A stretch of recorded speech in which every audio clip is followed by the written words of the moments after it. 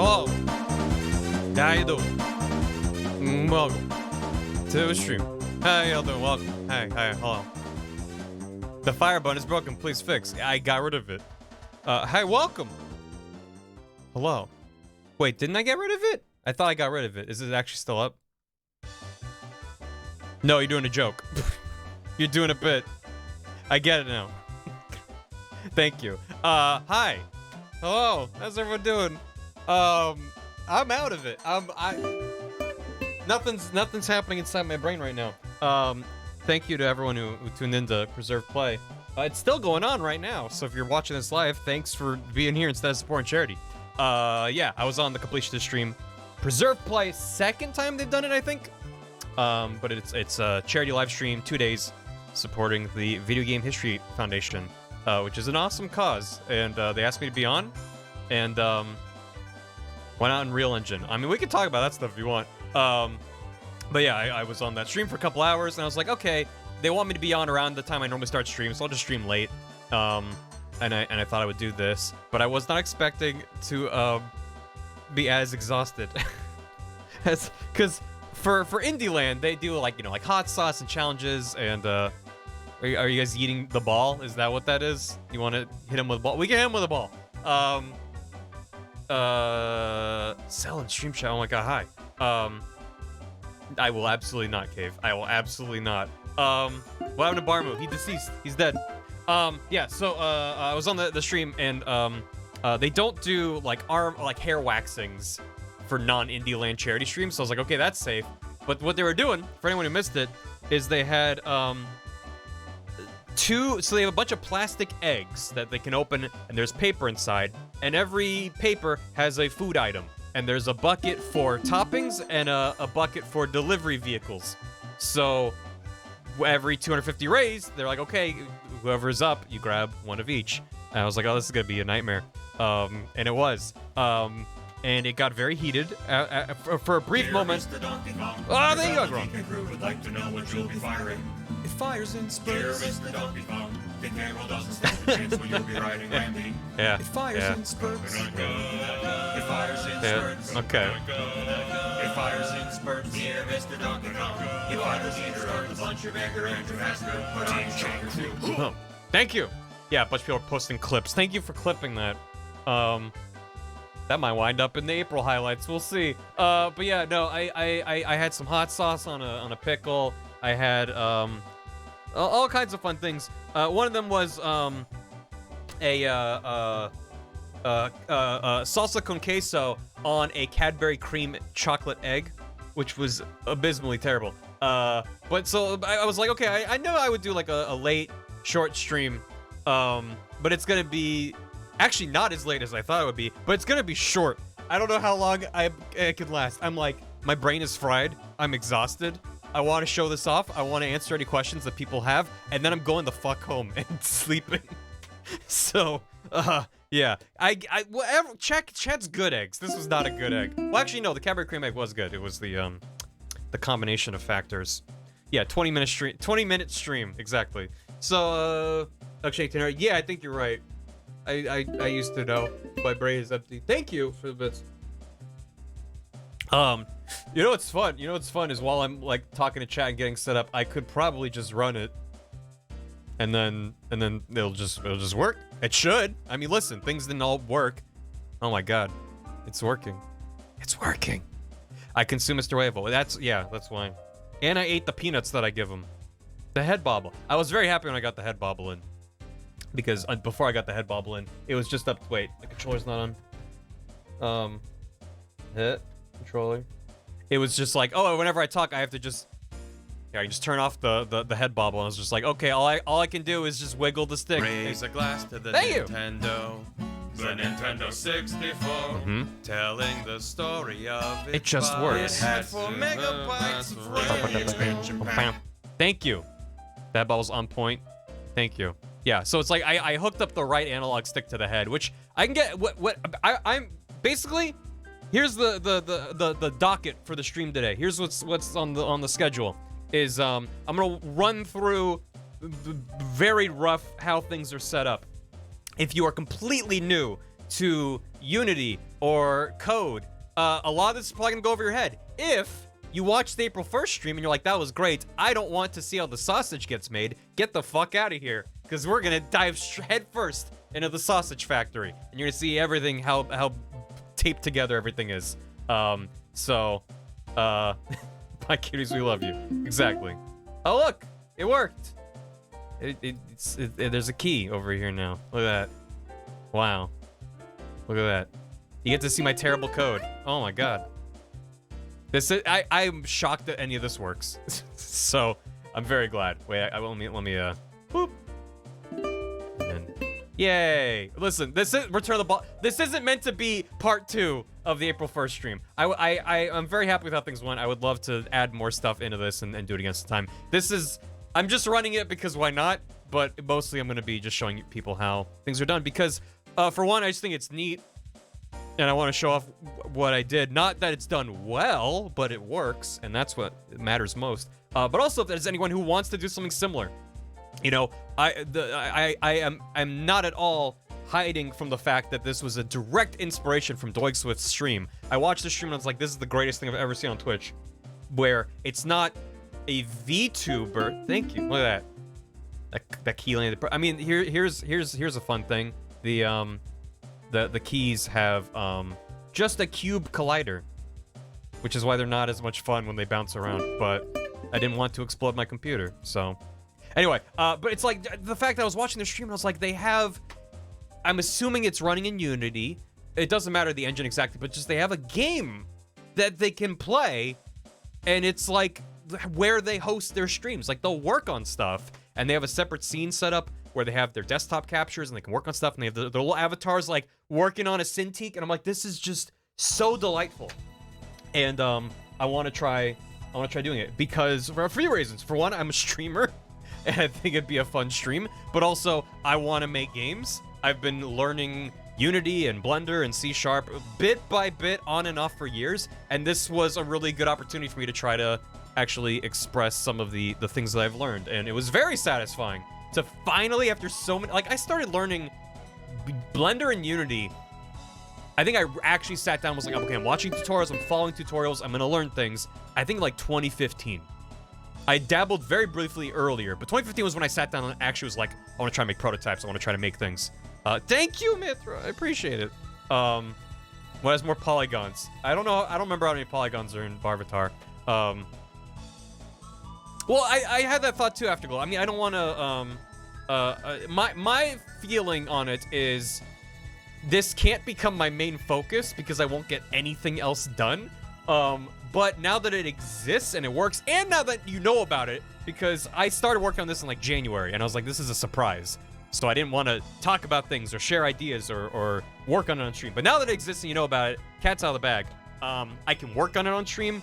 Or if like I have an afternoon and I slap a couple things in, I can run around, start a stream with it, run around with it, be like, look at the new thing I built, and then we can like play Grand Theft Auto or whatever the fuck we're doing that day. So it's like, it doesn't have to be a whole stream, but it could be like, yeah, I'll play.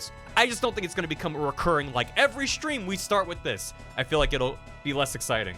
And I want the idea for it, for me, is I want every time that I actually stream it, there be at least one thing new about it. So that'd be fun. So, Doc, for update recommendations, absolutely. That's not a bad idea. My list alone of ideas that I have and ideas that I've gotten from friends, because I mentioned I was working on it privately, but sharing works in progress with friends. Yeah, a lot. It is the kind of thing where it's like, oh, what if this happened? What if you could do this? What if this over here? And I was like, I have this idea. And they're like, here's the thing on top of it. And I kind of got the bare bones of what needed to exist in here and a couple extra fun things. Rainbow Road. Grab function. Yeah, it would be nice to be able to pick things up and hold them. That's definitely... Have I considered multiplayer? No. No. Netcode scares me. My own code scares me. Netcode is terrifying. So, it's where you go when you die. Rainbow Road. I thought that's the double dash Rainbow Road. It's where you go when you die. Someone for OG Animal Crossing. That's adorable. Yeah. Multiplayer's gone. I mean, that's the thing is Doig has multiplayer in his. I know it's doable because Doig and Swift are on separate computers. I think it's all running on Doig's computer and India's. I didn't even. So Doig was an invaluable help because I hopped on a call with him and was just like, how you do this? How you do this? What's your code for this? Are you doing this or are you doing this? And he was just like, boom, boom, boom, here's what I do. And that's also part of why I want to pass that knowledge along. He is planning on doing his own tutorial, which is probably going to be a lot more in-depth and better for someone to actually want... If you watch this stream or this VOD and you're like, I want to learn to do this myself, there probably won't be enough in here. Like, I want to be thorough, but it's going to be bumpy if you're like, oh. Also, if you don't know code. You have to know a lot to do something like this. It's not the most accessible thing. But... I don't know. I feel like the potential is so great, and it's so, because you're basically making a game, it's so customizable, and it's not just, I mean, I say just, like, I'm not trying to speak ill of VTubers. I feel like VTubers, PNG tubers, there's such an exciting, fun way for people to express themselves, and there's so many weird things you can do with that. This feels like something different to me. That's why I'm calling it Doig Swifting, until a better name comes along, because it's like, I don't know, it's just like, it's a game that's Twitch interactive that the sole purpose is it's a stream.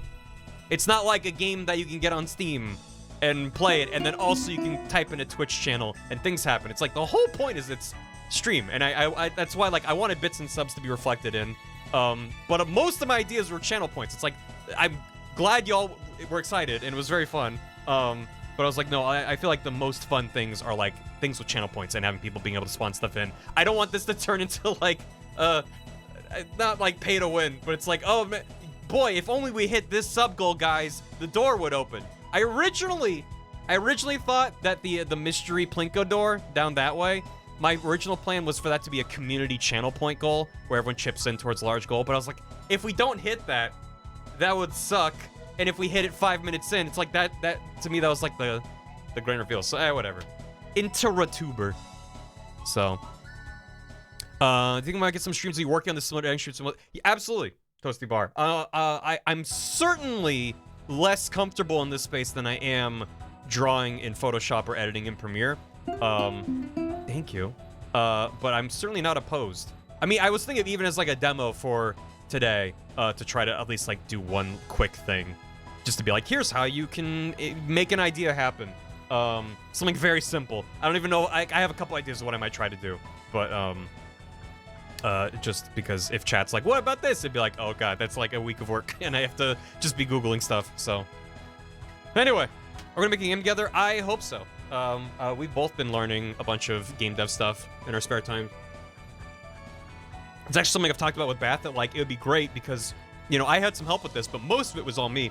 And what I love about games, when I made some games in college, small little projects and things, a couple game jams, and what I loved about those experiences was the collaborative nature, was actually making a game with people. And while this was a lot of fun to make myself, the games that I want to make will be better for it, but also I enjoy working with people. And I was like, well, if it's just Bath and me fucking around, the stakes are low, and we can figure out how to like have like a shared GitHub and pushing and pulling and figuring out that, it's like, I feel like that might work out. But that's all like in the future. That's a good wisdom, yeah. Circle what's behind the door. Oh, I can show you what's behind the door. I can show you. It's Alexander Hamilton. It's up there. Oh, thanks for the Alexander Hamilton. Thank you. How many times can I say a virtual dog? Hamilton, Oh no. Alexander Hamilton. Alexander Hamilton. Alexander Hamilton. Alexander Hamilton. Alex. Thank you. The it's just right here. It's just up here. Ta-da! Plinko. This came online at, I think, 3 a.m. the night before stream. I was madly copy-pasting cylinders, going, oh god, oh god, oh god. Please work. So, yeah. It was good. Everything worked out. It's fine. There's Plinko. Oh, if you missed the stream, yeah, there's stuff. There's stuff. Look at that beard.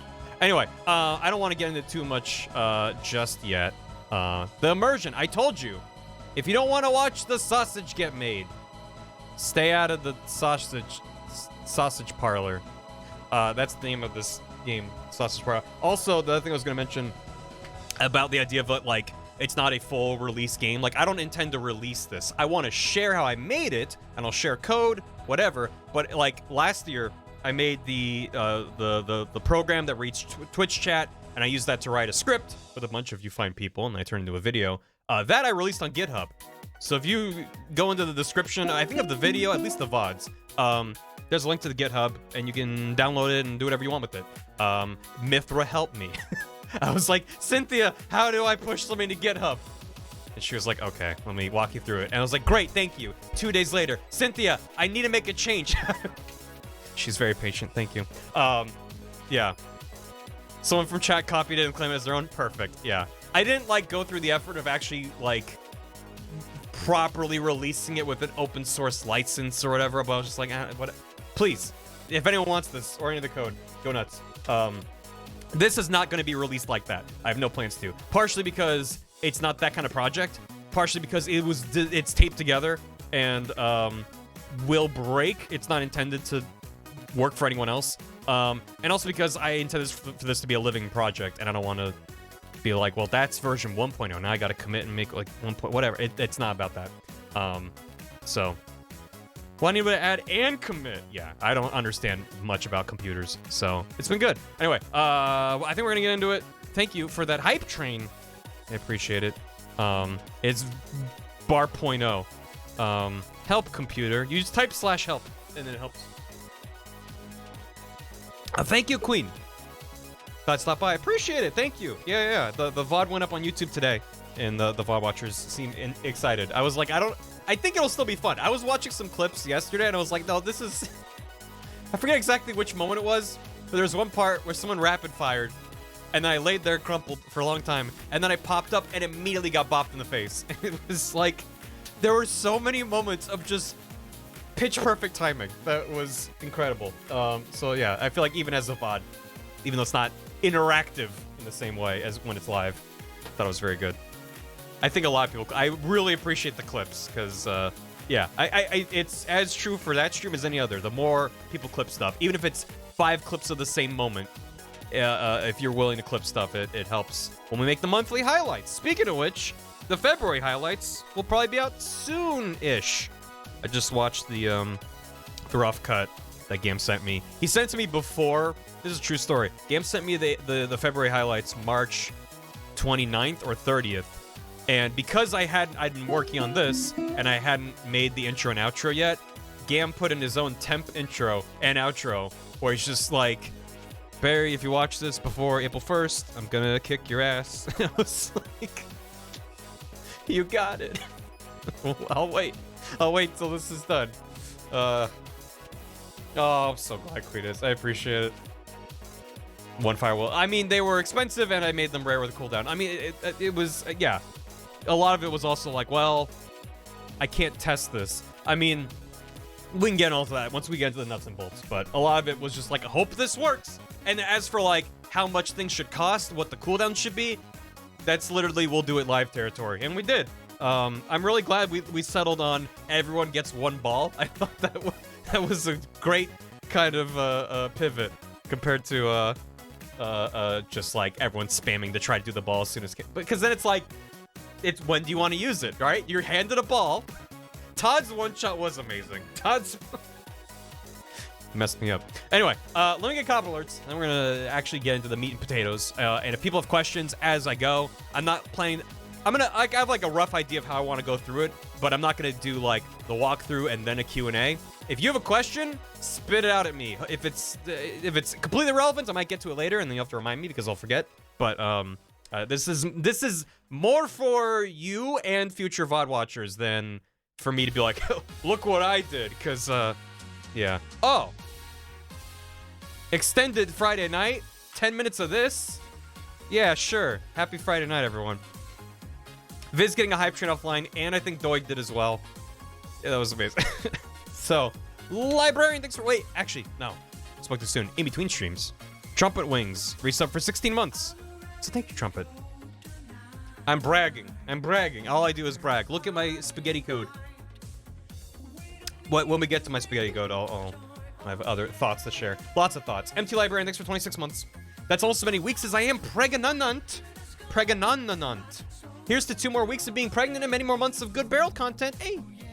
Hope everything is going well. And 26 weeks. This is probably a lot. It seems like a lot. My hair is doing some interesting color. My hair is something. I don't know. Pregnant. Baby. Yeah, no, I mentioned that during Preserve Play. I had a bunch of hot sauce and terrible things placed in my system, and yeah, there was a lot of just like grabbing of my hair and being like, oh fuck. So yeah, I don't know what's going on. Ugh. Just don't touch your face when you're touching hot sauce. Turnabout for tomorrow. Thanks for 9 months. That's actually a baby. Can't watch this stream till I finish the other VOD. So bye. Take care. Thank you. New baby just dropped. Please wake up. We miss you so much. Nah, a few more minutes. I want to show off my Unity project, and then I'll wake up. Mithra was taken. A tier 3 in 47 months. Wowie. 47 whole months of the cute Barry and cute chat. And the cute Mithra. Thank you very much, Mithra. And I really, that is a lot. Thank you. Thank you. Figment, thanks for 34 months. I thought I had something funny to say, but I forgot. That's totally fine. DT3S, thanks for 3 months. Woo. Enjoy your silver key. Smashman. You know those figures in Kirby and the Forgotten Land give some pretty interesting lore, particularly late game, post game stuff. I love me some Kirby lore. It's spicy. Speaking of Kirby, I did actually play more of it off stream. I decided I wasn't gonna do the post game on stream. And actually, I haven't 100% of the game, but I did finish the like post game thing yesterday. Thanks for the hydrate. I finished this stream on the 1st, and I went home and was like, oh, I can actually play Elden Ring. I haven't been able to play that in a while. But I was like, I don't have the brain power. So I'm just gonna play some more Curb. I enjoyed it. I'm glad I didn't stream it, though, because it wasn't that interesting. I don't have much to say about it, even having finished it. It's just kind of like, yeah, there's just more Kirby. I recommend doing it if you have the game and play it, but as a streamer, it would have just been like, so what do you guys want to talk about? It would have been just kind of chill vibes, I guess. Did you ever get around watching Yakuza 0 in a nutshell? I don't think I did, actually. I'm sure you usually use Quench. Thank you, Appleton. Yeah, I think I might 100% it, though. I mean, just from finishing it, I'm close. And it does, I'm not a completionist, but I do become one when I'm like, I'm at 97%, and that's just unsatisfying. So yeah, we'll see. I might. I mean, it's just like a chill, especially going back and cleaning up old Waddle Bees. It's just kind of like, yeah, sure. Just one shot every boss. It's fine. Can I say that in my office when I get kicked out? Well, I'm not an employee of TOVG, so I'm also. I like the implication that everyone that works for Gerard has to also be a completionist. It's like, what do you mean you don't finish every game? Pure gold, thank you. Kicked out. Yeah. Post-game offers some decent challenges. Absolutely does, yeah. There was one segment that I didn't even try. I just looked at what they were asking me to do, and I was like, nope, I'm switching off of wild mode to the standard difficulty. And I was like, I'm good. I don't want this to hurt. I just want to get through it. And then I was on the final boss thing, which if you've played it, you know. I'm not going to get into specifics about it. But I got slapped and lost my copy ability, and then it despawned before, or no, I think I grabbed it and then I accidentally spat it out. So I had to do the entire final gauntlet as normal Kirby. Just be like, please give me a star to spit out, please. It was just, so yeah, Kirby called me casual. He did. It stopped being tough and started being tedious. Where it's just like, I just want to do damage, and you're not letting me hurt you. And I was just, yeah, classic Kirby. Yeah, it was very frustrating. I was like, I don't want to do the entire gauntlet up to this point again.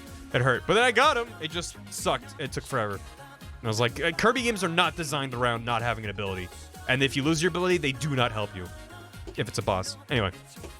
I did it because I'm a gamer. Shady Octopi, thank you for a year and a half. That too, Babby. I shall name him Smormu in honor of Barry Smormu Kramer. May he rest in pieces. 07. Gone too soon. Here we are. And here we are, yeah. Enjoy your very mildly cursed Skeltki. Briannosaurus Rex gifted a sub to Zinbutts for the 31st month. Ugron with a hammy. It's a bit late. I wanted to thank you for the April Fool's stream. I needed that counterbalance against all the companies abusing April Fools to test reactions to NFTs. I guess I'm glad I didn't see any of that. I touched on it briefly during the April Fool's stream, but my philosophy for my own stuff is that I like April Fool's being a time to try new things and to try new, dumb, silly things. And so that's like in the past I did where I wore a buff bodysuit and did Punch-Out Wii with the balance board. When Batman came to visit the stream, last year I did the whole chat writes a script. It's like, for me, it's like a built-in day of the year that I can try to do something that I otherwise wouldn't necessarily. Gone but not forgotten. So I just most of that is a response to me being sick of April Fools, because gotcha doesn't make me excited anymore. I think it used to, maybe in the early aughts when the whole internet was like, everything's broken today. It was like, cool, fun. But now it's like companies will just announce fake products and then half the time they become real. And then it's like, so it wasn't April Fools, you were just doing market testing. Or it's, look how cool and hip we are, we're making that goofy thing real. And it's like, yeah. Or it's, haha, JK, it's fake. Or it's like not quite self-aware. I don't know.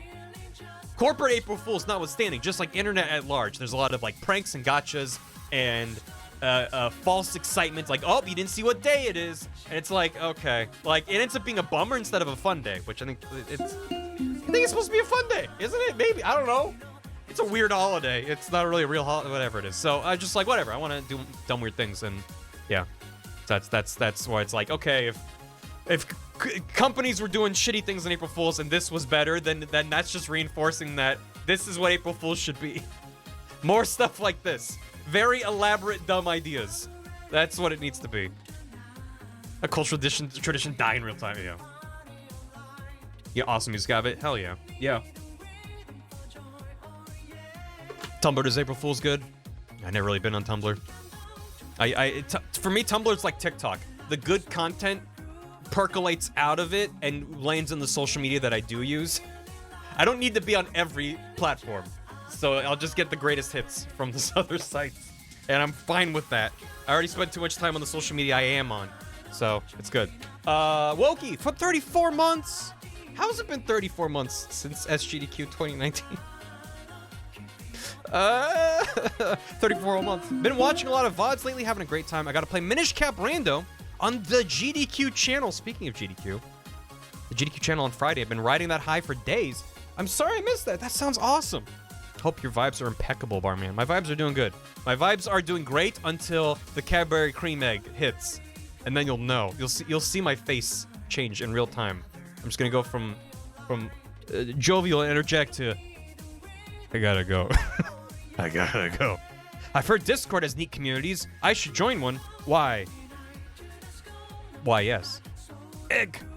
Where will you be when the egg hits? Gamer Dion, thanks for the 100 bits. Phage, anything for the hammy? I had my appendix removed 2 weeks before moving to another state. Your Yakuza VOD's been getting me through this tough time. That is a lot, Phage. And I'm glad that Yakuza music could be playing during that. I'm so sorry to hear about your confluence of stressful times. I hope you're doing okay. And I'm glad that the VODs are able to help a little bit. And I hope you're doing 100% soon. Yeah! Doig! It's 1 a.m. BarryIsStreaming. Let's go. I feel like the turns have tabled. Hey, Doig. That is 100%. That is me at the office being like, all right, I should go home. Let me just check Twitch for no reason. Doig Swift just started streaming. Time to not go to bed.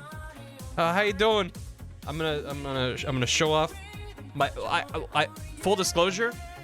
I think like a couple scripts, if I get into actually showing the code, a couple scripts are things that I got from Doig that he was very kind enough to share. Most of this is my own bad code, so do not let the structure or specifics reflect on Doig's skills, because it's all me not knowing what I'm doing. So huge thank you to Doig. If anything's broken, it's probably my fault. So I'm gonna state that at the top. I have an annoying cat in my life, Fools. It's a good cat. Got him. Hang on, Doig Switch starts streaming 2 hours later. Okay, now I really gotta go. And then an hour later, okay, I'm actually falling asleep at my desk. Yeah. Must see the gnarliest of code. You got it. As long as it works and it's a personal thing, who cares? Thank you, Cynthia. That's a whole other tangent that I'll get to in a moment. But that is advice I've seen and gotten many times, that when it comes to any kind of creative endeavor, but I feel like game dev in particular, or just software development, there's so many moving pieces. And sometimes what matters more is making something that works first, rather than worrying about it working well as you're making it. Get it working, and then worry about if it's as good as it can be. Because if you get hung up on optimization when you're just starting, you probably won't end up making anything. So, if I make a game dev studio, I mean, I would love to make a game dev studio. Games are very hard and expensive to make. So I'm keeping things small, at least for the time being. I would love to get to... Listen, if me in 10 years is making games with cool people, then I'm happy. It might mean I'll have to stream less, though. So, you know, I don't know. I would love to still stream, no matter what I end up doing in the future. Even if it's less often. To still keep doing that. Document your shit. Yes. Yes. As Nat said, less streams. Not anytime soon, but I mean, it's on the table. You know. Barry makes gaming. One office horse. Gotta have an office horse. No, what Nat was saying, definitely comment your own code. I don't even comment my own code thinking other people will look at it. I comment my own code because I'm like, I'm not gonna remember what this does. I'm gonna look back on it, and you'll see, if and when we look at my code, I rein in the silliness. Because it's so tempting to be like, this integer is wobbly dangus, and this float is called doodle, and it's all goofy fun times. And then I'll look back and I'm like, what have I done? So most of my variable names and stuff are very boring, but even then, it's like, I'll be like, wait, well, how is that being used here? And then, yeah, just give yourself a little bit of a blurb of like, this is doing this. Who would do that? Everyone. Everyone. It will become runes if you leave for a week, yeah. Artist achieve, it's similar, Viz. Whenever you see someone's computer and they have like their work folder and it's just 50,000 loose projects and JPEGs and they're all key mashes and like untitled 7, and you're like, how do you?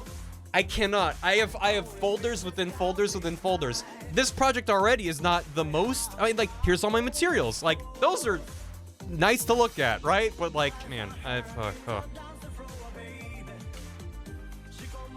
how a variable changed from legend handles to leg hands to feet.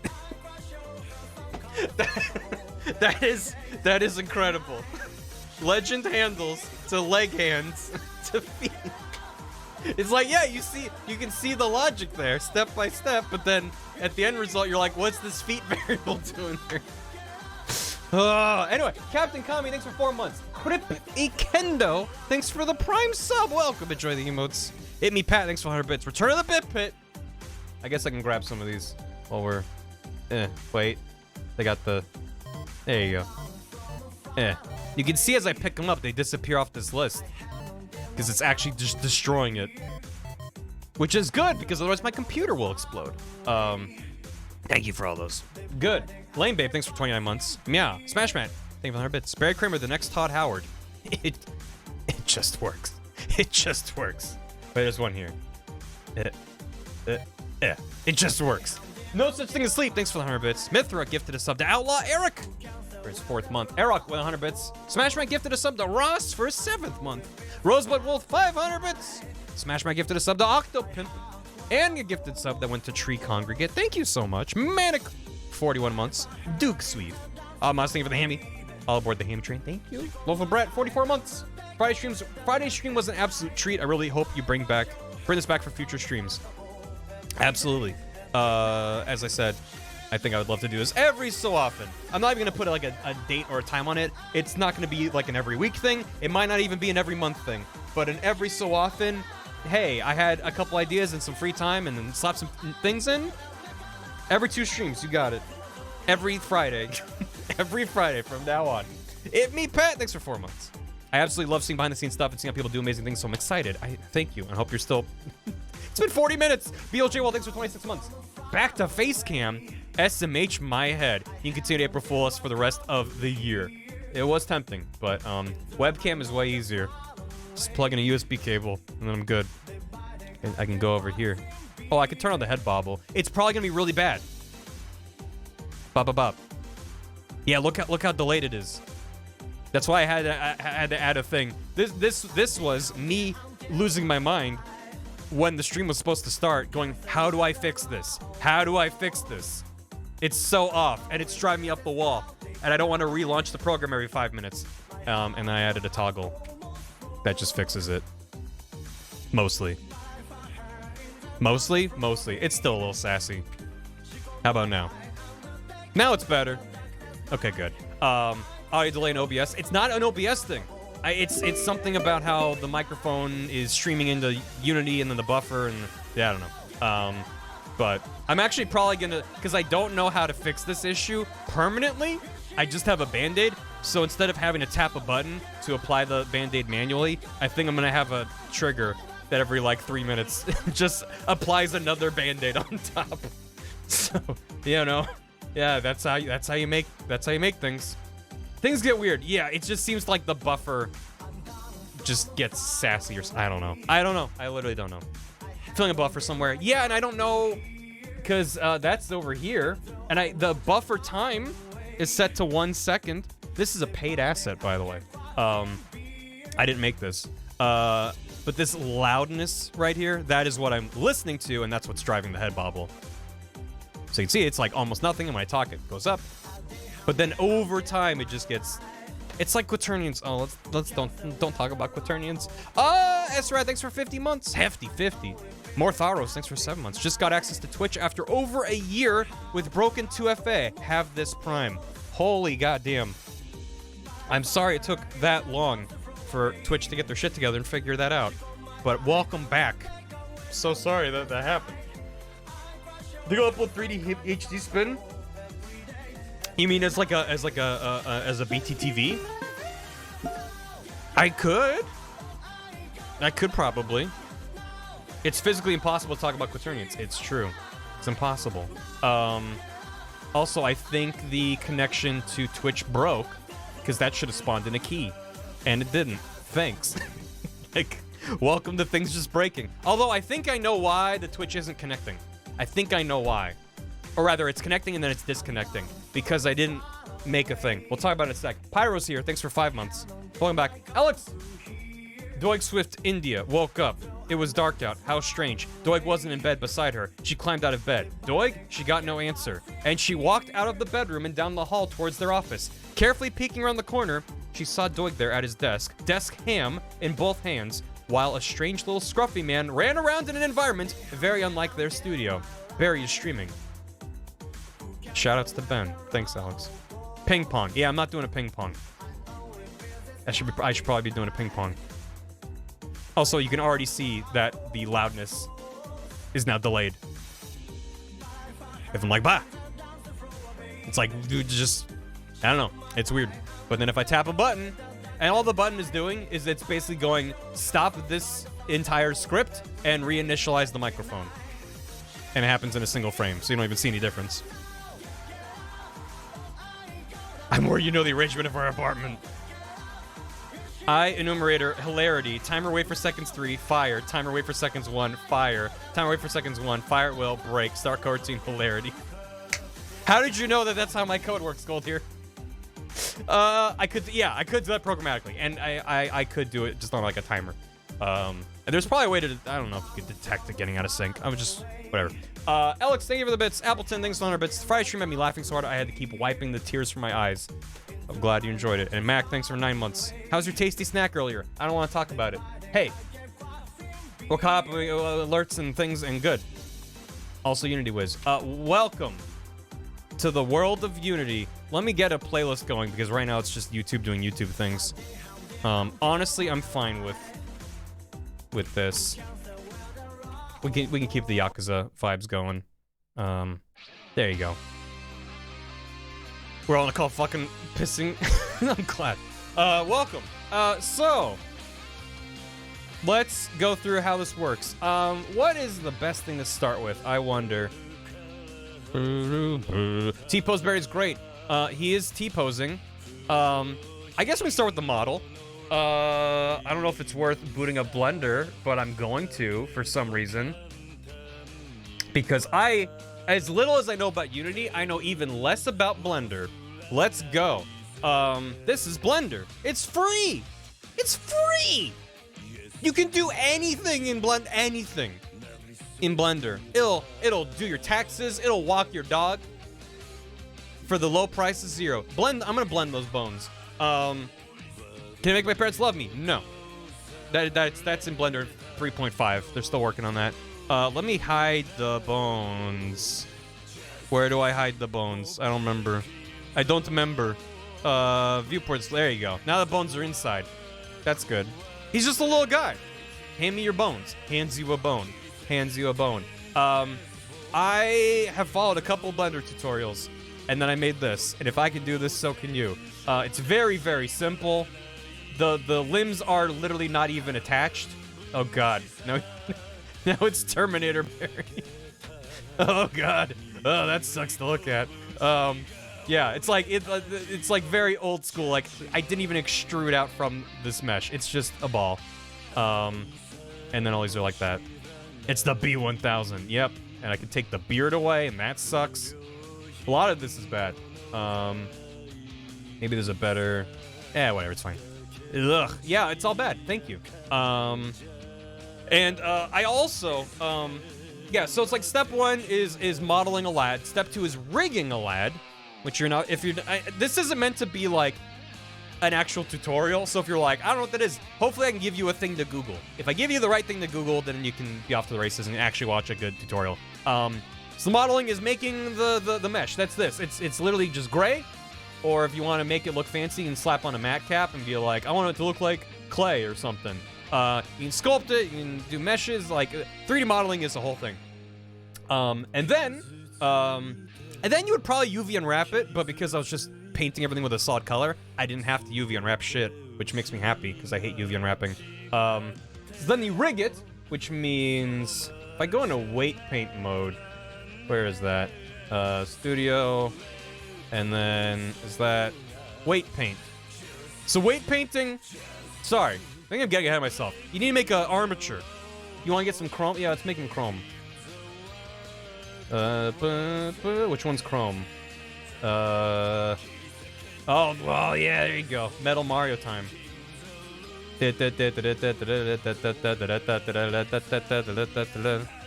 some other things in Unity with primitives, you're lazy. Don't want to download Blender. Yes. There's a package you can install in Unity called Pro Builder, which I have not messed with myself, but it seems to be pretty good for at least very rough things. Because Unity, you can spawn in cubes and spheres and capsules all day long. But anything fancier, you're going to need other software. But Pro Builder, I think you can actually whip up some stuff. So, yeah. So, first step, you make a thing. Second step, you make an armature, which is this. It's the bones. It's the bones. And the bones are basically how you animate the boy. So if I then grab here and go into... Wait. Grab the thing. In a pose mode, you can see because it's rigged, I'm able to grab things and bend them around, and fun stuff happens. And I actually did rig the arms and legs to have multiple points, even though I knew that he was just gonna move around like he had peg leg limbs and stuff. So I was like, oh, I'll rig it up. I'm just mostly gonna just use this bone here. Ba-ba-ba-bam.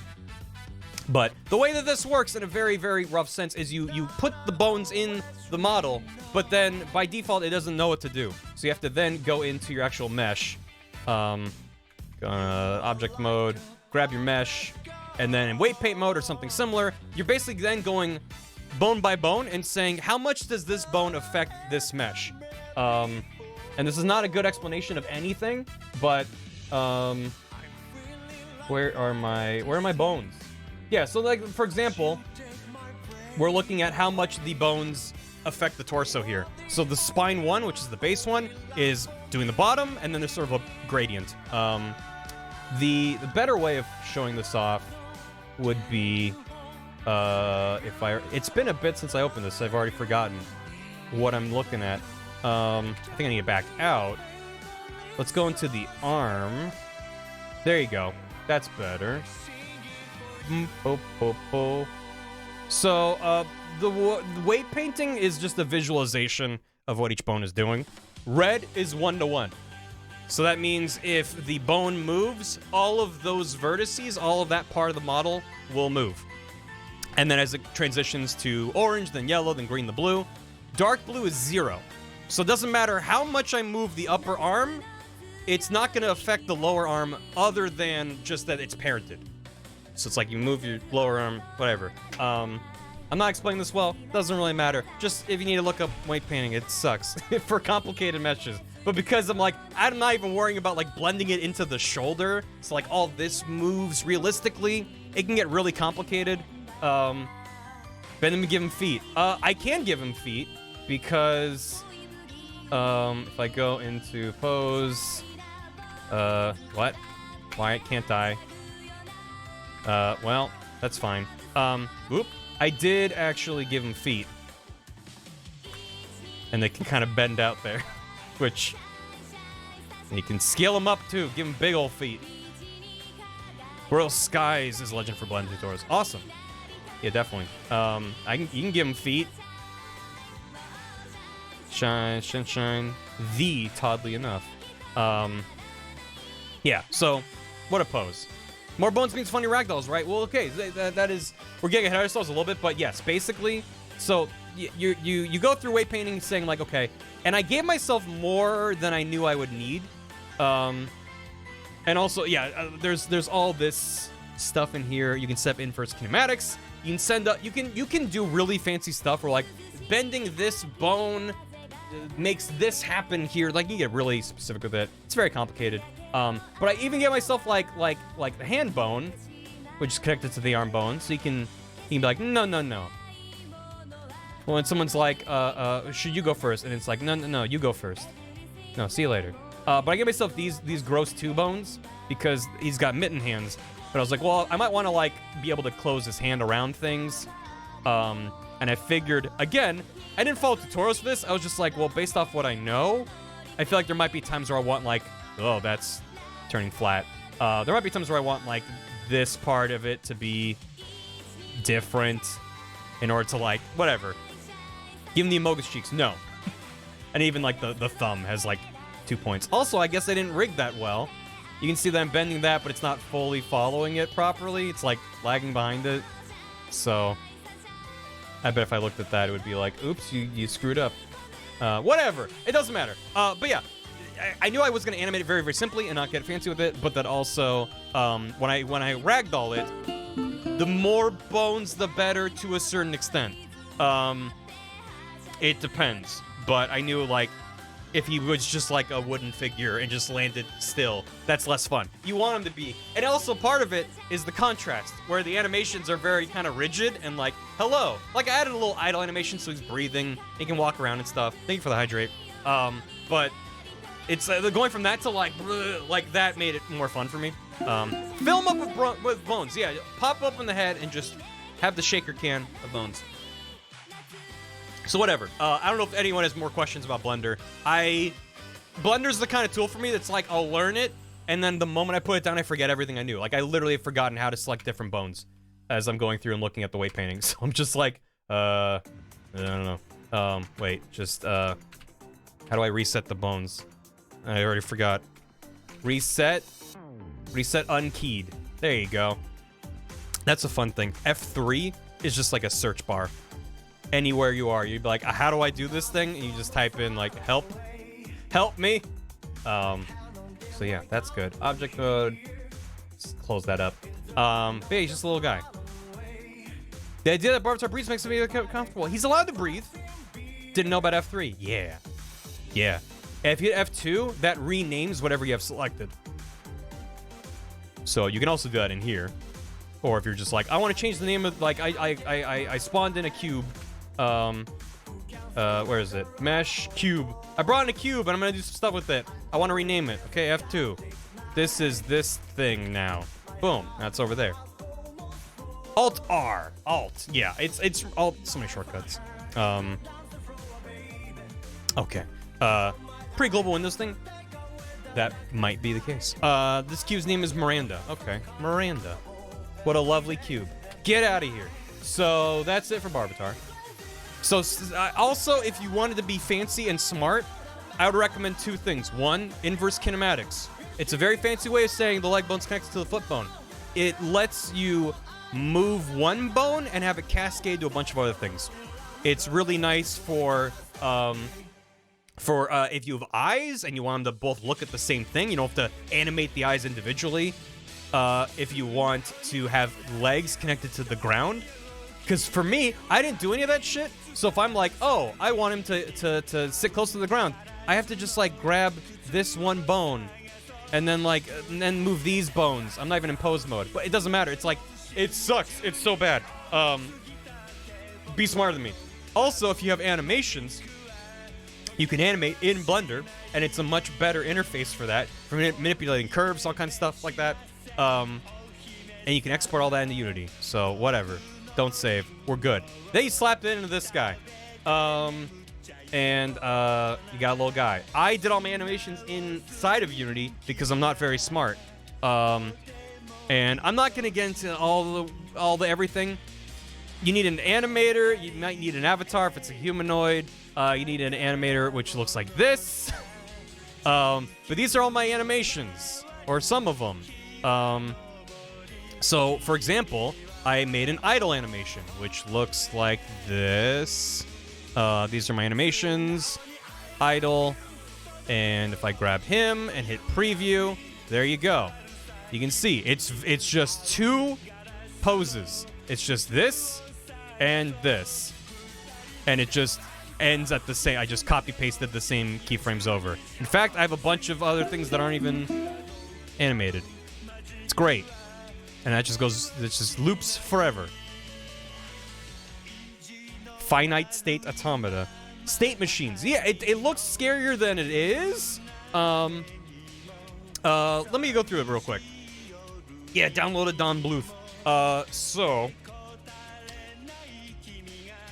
try to think of the best way to put it. Basically, it is a state machine because typically, in the very basic sense, you have one animation playing at a time. You can blend between them, transition from one animation to another. So for example, the simplest one that I have here is a transition from idle to walking. You can't idle and walk at the same time. The idle is when he's standing still, the walk is when he's walking. So in this, entry is just from when you hit start. What's it going into? It's immediately going into this blend tree. The blend tree itself is between idle and walk. I feel like as I'm talking, people are going to be like, I'm already lost. So let me know if you're like, what the hell? But this is being powered by speed. Speed, that's in the parameters tab. Speed. And I can change that here. And you can see there's a little preview guy over here because I told it this is, you know, a Barvatar animation. So as the speed increases, he gets into that walk. And if it was actually playing, you can see that in real time. So he's doing the idle. And then you can see, okay, oh, he can walk real slow, little baby steps. Because it's just this one, the walk animation is just like a couple poses. I mean, I can show you that as well. In here, why won't it let me? Walk. Probably bring that up in here. And grab that, preview. They went back to idle. No. Stop. Unity. There you go.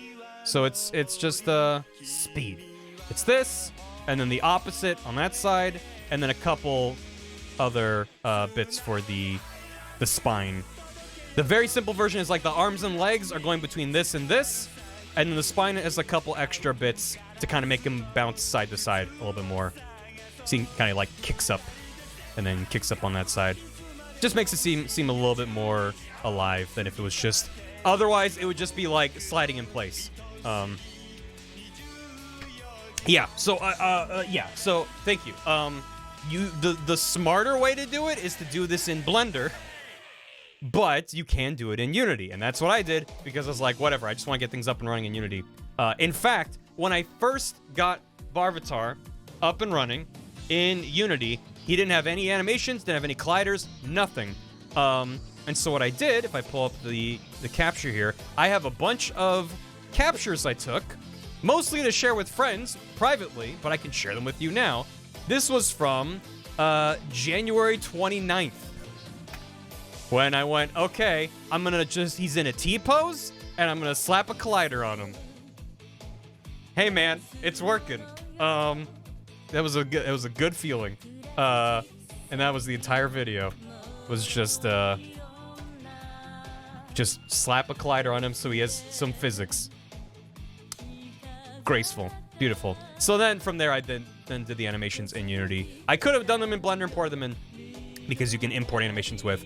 But this is the Barbatar object within Unity, and inside of it, it has all of these bits of the mesh.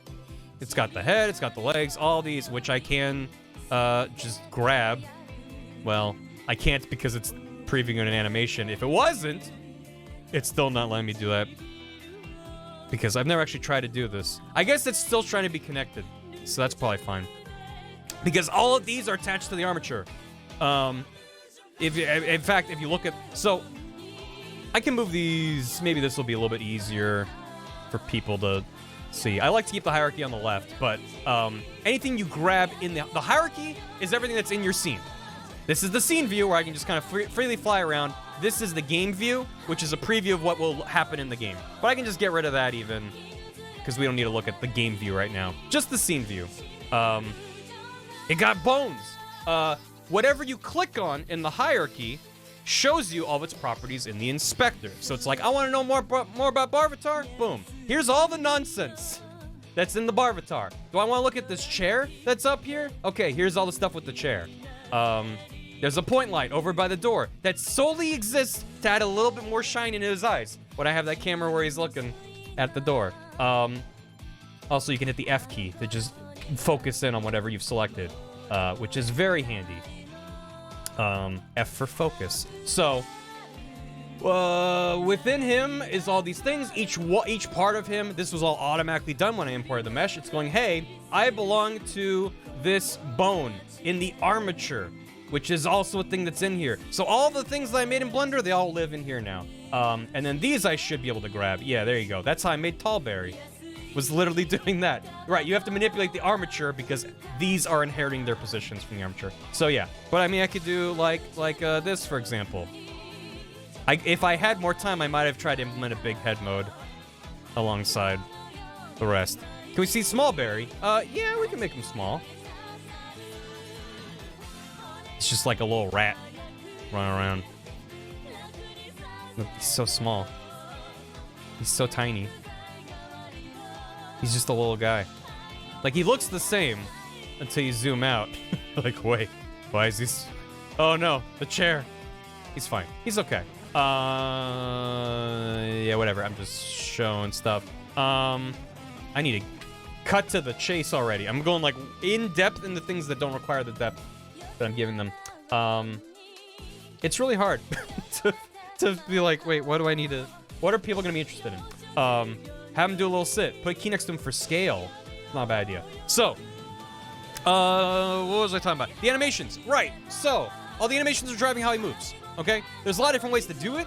For example, a game like Gang Beasts, which is all kind of physics-based, they're applying forces to the individual parts of the body, which is actually what's happening in Ragdoll mode.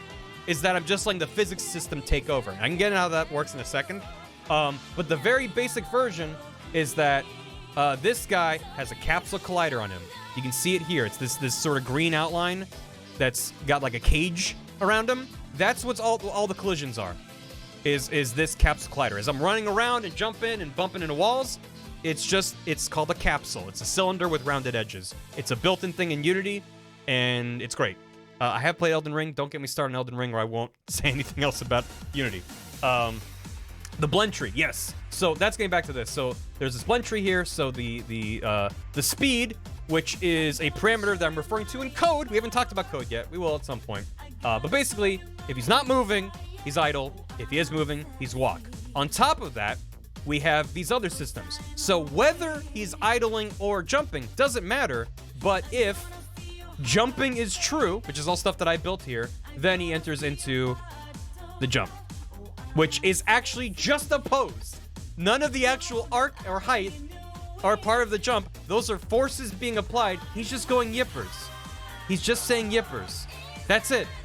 And then going back from yippers into regular, which is quicker. Because these are all parameters you can change. You can drag out where in the animation things blend.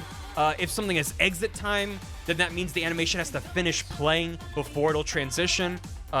This doesn't have exit time because the moment he reaches the moment he hits the ground, I want him to stop having his arms raised. But there are animations where, I mean, imagine like a game like Red Dead Redemption 2, which I haven't played, but I know has very elaborate, realistic animations, you don't necessarily want to interrupt like a hand-reaching animation to grab the gun. You don't want that to like pop and like pow. You might want that in a very snappy action game, but if you want more realistic things, you go, no, no, no. Put this in the queue. As soon as this animation is done, go and reach for that gun, but it has exit time. I'm not going to let you interrupt this animation. This has to play through. There's a lot of granularity in this. You can see there's also this separate little bit over here, which is the sitting. So there's 3 sit animations. There's the sit down, which is fine. He's just going from a sit animation to a sit for some reason. I'm not going to worry about it. It's always Friday night. So that's if sit. Sit is a trigger. Don't worry about that. Basically, if the sit parameter is fired, then it puts me into sit down. As soon as sit down ends, it puts me into the sit down idle, which looks like this, which is the final frame of the sit down animation, and then with some breathing on top of it. Because without a little bit of movement in any idle animation, it sucks. Anything you do in 3D, always add a little bit of an idle, a little bit of a movement or a bobble. It can be a lot, it can be a little bit, something to make it look alive. That's important. And then from sit idle, if sit is fired again, then he stands up right there, and then goes right back into the blend tree. So if he's moving, he'll go walk. If he's standing, he'll idle. There's also this separate T-pose thing, which I had in for debug, and I don't think is the same thing as the T-pose that people were able to fire during the stream. So that's all the animations. But wait, there's more. There's animation layers. So within a single animation layer, only one animation can play at a time. You can blend between them, like in the case from walk to idle. You can kind of like dynamically change how much they're doing, but you can have layers on top of it. So for example, the head look is a layer. And inside of this, there are 4 different animations that are being driven. Each one of these animations is a static pose. There are a million different ways to do this. This is how I did it, where because everything is animation driven, and that means that at runtime, I'm trying to keep my shit together every time I'm done. It's like an ogre. So this is maybe a little bit unintuitive, but because things are moving with animation, so it's like I'm having him walk around, whatever, all the bones that I'm saying, these are parts of this animation, I can't do other things to them. I can move them around in 3D space, like as he's walking, he can move around, but I can't go, as he's walking, I want this leg to just stick out real far. It has to be an animation. And then I can blend the animations. It's like, it has to be one or the other. So originally I was thinking, I can just grab the head pivot and fiddle with it in real time. I had to make it as an animation. What it means is that these are 4 different poses, which I can pull up over here.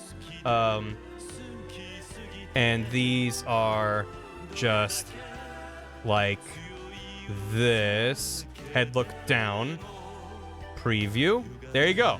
It's just that. It's just that. And then there's head look up, which is this.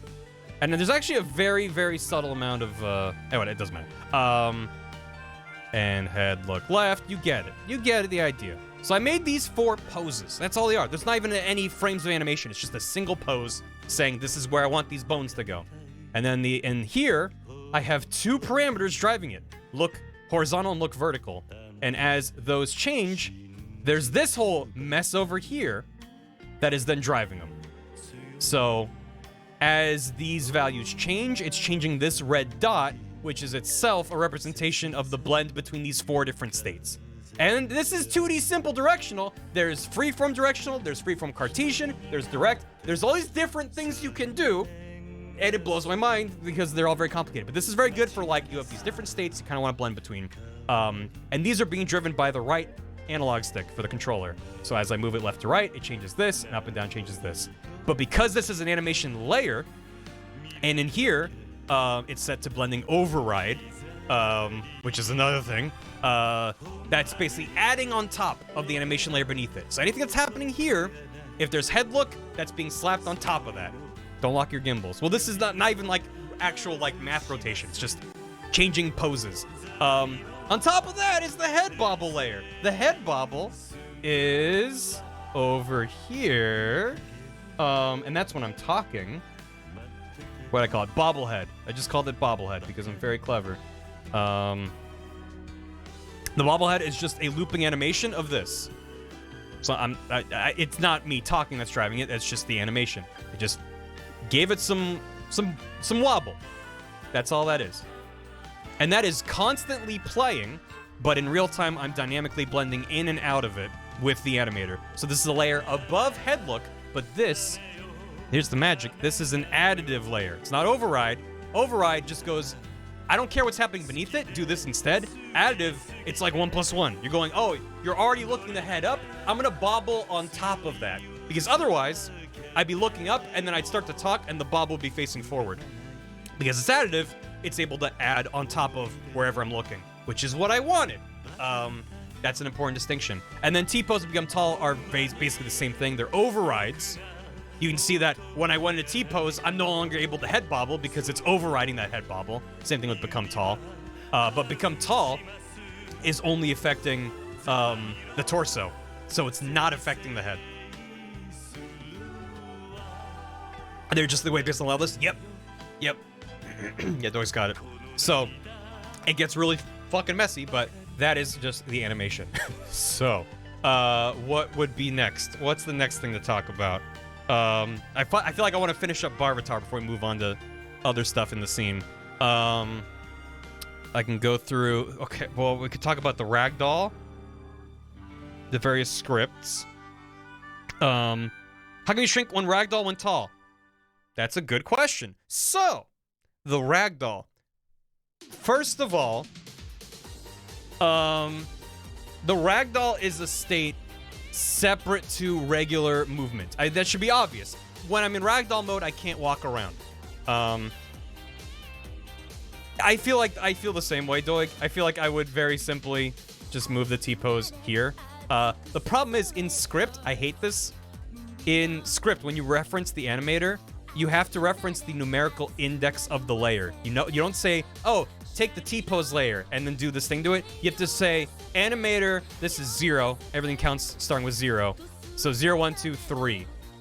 Start with like 3. So if I change the order, I have to go to all of my scripts where I reference any of these and change the numbers. I'm like, it sucks.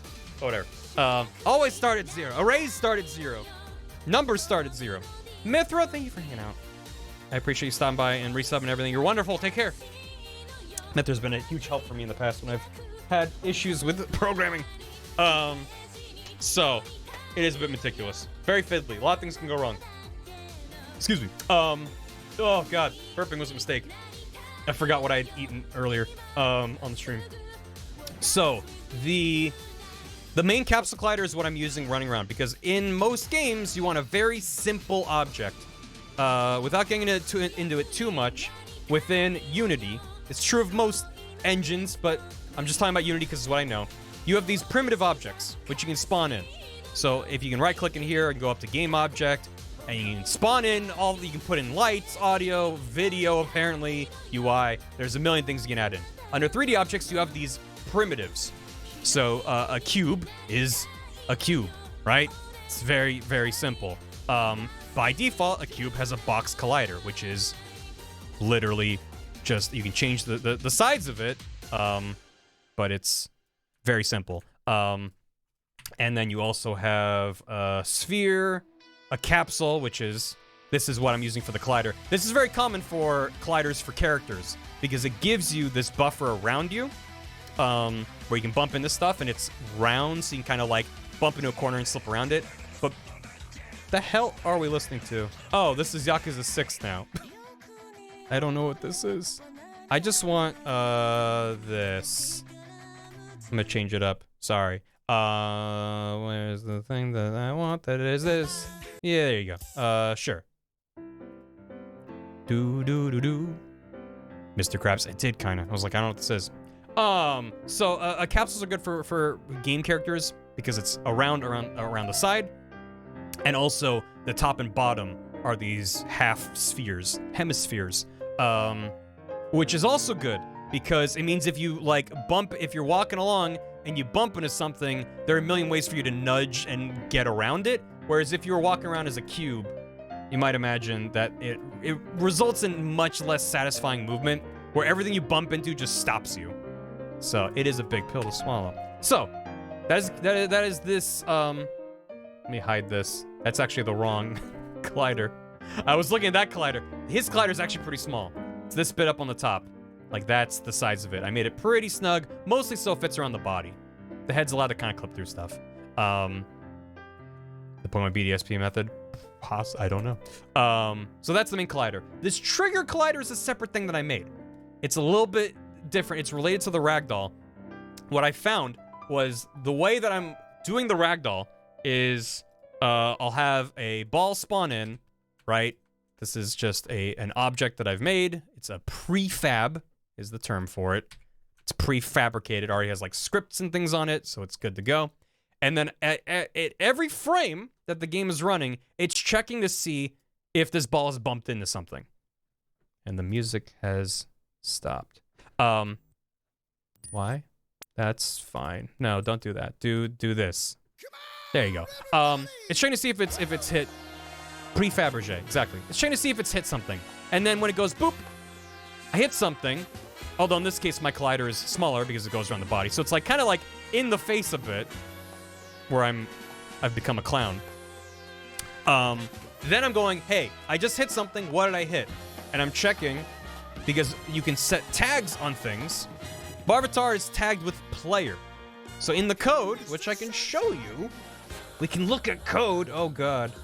What a terrible idea. That's this over here. Let me make this bigger so you can read it better. Is that here? Zoom in. Yes. Yes. Zoom in. You can add attention. I could. That's this function here. On collision enter. So when a collision is started, and I'm going, hey, I'm the ball. Did I bump into the player? If I did, then play. Wait, actually, this isn't the Ragdoll. Why isn't this the Ragdoll? This is just playing the bonk noise. I think I know my own code. This is called ball stuff. Don't worry about that. We're in Hacker. We're in. So I have my Ragdoll ball.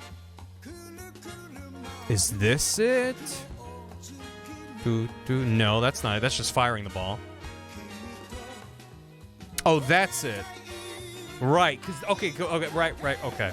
Yeah. So it's speaking both ways. Again, not being efficient with this code. Yeah, the code's on the trigger. So on the trigger, which is surrounding Barvatar at all times, I'm going, hey, did I just touch something called Ragdoller? Because that's a separate tag that I've set up here. The ball has the Ragdoll. Anything that can... So I can make the floor a Ragdoller, and then I touch the ground, and then I Ragdoll. Like, it's anything with that tag because of this code. It's just saying, hey, anything I bumped into, is it a Ragdoller? If it is, then run this function called Ragdoller Detected, which is in my Ragdoll toggler script.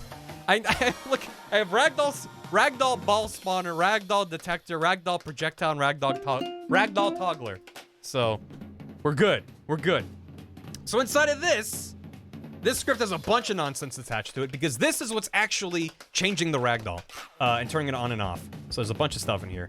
But Ragdoller detected simply goes, hey, this is going, an exclamation point in code means not. So exclamation point equals means not equals. Or if it's a Boolean variable, which can be true or false, then this just means not. So not Ragdoll activated. So you bump into something, and is this a Ragdoller? If I am already Ragdolled, don't worry about it. Just let me physics across the floor. If I have not been Ragdolled, if I'm a normal guy, then Ragdoll is on. And also the Ragdoll is activated, so we don't activate it repeatedly. Within Ragdoll on, a bunch of nonsense happens, which we can get into in a minute. I'll go back to Unity, though. Could I set up to mute my mic when I Ragdoll? No. Well, maybe, but it'd be complicated because my mic is going through OBS. My mic is not actually playing inside of Unity. There is a way to do that. There's this option here to mute it. You can actually have the audio play through, which maybe that's a thing. Maybe there'd be a way to have the mic input run in and actually have it scale in the 3D space. So I didn't mess with that at all because I was like, I have enough fires to put out as it is, but that could work. But because my microphone was going into OBS, that was the thing. Yes, I am a clown. So let's hide this temporarily so we can hide that trigger. I keep jumping around. There's so many things. Also, remember that a lot of this came together while I was sleep deprived at like 4 a.m. So a lot of it's like, wait, how did I do this? So a ball's coming in, it bops him, and then I go, hey, is this a Ragdoller? Okay, activate Ragdoll. The problem is, by the time it detected it, it was already inside of him. So it would activate the Ragdoll and he would just fall straight down in place. And I knew that I wanted it to be hit by a ball and then go flying. That's what's fun about it. So I added this extra buffer zone around him that just is the actual trigger for if he's gonna Ragdoll. Because then it's detecting it like here, then we switch into physics mode, and then like the next frame, it's hitting him and applying forces, so then he can go flying. The downside to this is because you can only scale a capsule its entire radius. You can't scale it in the like X and Y separately, with the X and Z or whatever. X and Y. But, so technically, this actually happened a few times. It can clip me, like as I'm walking. It can go like through this zone, and then I'll just fall over. And it won't play a bonk sound effect, because the bonk is actually if the ball is hitting something that's like this is part of the mesh. So it's not a perfect solution, but it made sure that if I do get hit straight on, I will physics and go flying. Otherwise, you would have to figure out, okay, I hit here, store this position, and now apply a force onto this part of the body with this, and I'm like, that's way too much for me. So the original question was, why does it go wiggly woo when he's in tall mode?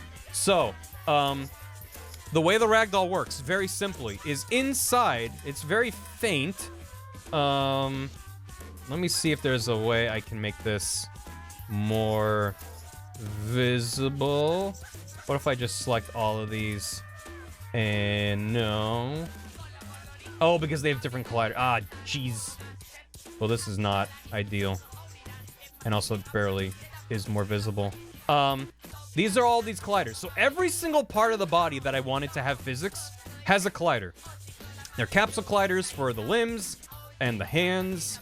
I'm turning them on just so they show up slightly better. It's gonna be hard to see, and I apologize. But now all these colliders are on, and if I select all these, they should show up slightly more. It's gonna be hard to see. We can see like through him, I guess where it's dark. It makes it a little bit easier. So there's all these colliders. These are not on. As you saw, I just had to go through turning them all on. These are all off, because all I care about while I'm moving around is the big capsule around him, so I can bump into stuff and jump around and whatever. When I go into Ragdoll mode, that bubble around me turns off, all of these turn on, and then I let the physics system take over. And you can see there's like a big sphere around the head. The torso, it's very hard to see, it's very faint.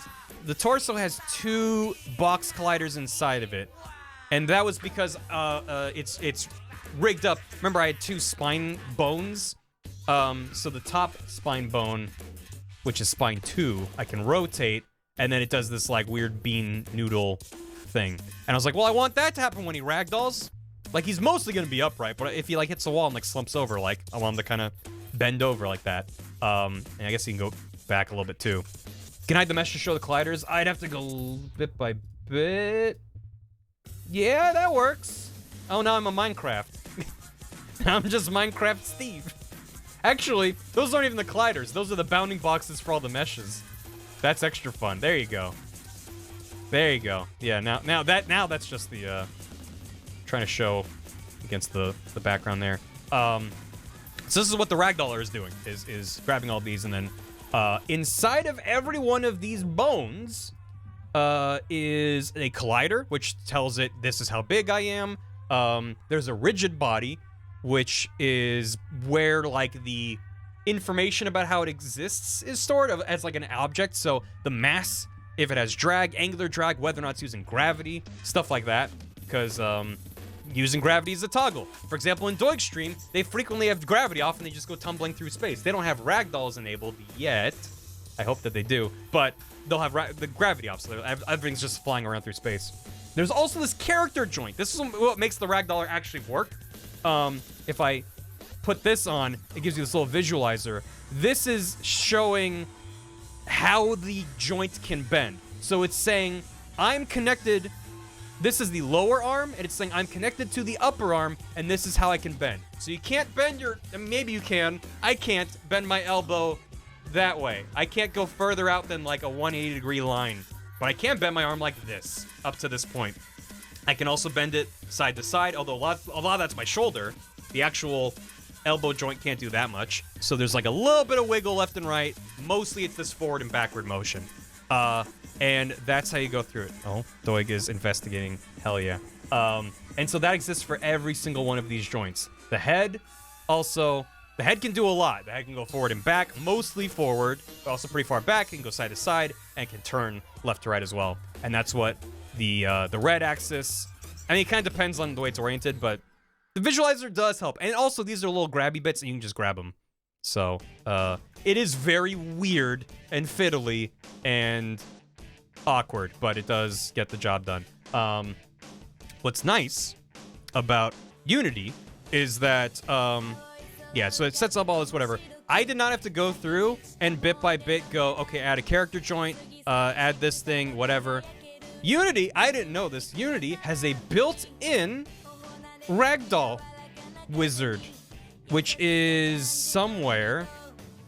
Is it under Create? There's so much stuff in this menu. Well, it's somewhere. But there's a thing that lets you just make a ragdoll, which is incredible. There it is. It's under 3D Object, Ragdoll, ... And it creates this Ragdoll wizard.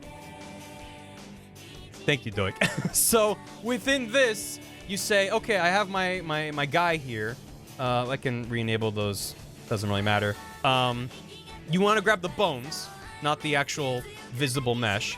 But you go, okay, you grab all these things. So you grab the pelvis, which for me is spine 1. Put that in there. Left hips, I don't have that. But I think that might be the top of the left leg. I think that's the top of the left leg. Yeah. So it's like, I mean, the naming is different because I don't know what I'm doing. The knee is going to be the shin. Whatever. You go through, you add all those in. And then you put in the total mass. And then it'll do math of like, based off a normal human body, the head is this % of the total mass. The arms are this, whatever. So it goes through automatically, and it gives you the rigid bodies with that amount of mass. They also have default colliders for different bones. I did use the wizard. I did it once and then forgot where it lives. So it does a lot of it for you, but then you need to go through and then you need to go, okay, this hand is way too big. Or like for me, it's like the head is enormous, right? And he doesn't have shoulders. So it's like I had to go through and like edit a lot of them, but it does like 99% of the work. Also, because the head is so big, I wanted it to be heavier. So I don't remember what I landed at. It's 6. So, for example, the upper arm is only 2.1875, but then doing it, the head would just kind of like flop to one side. Imagine a normal human of normal proportions. It like would be good for that. This is a very chibi style avatar, so. But that's the thing is, all the Ragdoll Wizard is doing is just adding all these components for you and doing a lot of the heavy lifting of making sure the upper arm is properly connected with the character joint to spine 2. It's like doing all that, setting up the offsets. So all you have to do is make sure the weights are good, the colliders are where you want them. No 2 colliders are clipping. All of that gets into the question from like an hour ago, which is why does he get all weird when he's tall and he ragdolls? And the answer for that is because, remember, he has these 2 boxes inside of him. When I stretch out the torso mesh, which is really just the bone, which I can show you here. I'm just grabbing this bone and pulling it up. That's basically what's happening here. You can see that this top box travels with it. It's very faint inside. You might not be able to see it. But it's up here. There's 2 boxes inside me. The other box is down here. There. But within the code, within the actual thing, it's going, wait, when I'm in ragdoll mode, these are connected. So within a single frame, it's trying to collapse these 2 together with all the math behind the character joint. Because then you can also tell the joints like different things like articulation, body, anchor axis. There's so much in here. A lot of this you can manipulate with the visualizer. But yeah, also it's like this is like downward pointing because it's bending this way based on what it's weird. Some things are very unintuitive where like They need to be pointing the opposite direction because that's where the hinge is that it's bending. If you do this, good luck. But yeah, so that's why going tall makes it go blah, it like snaps down and then it's just like blah, blah, blah, and everything's going nuts. So anyway, I hope I wanted to go through all the Ragdoll stuff in order to answer that question, and it took a bit. And then as for what the actual code is doing, that is in this. So that's when Ragdoll on. So what happens is either when I hit the button or a ball hits me or whatever, I'm doing a bunch of things. First thing I'm doing is I'm saying, hey, that animator that's driving all my animations, it's not enabled because I don't want any animations playing. We just have a bunch of physics objects now. Then I'm going through a list of colliders and a list of rigid bodies, which all exist inside of the animator. And for each of the colliders, I'm going, that collider's on now, so that sphere will actually do collision or whatever. And the rigid bodies are a little bit complicated. They're not kinematic. Kinematic, my understanding is basically if something is kinematic, then it's not really, it's static. Like if you imagine a pillar would be kinematic. You probably wouldn't have a rigid body on it, but like things can hit it, and they'll bounce off it, but it's not going anywhere. I'm like, no, this is not kinematic. You can slap it, it'll go flying. I'm also storing information about its velocity and angular velocity for other reasons. And then I'm saying that main collider that's surrounding Barvatar is off, and that is kinematic. So I'm not applying any forces to that as well. I don't even know if I need to do that or not because it's not enabled, so it's fine. Have a good work, Milvenheim. The motion is predetermined, slightly different from really static. So it's not truly static, but like it's not gonna be flopping around. It's not gonna be bouncing around like a slinky down some stairs. So that's, and then the opposite is true for Ragdoll off. Is they're turning back on, things are being reset back to normal. The weird quirk that I had to mess with is that when I would Ragdoll, in fact, I can probably show you here. So I'm just going to, we'll just fire at him. Why not? Hey, Dan. That should be, there you go. Great. So if I show up Barvatar, so he has all these colliders, which are colliding. You can see, whoop. You can see through them a little bit, like these are like the way that they're allowed to bend, and they kind of settled in this position, right? Everything's good. Blah. The weird thing, returning from Ragdoll, yeah, the weird thing is, this is where I actually am in the 3D space, because I said, don't use this anymore, use physics, and then physics went, okay, here I go. But this is still like where I am in the 3D space, is this thing right here. I can drag this around. My collider. So, what I realized was, hey, when I go, okay, run through all these scripts, turn off all those colliders, set me back into animation mode. Once the animator's back on, then that's actually running properly. Because if I just, you can see Ragdoll mode and animator on is a bad time. Help me. This is not good. So yeah, I don't want the animator on. And he's physicsing out of that. It's bad. Also, what's fun is I can pick him up and he just kind of, yeah, side to side won't do anything, but you can drag him up and it'll still kind of physics a little bit. I'm not applying any rotation, so it's really weird. Oh, where'd he go? Yep, there he is. He's fine. So let me stop that. So it's like, well, so I have the script that runs through everything, and then I go, okay, Ragdoll off. It's then, instead of putting me where my body appears to be, it's putting me back where I was. So put me back on where that came. So that should be in one of these videos, actually. I have a bunch of these. So this is when I got a very early version of movement. So, yeah, you can see there's no animation. I just tossed his arms to the side. He can't fall when there's no ground there, so that's fine. But just like, there's a very simple collider. I'm able to push blocks around and stuff. You get the idea. I don't know what is what. Now I got the walk animation in. That was an exciting day. And he can jump, and he strikes a little pose. And the jump is just checking if he's touching the ground. So when you fall, it actually does the same thing, which I feel like is kind of fun. And then he can jump around, and he can fall. That's great. What's this one? Thank you. I don't want to show it on stream because it might get claimed, but Oh, right. I need to explain this. Yeah, I when I got the door up and running, fuck, I'll just play it with real quiet audio and I'll talk over it. This is when I got the door up and running with the green screen, and I just put a clip from Taxi Driver in where he's like, "You talking to me? Hey, you talking to me?" And I posted on Discord in Barry's room in that channel, and I also put it on Twitter. So if you want to watch it without me talking over it, it made me very happy. So you must be talking to me. Who the fuck do you think you are? I'm like, panic. Oh yeah? Yeah, there. And then wait. Okay. There it is. Wait. There. Beautiful. I actually had to add in the sound effects in post, because when I recorded that, I didn't have the sound effects hooked up yet. Anyway, listen, I told you I'm ruining the magic. So, was that this clip? No. So I posted this clip into our private server, and then Gam said, why isn't there a banana? So then I did this. I had a free low poly food pack, which I used in my thing from last year. So I had a banana spawn in. There it goes. I forget what I was originally looking for, but now we'll just go through these. Was this Ragdoll stuff? Because very early I was like, red ball. Okay, yeah. So I have the Ragdoll on.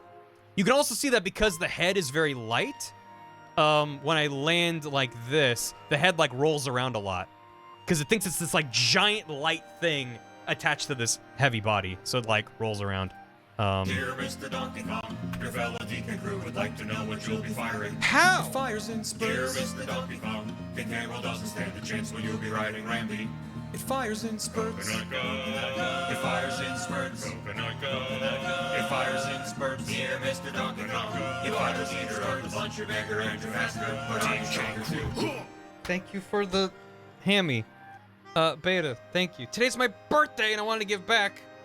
It was hilarious. Thanks for take care. Happy birthday, Beta. You just won the RNG forever.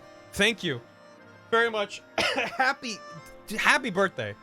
I hope you have a wonderful rest of your day. I know there's a bunch of other alerts that I need to get caught up on at some point, which I will get to. But I'm just, I want to try to finish this thought. Yeah, so that is a static ball that activates Ragdoll. And also, yeah, there you go. So, you can, yeah, actually, okay, this is actually what I wanted to show. Because sometimes when I fall over, like I started it here and then I fell over there. When I turn it off, I snap back to there. That's what I was originally trying to show. I have like a folder filled with these, so we can go through them. But that was the original point, was like I would turn off Ragdoll, and it's putting me back to where I was when I turned on Ragdoll, because that's technically where I still am. So that's what this code is for. Where I'm basically going, okay, I'm going to track some object. And that's just up here. I've also used that to respawn me if I fall out of the world. So if I fall and my Y position becomes greater than... basically, if I fall more than 10 units, then it just resets me. Luckily, I didn't fall out of the world during the stream. And the tracked object... oh, it's the rigid body of the tracked object. Yeah, whatever. Just, I have a reference to a public game object tracked object. So that's whatever I want.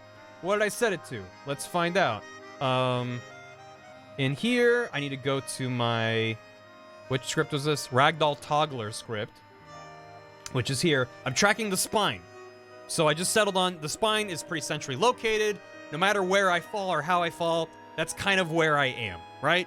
The head seems to be a little bit more off-centered. The spine's a little more centrally located. So I'm looking at the spine. And back down here, I'm saying, okay, wherever the spine is right now, I'm storing as this new position variable. And then after I reset everything, I turn off all the colliders, I turn the animator back on, everything. I go, hey, my position is equal to the new position with a slight offset, so I'm actually above the ground and not, like, sticking out of the ground. So that's how I do that. Oh, excuse me. This is what you run into. You're like, oh, I want him the Ragdoll, it'll be fun. And then you're like, I want him to respawn, but then he's respawning. And also, that's also why... So wherever I call Ragdoll off, which is... Where? Is that just called elsewhere? Oh yeah, this right. So this is how I'm dynamically grabbing all the colliders and rigid bodies and adding them to arrays, which I then loop through. Because the amount of limbs I have isn't changing at runtime, which is a good thing. So whenever it first starts, it's just looping through all the bones and grabbing all the colliders and rigid bodies and whatever. And then it's resetting me, which is just making sure, hey, okay, we're good.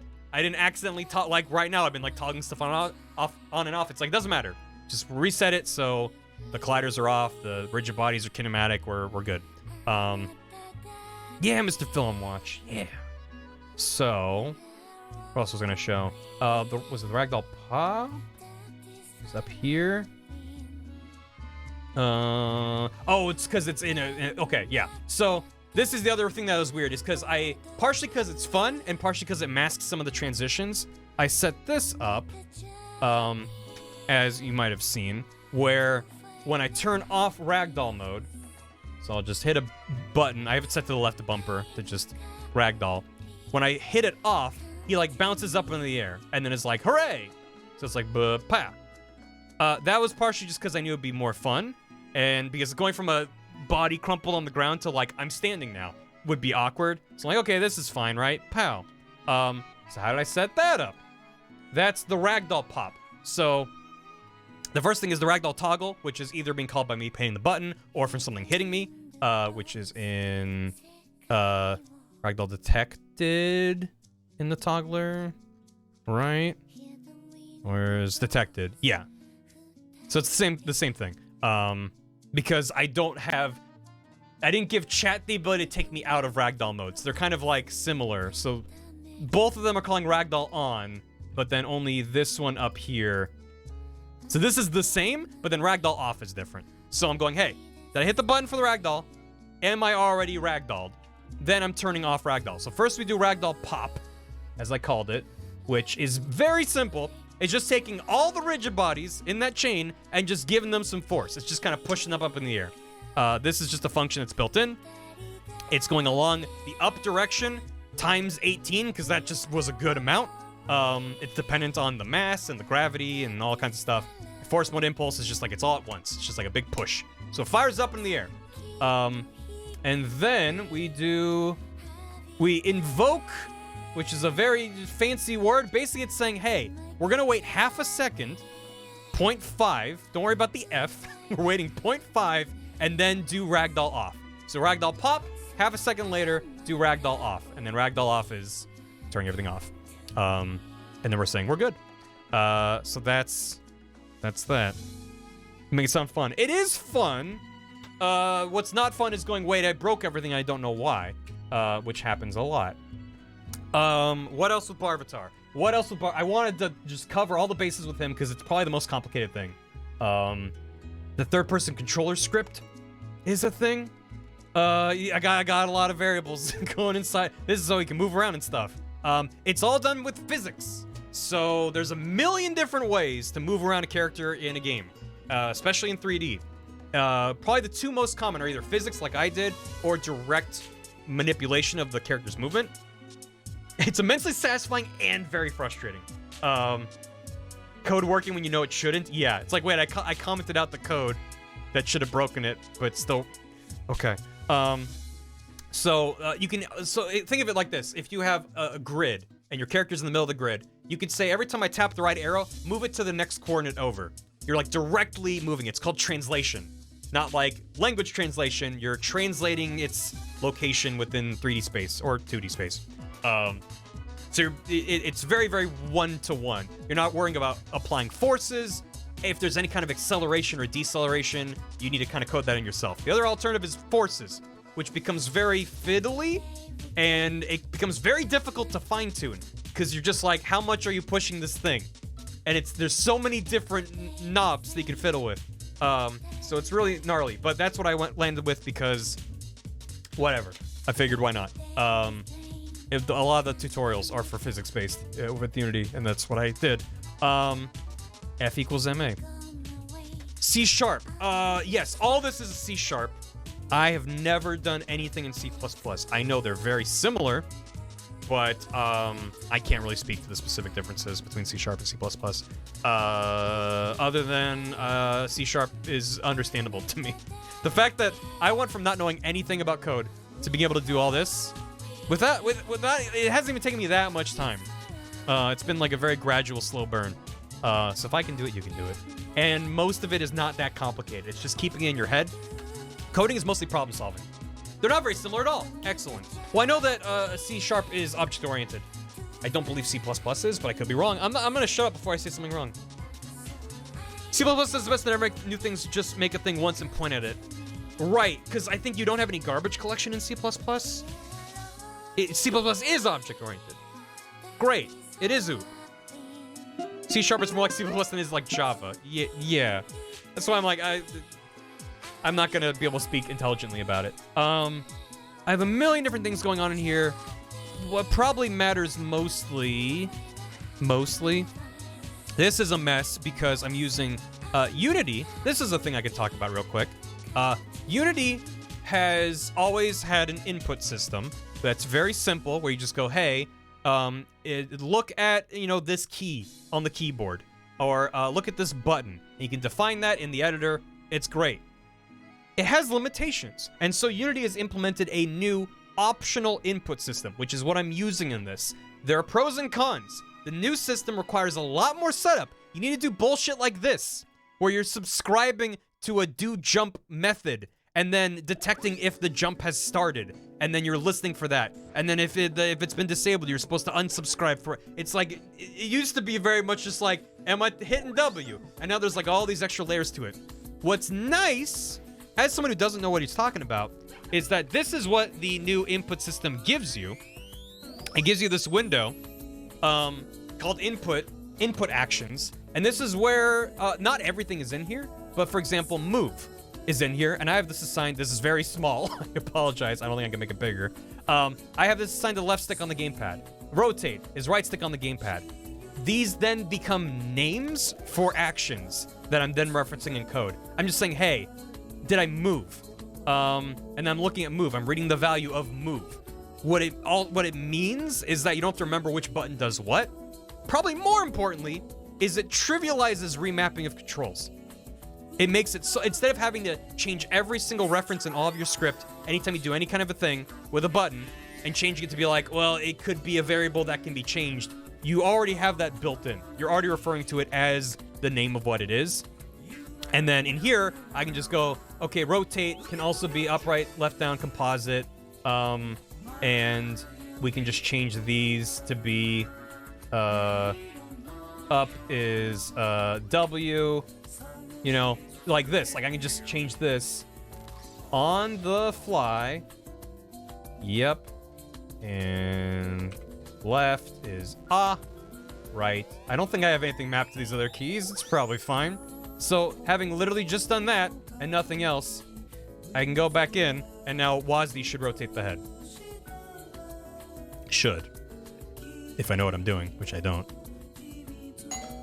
Oh yeah, the D key rings the doorbell. It's like, wait, I do have that. So, it's obviously very digital because it's WASD. Who's ringing the bell? Who is that? It's great. So, this thing's super weird, but so worth it. It seems to be worth it. Someone's at the door. Who could that be ringing at my door? Yeah, so I'm gonna get rid of that because I don't actually want that to stick around. Where did it go?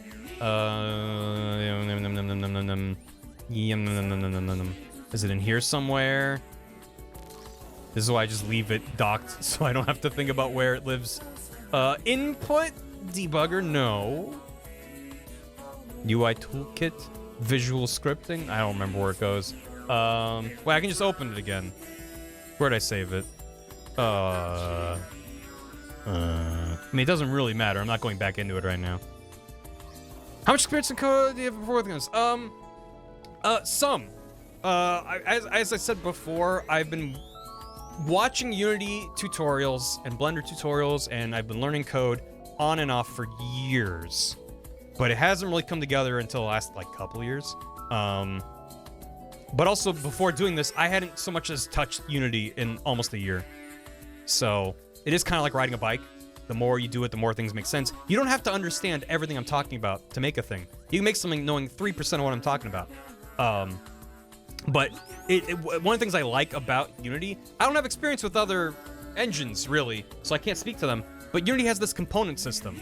So you take an object, like your character, and then you just tack on these things. Okay, there's an animator, there's a rigid body, there's a collider, there are these custom scripts I've made, which, as you can see, there's things I can manipulate in the scripts. I've exposed them in the editor, so I've taken different variables. So one thing that's nice about Unity is I can write a bunch of code that makes them fast and makes them run around, but I can go, hey, some of these, instead of worrying about what's in the script, grab whatever number is here. So in real time, I can change these values and make them run around faster. It just makes it very easy to, like, Lego piece, brick by brick, build something that's more complicated out of discrete parts. It's not like you create a character and it gives you all this and you're like, oh, what am I looking at? You can just spend time learning about just what the audio source is and what it does. Just learning about the animator. You can do it, yeah, brick by brick, talk by tick, exactly. So you do need to make something like this. Yeah, you need to know a lot, but I don't think it's an unattainable amount. And crucially, I think the part that's the most interesting about this to me is, like, you're not really you're making a game and then letting Twitch fire off some of the functions in it. It's basically how I've broken it down in my head.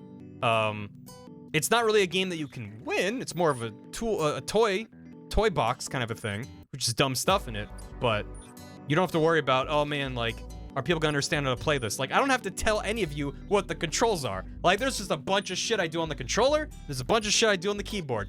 None of that matters. I don't have to teach anyone. I can tell you if you're like, wait, what was convenient for you? Sure, but I don't have to worry about, like, making this a thing that skips to people. Yeah, I can skip this track. Sorry about that. So I feel like it's a really weird edge case. But yeah, the end result is, you basically make a very simple little game, and then you have certain things that, did I any waggle controls? No. It is inspired by Doig Swift. Absolutely. Google Foo. Yeah, Google and Stack Overflow and Unity forums are your friend. However, the Twitch input part of this, I'm quite interested. We'll get to that in a moment. A lot of that came from help from Doig. But I will definitely talk about that, because I feel like the Twitch integration stuff is maybe the most unique compared to just, like, normal Unity stuff. I thought it'd be interesting, in case someone has never seen Unity before. It might look like a mess, but I assure you it's not that bad, and a lot of this is not necessary to actually have anything working. Some ways, this is kind of simpler compared to some other stuff I'm doing here. There's not a lot going on in this scene. It's just a big empty room. Have Connect support. Yeah, I'll get right on that. As a beginner, it's been helpful. I'm glad to hear that. That's been my goal. If you are a Unity pro, you're gonna be pulling out your hair watching me not understand how to talk about anything, or what the hell you're doing. When you make the mess. Yeah, it's like when you make a mess in your room, and then someone moves the thing, you're like, I knew, like, that's where it lives, but I knew where I left it. So, you've cleaned up my mess, but I understand my mess. So, yeah. You're basically making a video game with Twitch interactivity. Yeah, but it's like the whole point is the Twitch interactivity. It's not really a good game in its own right.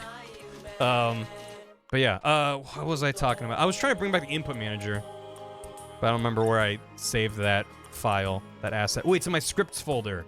Of course. There it is. It's back. Because, the thing that's really neat, I'm actually gonna remove the rotate. It's like, where'd it go? Delete this. Delete. Save asset. I don't have autosave on. Why? I don't know. It's got to reload the script. So, the other thing that's, because this is how this works, this is an interface, but when you hit save asset, or if you have autosave on, it's actually creating a script, which is over here called player input. And they even tell you here, this was auto-generated, and don't fuck with this. Because it's automatically generated and whatever. And I don't even know how any of this even works. This is generated by Unity. And I'm scared. All of this scares me. What it's doing is it's taking those things that I put in the input manager, and it's going, okay, this is now how those actually become functions that you can call in other scripts. So all you have to do is make sure you're using the input system namespace at the top. If you don't know about namespaces, that's a thing you should look into. I don't really get it. All I know is you say using the thing, and then you can use the thing. And it doesn't include, I mean, it's also is that Unity is very broken up into pieces. So that you can grab what you want and disregard what you don't care about. Or you don't understand yet. It's nice. So I have the input system in there, so I'm able to, so that's why these are all a mess. And that's what's then. So for example, maybe jump is a good example. So I have the A button is jump, and I'm now listening to the jump, and I'm going, okay, if I hit the jump button, run that script called do jump, which is a thing that I made. That's not something that Unity made. And then this is just taking in the input action. I don't know what the hell this is. Here's a fun tip. This program that I'm using is VS Code. It's an offshoot of Visual Studio, which I just like Code because it's a little more lightweight. It launches a lot faster. It doesn't have as many features, but I don't care about those features.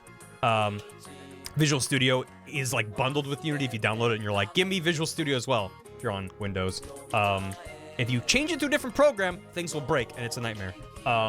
The thing that is nice, and I think is the same in Visual Studio and VS Code, and maybe other IDEs as well, is, for example, if I was like, no, I'm gonna make a new script for that, I'm gonna comment that out, player input, it also thanks to IntelliSense, you don't have to remember everything, it'll just kind of give you what can go in there.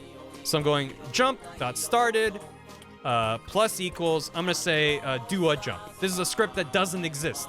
So it's gonna give me a red squiggly and be like, this doesn't exist. The name doesn't exist. I don't know what you're trying to do. If you just click on it, or you highlight it, or whatever, you might be able to hit the light bulb here. Yeah, the light bulb is like, will help you with that, or the shortcut is Control Period. Brings up this menu, you can say generate method.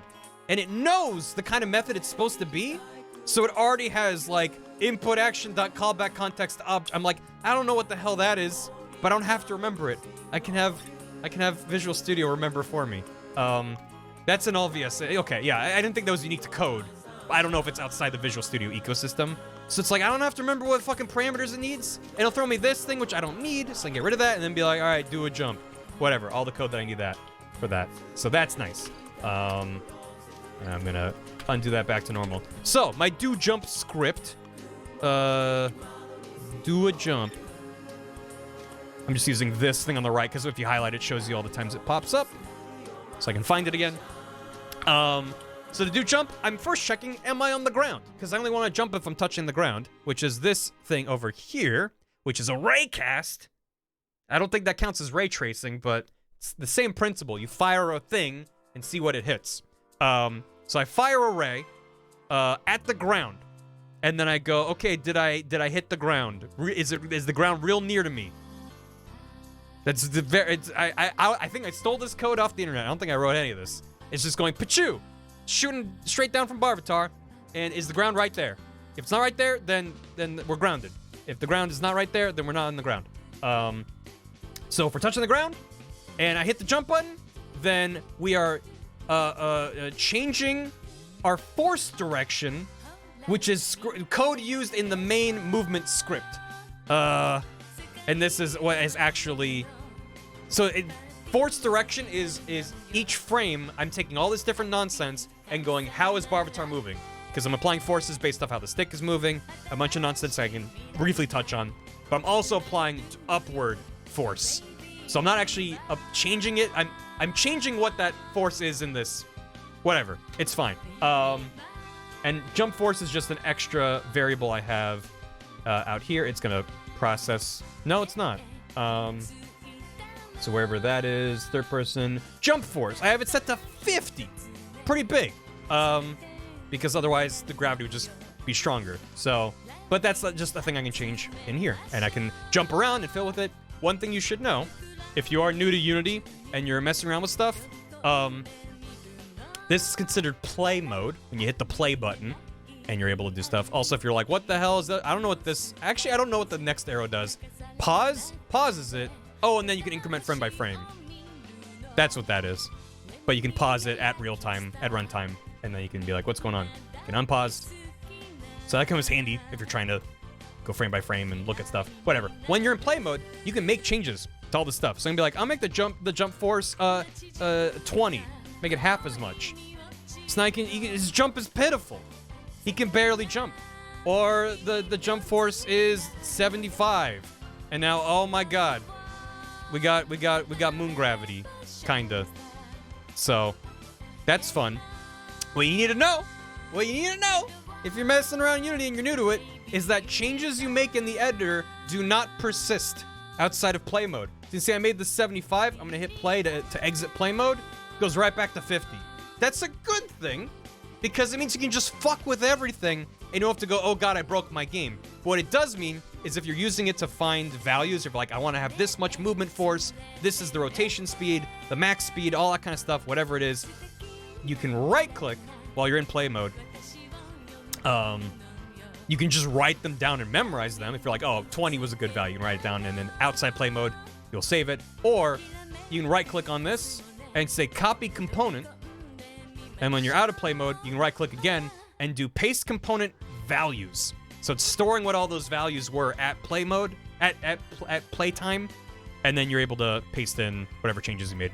So that's a nice little thing. Good to know. Anyway, I'm sharing what little wisdom I have as best I can. I know that this has just been Barry Rambles for hours of the stream, but I kind of knew that's what it was. T-pose mode is a whole thing as well. It's a coroutine, which basically means it's running kind of off to the side in the background constantly, instead of like, run this function once and we're good. It's like kind of constantly updating it.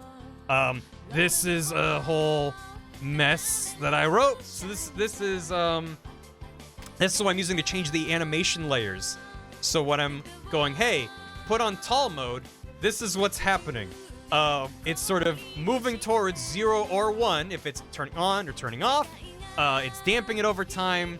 There's a whole bunch of crap in here. Anything the opposite with regard to? I probably mean the opposite. Yeah, and then set the layer weight. The layer index has to be in, because so when I call this function, I'm going, okay, take layer index 4, which refers to the tall mode layer. If I change that layer, I need to change this 4 to the other number here, which sucks. 1, because I'm turning it on, versus if I'm turning it off, turn it to 0, and then how fast. I said 2 seconds is long enough for it to be upsetting. Yeah. Some people change the color of the editor when it enters play mode. Yeah, that's somewhere in the preferences. I forget where. Maybe general? No. Whatever, it doesn't matter. There is a thing. I mean, by default, it just darkens it slightly, but it's already in dark mode. So it is a bit subtle. But yeah, you can change it so when you hit play mode, everything turns blue or red or whatever. So it's like, you're in play mode.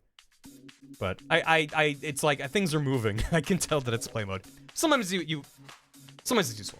Do I have version control? No! I probably should, but I don't.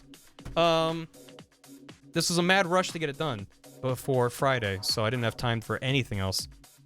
Pickup mode. That's just a toggle whether or not if I bump into a thing, if I grab it or not. Try to think if there's anything else with... Is there anything... I can ask you, is there anything with with Barvatar? With this guy who can move around? I didn't talk about spawning objects yet, but that's tied into the Twitch stuff a little bit more. Is there anything else that you want to know about how he moves around? It took me a whole year to set version control. That's still sooner than me. I can just very slowly scroll down this if people want to steal any of this code. Be my guest. It's a mess. Also, as I said, like, just talking about, this is maybe one thing that's probably worth mentioning, is, I have these different movement modes, because when I first set it up, which would have been movement like here, like this stuff, I'm using a controller for movement, and a couple things. Basically, the way I have it set up is most actions that I'm going to be doing a lot are on the controller, so movement, jumping, sitting, things that are directly changing Barvatar. And then the controller has, the keyboard has a million debug functions. So it's like letting me spawn in bits and keys, ringing the doorbell. What else? I actually started a text document for myself called controls, because as I kept adding debug features, to the keyboard in particular, I was like, I don't remember what I've already used, and I don't want to go through all of my scripts to find out. So I made this, okay, gamepad. So a bunch of them are unused, but I have Ragdoll toggle camera, so for the shot, reverse shot, or the Plinko going to the wide. Movement, rotate, the boggle toggle, which was my hot fix for when the head bobble gets out of sync. I was like, I can just turn it off, and then I realized I can actually fix it and reset it. And then I have the buttons used, so Y button is toggling if I could pick up something, because also I wanted to be able to kick around the bits. It's fun. But also to pick them up and despawn them. B is sit, A is jump, X is use, so that's, I think, only used for the doors. If I'm near a door and hit X, then it'll open up the door and play the sound effects and stuff. And then my keyboard has activate banana, which actually was a leftover from this when I had the banana set up. Isn't actually still there. Activate, deactivate the chair, play doorbell, shoot a ball, rapid fire shoot, M keys, refresh the mic, spawn key, spawn bit, reset the bar avatar is R, T is T-pose, Y is tall mode. I set Control I, just deletes all bits and subs, because if it's slowing down, here, I'll just break my computer for y'all real quick. If I'm in here, and wait for it to launch.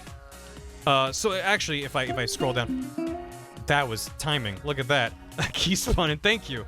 I set the 1 through 7 keys to spawn in different amounts of bits, which are tied to, okay, if someone does, wherever it is in my code, it's like 1 to 100 bits spawns in 1 physical bit, 100 to 500 is 2, whatever that is. So I was like, I want to be able to test that that's working properly. So if I hit like 5, that's spawning in 8 bits. The 7 key spawns in 20 bits, which is fine, even with Streamlabs running and Stream, and this is in the editor, and I have a bunch of things open. It's running fine, but I can just hit this a couple times. And if I go over here, the stats, where is it? There's a, oh, it's right there. Okay, it's to the right. That's showing my current frame rate. It's very small on your screen, but it's hovering around like 80 FPS right now.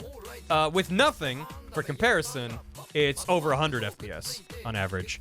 So even with a couple bits spawned in, it's that gnarly. And it like peaked down to 40 frames per second real quick. Part of the reason that it's so slow is because these have mesh colliders on them. So if I zoom in on a bit, you'll see through it, the wireframe through it, it has a collider that is actually the shape of the bit. So that's how it's actually able to kind of act like it's a real bit. It's a low poly version of the model that I made. So you see that the model has these flat edges that catch the light, because when I first tried to make it, it was just triangles, and then the shaders were like, how do I work with this? It looked terrible. So with these flat edges, it catches the light and looks neat. It is expensive. No, so the mesh collider, you can see inside of it, the mesh collider is the bit collider. This is the bit collider. So it's just these faces. That's it. There's no, the bevel's not part of the collider. That would be stupid. But the but is that mesh colliders are very expensive, because when I was talking earlier about primitives like cubes, spheres, capsules, those are all very easily explained via math. A sphere is literally a point in space with a radius. So to check a collision, you just go, hey, here's where it is. Is it this far from it? If so, it's hit it. It is about as simple as it goes for colliders. A mesh collider needs to do way, way, way more calculations to figure out, am I touching this thing? And what's the, having multiple mesh colliders, it's a wild time. But man, isn't it satisfying the way that they actually like properly, you know, get kicked around and stuff. It feels good. So that's why I wanted to do it. If it was a cube, it would just land perfectly every time. So that's why I did this. But it means that if I spawn in too many, things get very upset. So let's see where we can get to. Just bring in a few. Also, each time I spawn in, it's spawning in particles, which do despawn. They automatically get destroyed. If I go to the bottom, you'll see all these spawner smoke objects appear. But then they'll also despawn after a few seconds on their own, because I have a separate script running on those. But yeah, we can just make a nice pile. Okay, we're sub 50.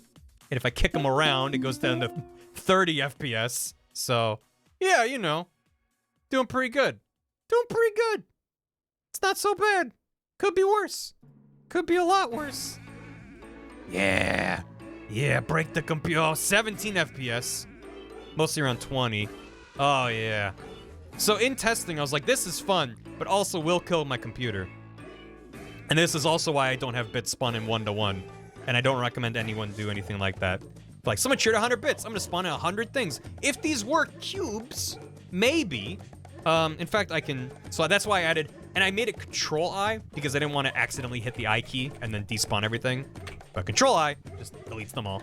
But if I spawn in keys, I'll be able to spawn in way more of these. I don't have a mass key spawner button, so I just have to just type it over and over. But these are all cubes, which is a built-in primitive, so they're way more efficient, and I can spawn in many, many more before it'll get as mad. It'll still get mad, especially with cubes colliding with cubes and pushing them around and stuff. Yeah.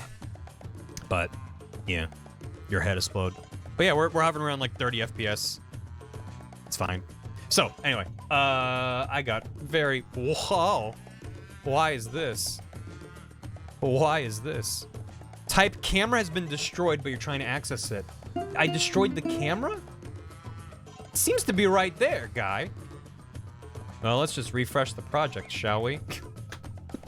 Hey, listen. Making projects is fun.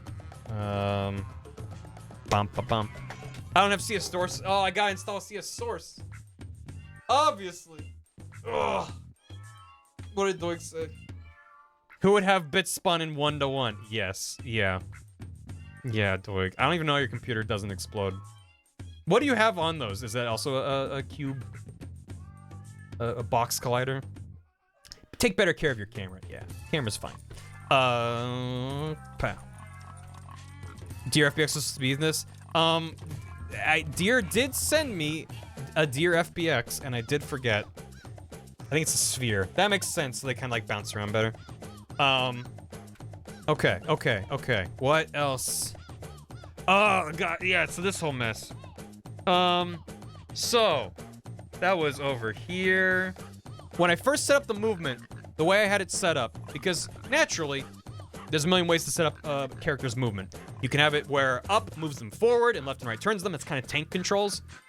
I want it to be based off the camera. So with this original scene, as I was building it, I just had it set up with the code that is over here, move in world space, which was just called move, because I didn't think more of it. And it's just going, hey, okay, when there's a positive force, move me to the right. When there's a negative force, move me to the left. And if it's up and down, move me forward and backward.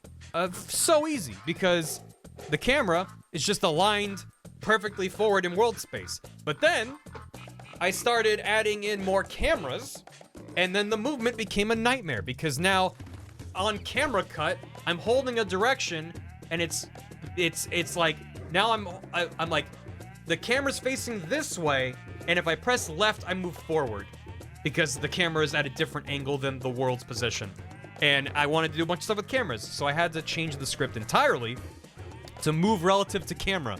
And I had to cobble this together through multiple sources off the internet. But I'm grabbing the current camera, and then I'm setting, so the camera can be tilted up and down, so I'm setting its Y axis to 0 and then normalizing it, because otherwise, what was happening without doing this was every time I would jump, I would move forward, because there was this slight bit of forward force being applied from the camera being tilted slightly. So you have to normalize that. And then there's this messy vector that I'm making, which is the different axes of the camera multiplied by my force direction, which is determined by how much the stick is being tilted. And then up is also from the jump, so that's over there. I'm adding that force onto the rigid body with force mode impulse, and then I'm resetting them down to 0. I think this is tied to gravity. If I'm falling, then some gravity. I forget what that's about. This is resetting stuff. This is setting max speed. And then look at is rotating me quaternions. So I actually have, because without rotation, you're just moving around like a chess piece. The rotation is then actually turning towards the direction of movement. So it's looking at what my current direction is, which is the velocity. We got some quaternion stuff in here. This is a bunch of stuff. I think it's just if I'm moving. I set in like a little dead zone. So if I'm not moving the stick, then I don't worry about spinning at all. But then there's this rotation speed that can change in real time. Just just don't worry, it's a lot. But it works. It's a lot, but it works. Oh right, I set up. That's right, I set up 3 versions of this. So, and these are commented out up in fixed update. If you're new to Unity, don't worry about it. There's different types. Update is called every frame. Fixed update doesn't necessarily happen every frame because it's tied to the physics system, which is independent of frame rate. If your physics system was tied to your frame rate, then you're probably working for Bethesda or something. But that means that the higher the FPS, the more physics collisions happen and everything gets faster and yeah, it's a mess. So built into Unity, the physics is happening at a fixed clock rate separate of your frame rate. Fixed update kind of ties into that. So if you've, for example, a physics object being moved with physics that you're tracking with a camera, if you do that in update, it's going to be very juddery because it's like updating the physics and then it's trying to find it and it's a mess. 50 times per second. There you go. So it's a hard number. You don't have to worry about what the number is, just there's regular update, there's fixed update, which is tied to the physics. There's also late update, which basically waits till things like physics calculations have ended to then. So sometimes you want to do stuff in late update, it's a rabbit hole you can fall down. You can see that I'm not doing the other ones. Moving world space was my first version of movement. Why did it's you just bark like you're doing running it. out of time? Bork day and night like you're running out of time. Every day you arf like you're running out of time. Keep on borfing in the meantime. Thank you for the hammy, Sargoto. Appreciate it. Thank you. I will get caught up on alerts at some point. Maybe at the end of stream. I'm like, I want to get this out of my head, and then I move on to the next thing immediately. Thank you. I really appreciate it, Sargoto. So moving world space, I'm not using this, but I kept the code around just in case. Also, I guess to show you if that's what you want. Move relative to camera is grabbing the current camera. Don't worry about this yet, why there's something called the brain and virtual cameras. I can talk about that if people are interested in and how the cameras are set up and how they work.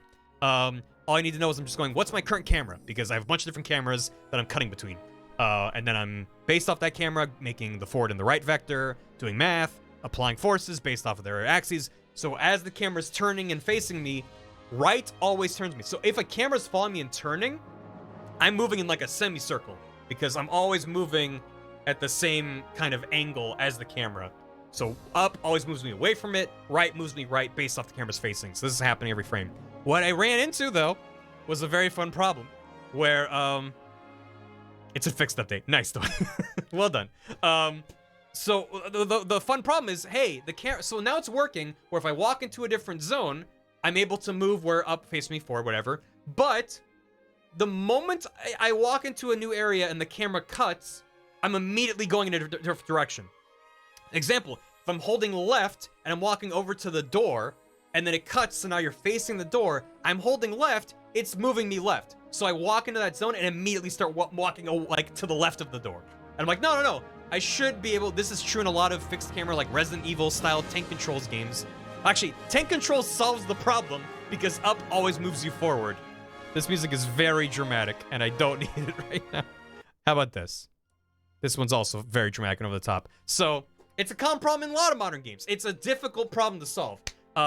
If you have tank controls suck, but they're good for fixed cameras in different places. Because then if you walk upstairs holding up, the camera cuts, you're still moving forward, because up just means move me forward. That's not how I have this set up, though. So what I have now is move cam relative with reset. So what I'm doing on top of all the other nonsense that's happening in there, is this bit up here. So I'm saying, okay, only if I'm not moving, update the camera. So I have whatever my current camera is, when I change across a boundary line and change to a different camera, I'm like, am I still holding a direction? If so, keep looking at that old camera. It's only when I let go of the stick and then I'm saying ABS is absolute value. So whether it's left or right, because left is a negative value. Doesn't matter. Negative or whatever. I'm taking whatever the direction is on the stick, and I'm adding the absolute values together.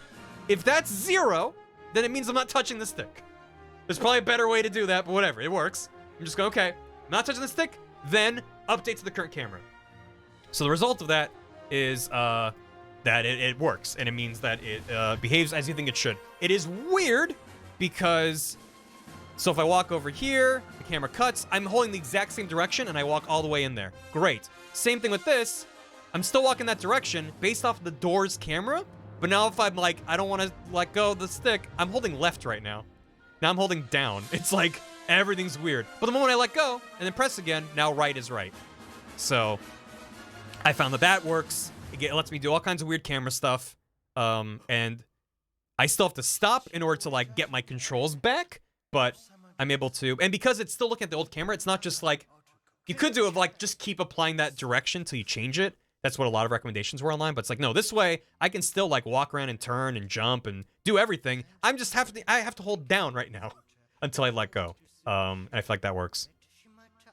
I did the camera thing so many games fail to do, and it frustrates me. Yeah, well, I mean, it's a weird thing, and part of what makes it easy for me to do is actually the camera system, which is called Cinemachine. It's this folder here under Game Object. This is another built-in free Unity asset you have to download with the packet manager, which is this whole thing here. I mentioned this earlier that Unity's broken up into a lot of little pieces. So by default, you get what you need to make a game. But if you want anything fancy, there's a lot in here that you can grab. And Cinemachine, you can just go and search.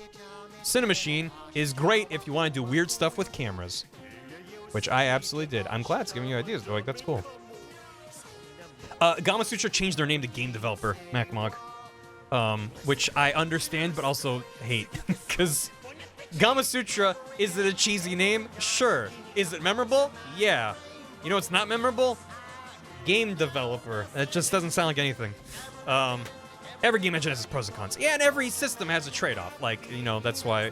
But it's like for this, where I'm mostly puppeteering a virtual character, what matters more to me is like, can I wrap my head around it? Is it reliable and predictable? So if I walk out of a camera zone, I'll just keep moving that direction. One of the things that might break it, excuse me, where it's like walking in a direction, because all these cameras are set up right, where they're all in this physical space together. So as I move around, it's like if I'm holding right, I'm gonna keep moving right in that scene. I'm gonna keep walking that direction, and I can kind of wiggle the stick around to fix my angle. But this is a warp. If you look, there's nothing over here. There's just a collider inside the door that when I hit it, it plunks me up here. So if I'm holding right and I walk through, now I walk into that wall. Because I'm walking in the same direction, but I'm somewhere completely different. Also, there's a collider here, which is why I can't jump off here. And that's also why I think the ball's broken here. Because there's a collider. And I should fix that. Can we see the exit sign we couldn't see on stream? Absolutely. Let me show you the... Yeah. There he goes. Very satisfying. Yeah, the exit sign is, over here. Exit?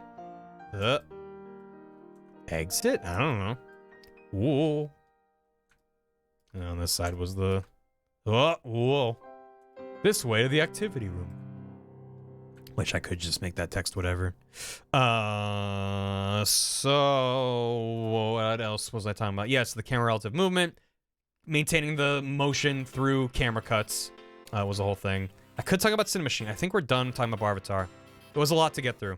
And if you're still paying attention. Also, this is how I do the pickups. So I'm only doing this if pickup is active because I wanted it to be a toggle. So every time I hit the toggle button, it's just, this is just a very easy way to flip a Boolean. So I'm going, hey, whatever I am, make it the opposite of what I was. If it's true, it's gonna become false. If it's false, it's gonna become true. And then if I bump into something, I only check if pickup is active. There's no point in checking what I'm colliding if I don't even have pickup on. That's a little bit of optimization, I guess. And I'm going, hey, is it a bit? Then grab it, play a song, play a sound. Which all that really matters is that I'm destroying it. All this code is doing is I'm going, hey, I got a bunch. I made them actually. There's a fun website. If not pickup active return, that's also true. That's also, but in my brain, it's just easier wrap around like, am I able to pick a thing up than pick it up rather than if not pickup active for whatever. It's fine. What is this website? Is it? Let me see if I remember the name of it. Yeah, there's this website that's called beepbox.co. It's an online tool for sketching and sharing instrumental music. And make sure it's not gonna be loud. It's not gonna be loud. But this is a music scale. And you can just sketch out. There's a bunch of instruments in here. I like the retro ones because they sound like an NES. And you can hit play. And it's very quiet. So, sure. And then you can be like, in this one, I want this. And this is like a representation. You can have, okay, now do 2, where it goes like this. But then keep playing 1 of this instrument. You can do some neat stuff with it. You can change the scale, so you can be like, no, give me all the notes. Or give me a blues scale, or whatever. It's very nice. But, so I basically just use this to make a bunch of individual chords that I then saved to my computer as the bit noises, because I was like, I just want a bunch of random noises that are probably in the same key that play when you pick up a bit, because I don't have time to do actually something better. And actually worked pretty good, I think. So those are in here. Audio. I'm not gonna play it in here because it's gonna be loud. I guess I could just turn down Unity's volume. But this is okay. It's not that bad. Beatbox.co. Yeah. It's a cool website. I've used it several times in the past for different projects. Thanks for the hydrate. So it's like, this is just one. What I did is I just had them all separated, and then I dragged them into Audition, where I then, like, isolated each one. But you can save out from beatbox.co. You can save them all out as MP3. What's really cool is everything you make is stored in the URL.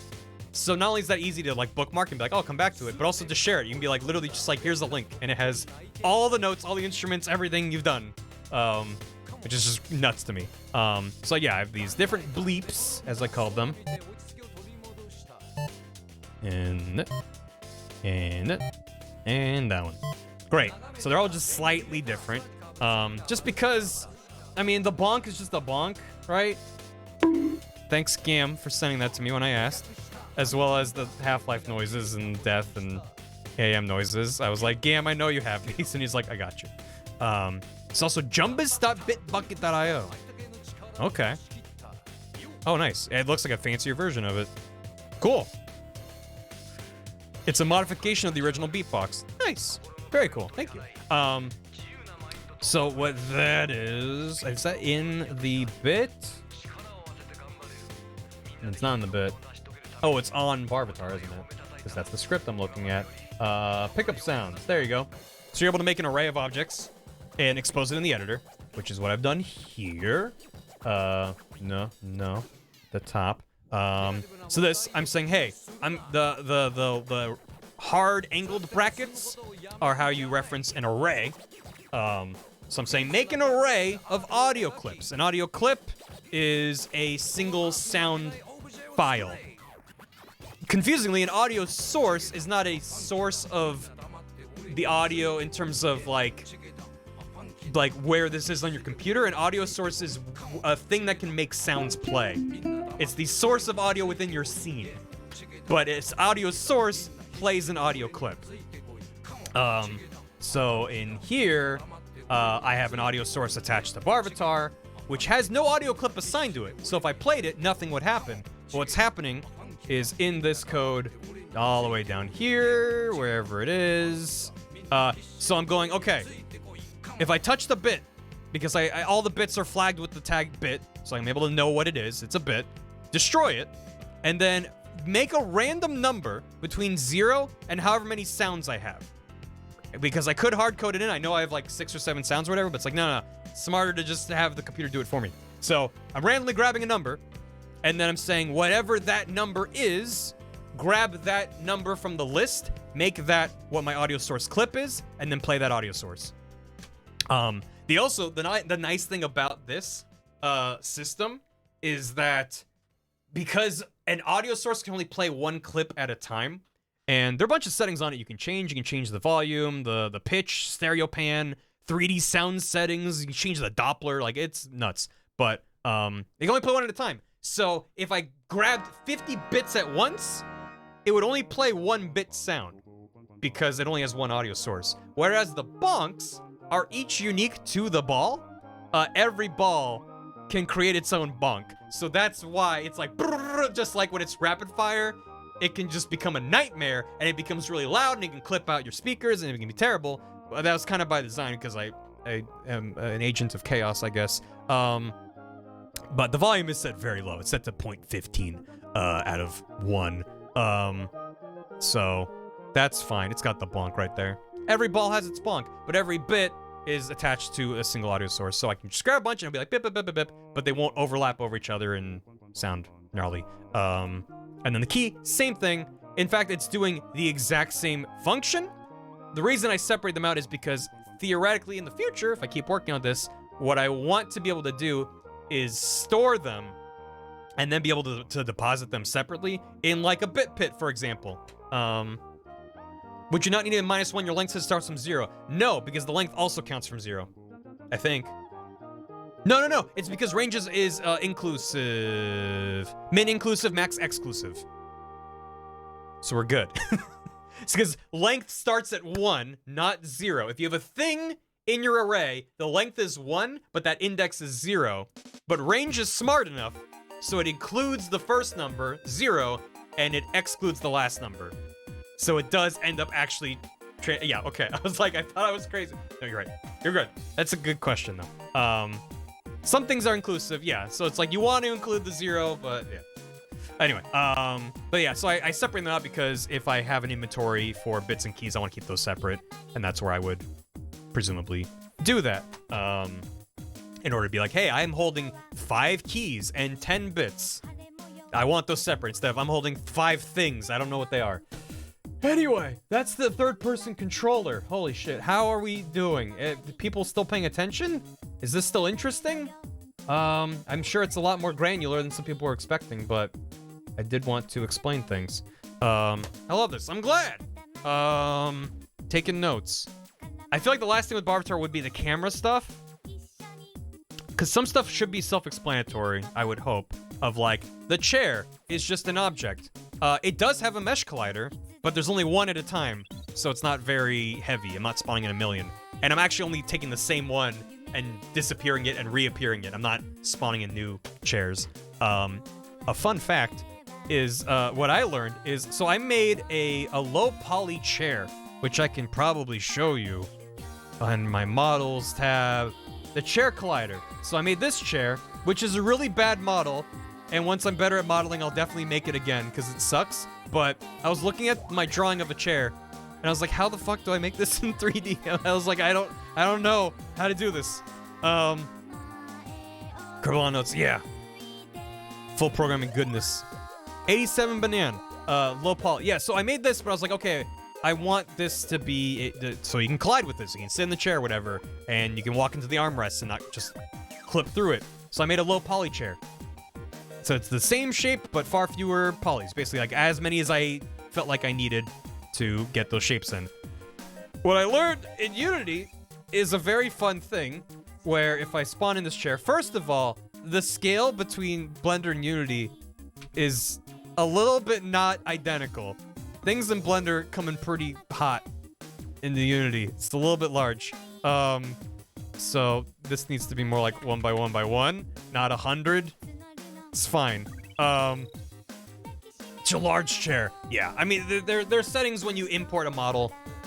Whenever you click on a raw asset, these are the import settings. So you can say like, hey, convert the units, which is 1 centimeter in Blender becomes 0.01 meters in Unity. So I guess a centimeter becomes a millimeter. And the scale factors thing you change. If you have a rig in here, animations, this is where you do all that stuff. It's great. I shouldn't just make it massive in Blender. I mean, I probably did, but it's fine. What's a good way to learn Blender? YouTube. Someone mentioned a channel earlier, but start with something simple. Because Blender, if you're not used to making stuff in 3D, there's a lot you need to learn just to get comfortable moving the camera around in 3D spaces and learning the basics of manipulating vertices and edges and faces and how you can do that and just making a very simple object. Yeah. I had the awesome problem with 3D printing things from Blender. Everything was very teeny tiny and had to be scaled way the hell up. Might just be the export process, whatever. So if I take this chair, which is now like a new instance of this chair, and I'm like, hey, I want to add a mesh collider onto it, not a regular primitive collider, and instead, it by default grabs the mesh that it is, which is stupid. You don't need this many vertices and edges to make a collision look realistic or good enough. So I'm gonna grab the chair collider. Can I just? Oh, because that's made up of all the pieces. Can I? I don't know if I can just do that like this. No. Okay, well, we'll just do it like this. I'm not gonna actually run it, so it's fine. Space mouse. No, I have not. So right now it's looking at the chair. You can't see it, but trust me, it's there. It's basically the exact same mesh, this guy, and it's using this for the collision. But in order for it to actually behave properly with physics, let me just play it. Maybe it'll just work better if I run into it. It does quick. It takes a lot of disparate skills. So right now it has a collider, and it's one-to-one with all those vertices. So you can see like the arms are clipping through because that's not where Barvatar's collider is, but every single part of it you can see has collision. Like if I was able to get like under here by sitting, that's like maybe just a little bit closer. Actually, sitting doesn't change the size of the capsule colliders. Never mind. People go like, sure thing, Alex. Thank you for the hydrate bucket, man. There you go. Yeah. So all this, like even the little swoopy bit at the top. If I can get onto it, which I'm having trouble doing. Oh, it thinks I'm in the air because where it's doing the raycast. Yeah, it's awkward, right? But you can see it's a static thing in the world. What? I permitted the wrong person. Sorry, Alex. Sorry about that. The poop rate took over. Not the first time I've done that. Ugh. Anyway, sorry about that. There's that link if you want to check that out. I don't like that. Hope we see some of those crotch spiders. That sucks. Panic suppose, whatever. So, but if I was like, oh, I want this to have physics. I want it to be able to bounce around like I have the chair in the actual scene. It has to be convex. Only convex. It's an optimization thing. It's a Unity thing. Because this is a concave mesh. It's got a pocket in it for you to be able to sit. If I check the box for convex, you'll see what it does. It goes, oh, it's convex. Well, now you can have physics on and stuff. Actually, I need to have, before I even do that, I need to have a rigid body on it. Because the rigid body is what's actually determines, yep, that's good. It's even throwing me an error and saying non-convex mesh collider with non-kinematic rigid bodies no longer supported since Unity 5. That's a while ago. If you want to use a non-convex mesh, either make the rigid body kinematic or remove the rigid body component. So basically just, it's yelling at me. And I was like, I don't understand. What do you mean? What you have to do is you have to make it either kinematic, which means like it's kind of static, but not really, or you have to make it convex. So if I reset this to 0, it's doing weird things because I don't have gravity on. There you go. But now I can't sit in it. Now I can't sit in it. It's also very, very light because it has a mass of 1. Let's make it 10. That's a little bit, sure. So it turns that mesh into a bubble. It takes anywhere that's not concave or convex. Convex. Anywhere that's not convex, it makes it convex. So it makes all the outermost edges connected. So it's like, yeah, now I can push around, but now I can't do this. We had one brain cells. It was me hydrating. So it's like, great, this is worthless as a chair. So the answer to that, there's two things. One, which was my first move, was, what if I just take that chair and just put a bunch of box colliders inside of it and stuff? And it was a nightmare, and I don't recommend anyone do it. It sucked real bad. Just like a box collider for this, a box collider for that, just like parented all its child objects inside of it. It was really rough. It wasn't frames hell, it was just like production hell. It just sucked. But this is the same chair I made. What I did in Blender was I chopped it up into bits. So I got just the arms, I got just the back, I got just the feet, I got just the seat.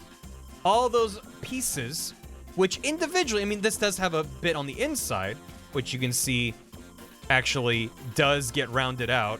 If I show you against the shadow, maybe you can see that better. Like, this is just a hard edge here because it had to make it convex, but this is comprised of a bunch of smaller mesh colliders.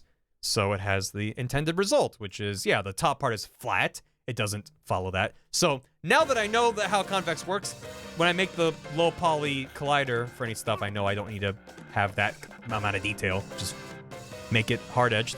Thanks, evil guy. Take care. But now you can sit in it, and it actually kind of has the rough shape of the arms, because this is also a bunch of individual colliders, and it flattens those out. The bottom of the chair is like one giant platform, so you couldn't pass things underneath it, for example. I'd have to be smarter to get that set up. But that's a fun thing with that. Forget what got me onto that tangent originally, but there you go. Oh, I was talking about the bits. I think I was talking about the bits colliders and all that stuff. Ball stuff. I don't know anymore. Yeah, YouTube links are allowed. You don't need a permit for that. So, we covered Barbatar. Went through the person controller script, the Ragdoll toggler, head rotate, which I don't think did I show off the script? This is how I'm doing the head rotation. This is a side topic, but you'd say I have all these separate scripts where I have like a third-person controller, I have the Ragdoll toggler, I have the head rotation, I have the object spawner. All of these could be inside of one giant third-person controller script, and there probably are instances where you want to have fewer scripts running. I don't know a lot about optimization. I don't know a lot about making a thing that runs well. What I do know is that there was advice that I read on the internet, particularly about game dev, but it applies to a lot of things, and I talked about this a bit earlier, I'm trying not to repeat myself too much, but sometimes what matters more is getting a thing up and running and working. And I also read in the context of game dev and Unity is someone said that they recommended, and I'm not saying this is good advice, but it's advice that I've taken to heart for my own stuff. I'm not saying you should do the same. It's up to you. But they recommended taking every major feature, at least when you're in the prototyping phase, and building it as its own script. So every function that you want, every feature that you have is a separate script, a separate file, a separate little thing. Because then you can drill down very specifically and be like, this is doing this thing. And it only needs to talk to these things. It only needs to be thinking about this stuff. It might not be the most efficient. You might be doing multiple simultaneous calculations of the same thing in different places. But it just lets you separate all of these little elements. And then later on, you can always roll them into the same script, make a master script that you then refer to. But I took that philosophy and I ran with it. And I was like, every time I needed to build a new thing, I'm making a new script and attaching it to what needs it. And I'm not saying that's a good way to make a game, but it's a good way to rough out an idea. It's a good way to make a prototype. Separation of concerns. That's what I've been told to. I'm glad to hear. Will I do more Barbatar streams in the future? Yes. My thought process, so for right now, I'm taking a break from this. I wanted to do this stream today for two reasons. One, because I knew I was going to be on the charity stream for Gerard, and so my stream was going to be late, and therefore I wanted to be shorter, so I'm not streaming till 11 p.m. And so I was like, this will be a good short stream to do, and also it's fresh in everyone's mind or whatever. And also because I don't know when I'm going to do this again. I would love to be able to work on it on stream. I'd love to do more of it on stream, but it's going to be an every so often thing. Don't tell me about the egg. Don't remind me. I want to be able to build, every time I do a stream of this, I want there to be new things. And so that's going to be dependent on how much time I'm making to work on this. I'm not going to get into specifics because I've disappointed people before, and I try not to. I've been working on a YouTube video. I know, I sometimes make YouTube videos. And I was working on this, then took a break from this to work on the YouTube video, and then I put that on the back burner to crunch on this to get it done in time. Now that the stream is out of the way, I'm going back to working on that video. I know, what the fuck is a YouTube? So, I don't intend to be working on this. And I was like, I should do this while it's still, I mean, I've already forgotten how a lot of it works, but it's relatively fresh in my mind and in yours. So that's why I want to do the stream now, of like showing how things are connected and built. But I would love to do more in the future, but I don't want to just do the exact same thing. I would want to be like, oh, well, now there's at least this one new thing. And also the option is, instead of doing an entire stream of just this, going, hey, I added, like a slide. I added a new slide in the fun zone. So I'm gonna run around and show you the new slide for 10 minutes, and then I'm like, I often start streams by just talking and ranting about random shit. So that could happen occasionally in this space if there's something new as well. I don't want to just do it just because. I want there to be new, exciting things. But it's a thing we can do. I went full dev mode. I did for a couple days. It was fun and rough. You probably thinking forget how it works at all. In my brief 2-year stint at basic level learning, I already got there. Yeah. We consider making a rec form for things to add to this. Someone mentioned that earlier. I'm not going to do that right now because I still have a short list of things that didn't make it in time. I did not have time to add everything. Surprise! I did not add everything I wanted to this. So I want to try to add some of those. And then I might open it up to chat suggestions. I mean, people are going to suggest stuff anyway, but a doc, it definitely helps me remember what people say. So, can we get an abstract hint on what the YouTube video is about? It's a how about this game? About a video game. And it's about the design of the game. And it's hopefully not going to take me the rest of the year to make it. It's about your mom. It's about your mom. I'm not going to say more about it because whenever I'm like, this is the video I'm making, people are like, oh, hell yeah, what about this and this? And I'm like, oh, that's so good. And then if it doesn't happen, oops. But yeah, it's fine. We're all your mom now. Yeah, this video is called, Is Superman 64 Actually Good? And the video's like, no, it's not. It's bad. It's really bad. Okay. Back to this. I'm not going to talk about any specifics of what's in the video. But when I start to work on it on stream, then I'll be like, here you go. If I get to that point, then it's like, it's happening. Same thing with this. I wasn't going to start sharing stuff like this publicly in January because if it didn't come together, be like, hey, what happened to that 3D thing you were making? It's like, I like sharing stuff with chat. I like sharing stuff with stream. It's very rewarding to be like, here's the thing I'm working on, and people are excited about it.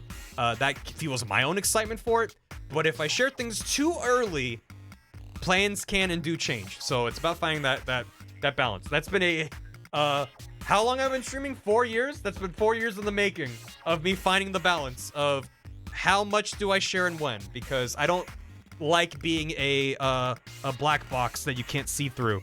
And I'm like, nope, you only see it when it's done. There is a certain element of that. I mean, I like doing it like this. Like, this is a surprise. Hopefully no one saw this coming when they tuned in to stream on Friday.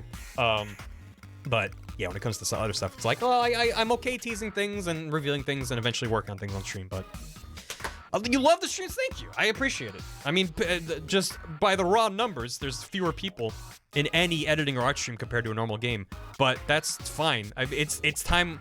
I always consider it like it's time that I'm double dipping because it's me working on a project that I hope to earn revenue from on YouTube, but then I'm streaming it, and then people are choosing to help support the development of a thing that hopefully makes money on its own. So it's like, I don't need those streams to do banger numbers or anything, but it's always like, I always appreciate anyone being interested at all, because it's just time I get to work on it.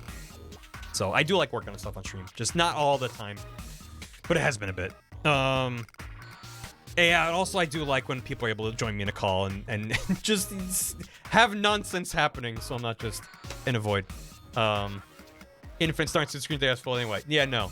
As I said, I don't like April Fools being like a gotcha. I want April Fools to be an exciting, like, I didn't know that I wanted this. Like, that to me is the goal of April Fools, as I choose to see it, as I choose to make it. Ugh. There are chill times, yeah. And I do like a chill stream. I can't do a hype over the top stream every day, or I would lose my mind. What's next? We're not done. The environment has nothing to talk about. It's planes. Almost everything is planes and cubes that I slap together. I can mention for those that might care, this was made in Unity's URP, Universal Render Pipeline, which I'd never used before, and I actually started a new project from scratch because this project that all this capture was in was just the standard pipeline, and then I converted it to URP, and of course everything broke and looked ugly. And so I built a new project from scratch, but it was fine because I only had like some movement code and Ragdoll. It was very easy to get up and running. So there's that. I don't think there's anything about the environment that'd be interesting to talk about, other than most of these planes are only casting shadows in one direction. This wasn't necessarily intentional, but the alternative is that if I grab the fourth wall and enable, was it cast shadows two-sided? Now it's like the whole thing is in darkness. And I didn't want everything to be in darkness. So, like, people pointed out when I went over to the ominous door that, like, only the door is casting a shadow. It's funny that people picked up on that, because originally, if I go into the door and turn off the actual door, that's the plane that's in here. This was set to one-sided. Was it one-sided, or was it off? Why is it just not? Whatever. Well, it's being sassy now, but this is what it looked like when the door was open. There was no shadow being cast. So I like went out of my way to be like, well, no. That's casting a shadow now. Because for nothing to cast a shadow seems weird. It makes it more ominous. Yep. And this is the exact same door as what's over here. So one thing that's nice in Unity is you can create an empty game object. Right click, create empty. What's an empty game object? It's just a position in space. That's all it is. There's nothing attached to it. There's no model, there's no nothing. Empties are very handy for a lot of things. For one, they can be nice to attach things to. For example, haven't talked about it yet. We will. This is the client, which is an empty game object. It's just sitting here. Doesn't matter where it is exactly, but this is where my scripts are attached that do all the Twitch client stuff. There's two scripts, the client and the pub sub. And those are just, they need to be on a game object. If it's a script in your folder here, and it's not actually attached to a game object, it's not going to do anything. It needs to be attached to a game object in the scene for Unity to consider this is something that's active in the scene and should be looked at. So it's not enough to just make a script needs to be attached to a thing. Empties are also handy for organization. So for example, my environment is an empty game object. Inside of that is another empty game object called set door. And then inside of that, I have another empty game object where I store, I'm like treating them as folders. Because otherwise you just have a crazy long list of stuff, and this lets you kind of organize stuff. So I have my main environment, which is everything, and then I have my door set, which is all the stuff here, my main set, which is the middle area, which also, I guess, encompasses some of that stuff over there, the activity zone, which is all the fun stuff over here, and then, of course, the Plinko parlor. So that's good. Yeah, I should set up indoor lighting. The other thing, part of the reason I didn't really go ham with lighting, other than just time, is the shader on Barvatar is a toon shader that I got from Doig, and it mostly only responds to directional lighting, which is basically, think of it as the sun. Where is my directional light? There it is. So if I rotate the directional sun, you can see like the default Unity skybox makes it like sunset and then dark. But that all affects Barvatar just fine. You know, you can see things are happening as I spin the sun around. But it doesn't really respond that much to regular lights. And that's something I would want to figure out in the future if I were to do more stuff. Because lighting is very fun, but But if I move it here, it's like, I mean, it is casting light on him, but it's very subtle. If I make it like bright blue, it is definitely doing stuff, but it's not a whole lot. I would need to go ham with lights to really change the vibe. Where's the point redeemed for solar eclipse? It's on its way. And yeah, I mentioned that I added this light over here just because he doesn't have any shadows, any self-casting shadows when he's in darkness, so his nose disappears. That's a whole other thing. But the other door over here, this door has a green screen inside of it. Hooray. And this is extremely easy to do in Unity. Because a material you can think of as like a texture, it's basically materials defining how an object looks. It's its visuals. And so I have all these different materials, some of which are reused, some of which are temp. But a green screen is just an unlit material. So it just means that no lighting will impact it. If I make it a lit material, you can see it's like in shadow. There's like ambient occlusion going on where it's like darker at the edges and stuff. That's not gonna chroma, you could. It's not gonna chroma key out really well in any kind of software. But if you say it's unlit, it just makes every pixel that green color that you determine. Done. Super easy. And you can slap it on anything. Make all this a green screen. Done. I didn't mess around with a lot of textures. I did add the texture to the wall, which you can kind of see has normal maps. So it actually does have like lighting information where it looks like it's kind of bumpy. It's not just the texture, which I can show you if I go into, what is this? Wall textured. Down here, if I turn off, or I just reduce the normal map to 0, that's just the texture by itself. But the normal map fakes depth and detail. And I can crank it up to like 1. Can I go to 10? Yeah, I can go to 10. That looks great. That's a real crunchy wall. You can taste the asbestos. So that's fun. The way I did that, because I have this wall texture. Why is it a donut? I have this wall texture that I made, and that's what I use for the background of my videos and stuff. I tried to make a tileable version. It does tile decently well. There are edges where it's like, I mean, you can tell it's repeating. That you can't avoid, but there was a website that I used, which, let me see if I can find it again real quick. It's this website. If you just look up like free normal map generator, it'll show up, but it's cpetri.github.io/normalmap-outline. You drag in any kind of image you want, and you have a million different things you can mess with. You can do a normal map, displacement, ambient occlusion, specular, and it shows you a preview of it. And it basically just takes an image and turns it into those fancy maps to do fancy things with. And it's great.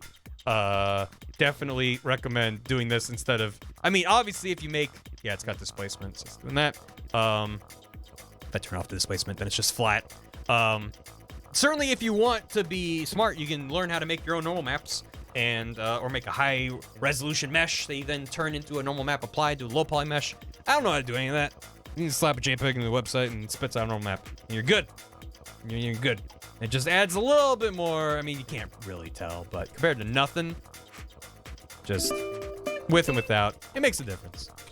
Especially when it's such a already barely visible wall. It gets blown out by this lighting. That's a lot, 40GG. That is a lot. The lighting blows this out. I didn't spend any time on the lighting. But a little bit of normal map, I think, goes a long way to, especially when the camera's closer, like to the door. For example, if I go back here, probably a whole lot less in freedom units. Here's 100 beaver dollars. Beaver dollars. I can turn that into maple syrup. So like over here, I feel like when you're closer to the wall, if I turn down, don't know up here, now you see it way more. Make that a little bigger. So 0.6 is where I arrived at for like a decent balance where you can kind of see some depth to it. But yeah, normal maps are nice. Look, I'm worth my dollars. Wee! Wee! If I make it 20, yeah! That looks so good. 0.6. Anyway, wanted to show that off too. Thank you. Thank you, 40GG. Thank you. Thanks for the years of content. You see me more than you know. You're a good egg. Love from Canada. Much love to Canada from me. Thank you very much. I am going to keep going with this. Know how much I appreciate that. That is so much. Thank you. I appreciate it. I'm going to go through all the alerts once I'm done, I think. Which I'm not done yet. I still have more to do. Thank you. Okay, what's next? I talked about some material stuff. I'm not going to get into all this too much. Some of these were things that that Bath helped me with. Bath made this, which if I move it around, you'll see it update. Otherwise, it doesn't update in real time to save on resources in the editor. It's a nice, fun, sparkly thing for the bits. And if you want to know how shaders work, go ask Bath, I guess, because this is out of my depth. I don't know how shaders work. You want to see what that looks like? Is that the refraction shader? That's the bit shader. So if I open that up, the bit shader, open in the shader editor, there's a visual. So in the long ago, the only way to make shader code, to make shaders with shader code, HLSL in Unity. But now there's a visual shader graph built into Unity. So you can put all these nodes and have nodes talk to other nodes and make a noise texture and then apply that to the normalized reversed view direction with a dot product. And you take your UVs and you slap all those into your ultimate shader, and then it looks like this because I don't know why. It's fine. What if I tell it to look at the bit? It's also weird. Well, it's got stuff going on. But all these properties are being changed in the editor to make it look a certain way, which is all the stuff in here. So you're able to change the color and all that stuff. It's neat. Shaders are scary magic. If you're interested in shaders, at least in a conceptual sense, if you're like me, and you're like, I'm intimidated by shaders, and I'm very intimidated by, like, fragment shaders and, like, actually changing geometry at runtime, there's a YouTube channel that you might already know of called Sebastian Log. Well, the channel and the guy, presumably. Sebastian Log, Lague. He does... They're not tutorials. He does videos of experiments of him fucking around in Unity. I'll type out his name if I'm spelling it right, hopefully. So he'll do videos where he's like, I'm gonna use height map data to generate an Earth, a globe, and then I'm going to generate water, and then have it so the water looks more this color, different angles. I'm gonna simulate an atmosphere, and he's doing it all in shader code, and like showing like, oh, I missed a comma, so now it looks like a spiky ball, and my graphics card is dying, and everything's like glitching. It's like, they're very satisfying, fun videos. I really recommend them if you're interested in this kind of stuff. You might learn stuff about shader code, probably not. He does show his code. He's like, if you're interested, here you go. But it's mostly him with a nice relaxing voice showing his, you know, weird idea as he works through it and solves problems. It's very cool. Shadertoy.com has examples in the browser. That's cool.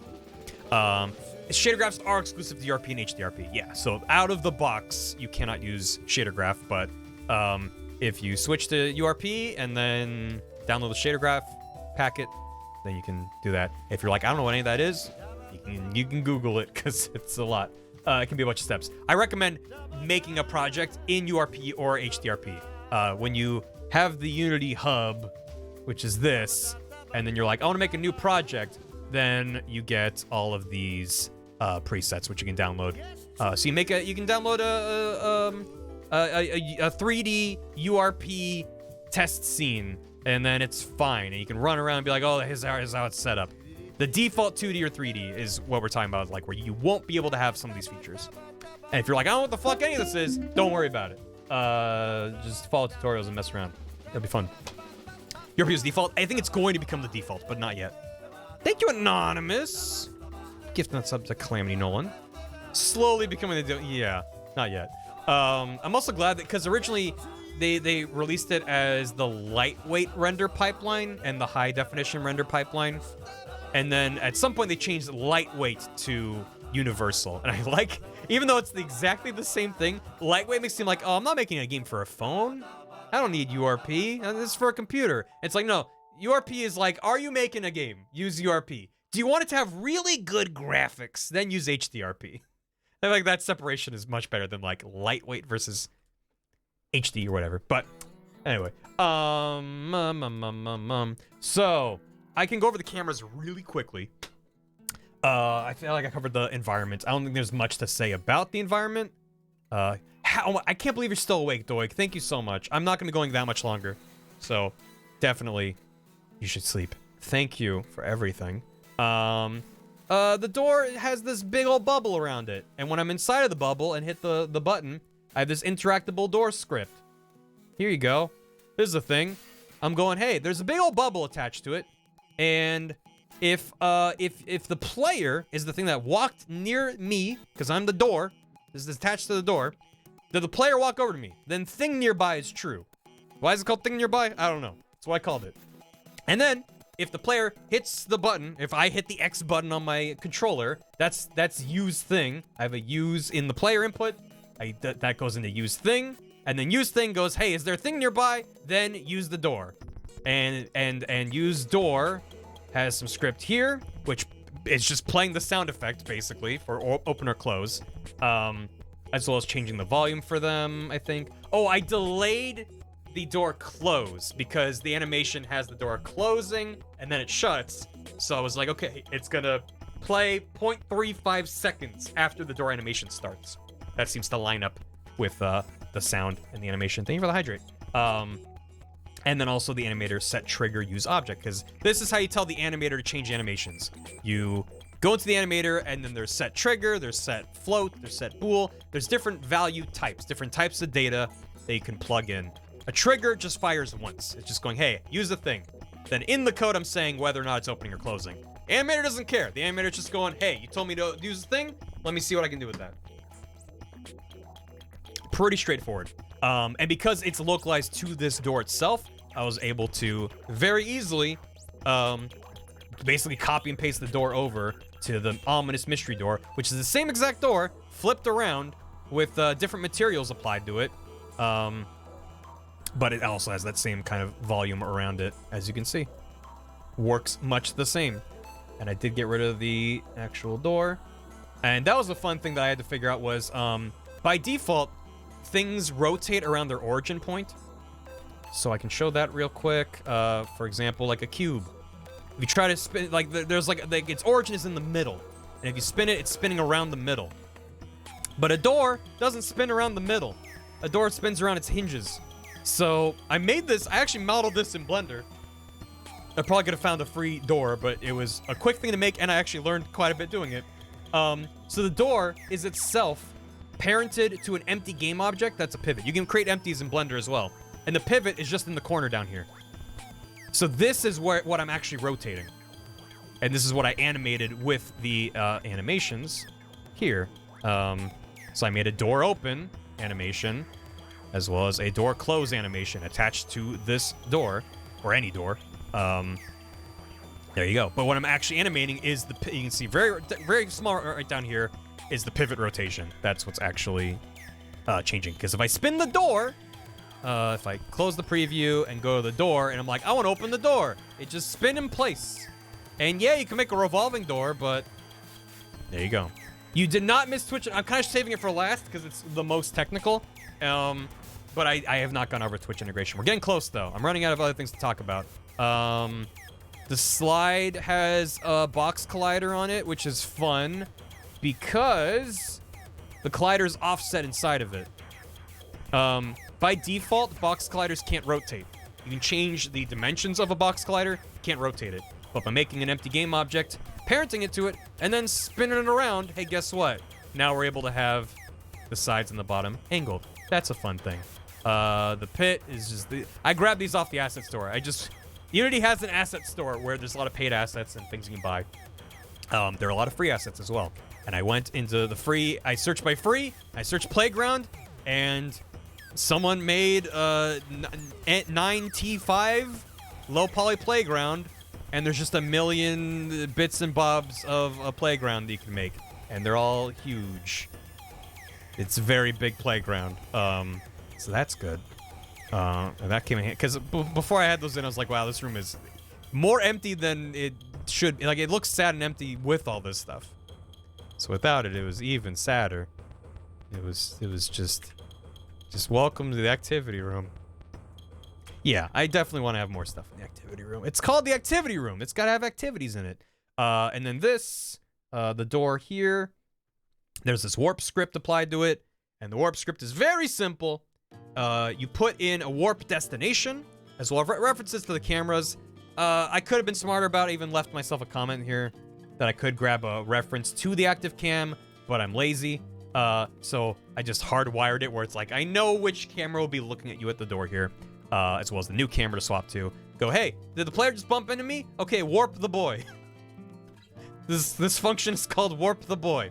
And then you warp the boy. You take his position, you change it, you set it to the warp destination from up here, and you change the cameras, so it updates that as well. Portal to Colorfunk Arcade. You gotta warp that boy. looking at making my own one of these for this one cool Warped Boy. That's why I'm doing this stream.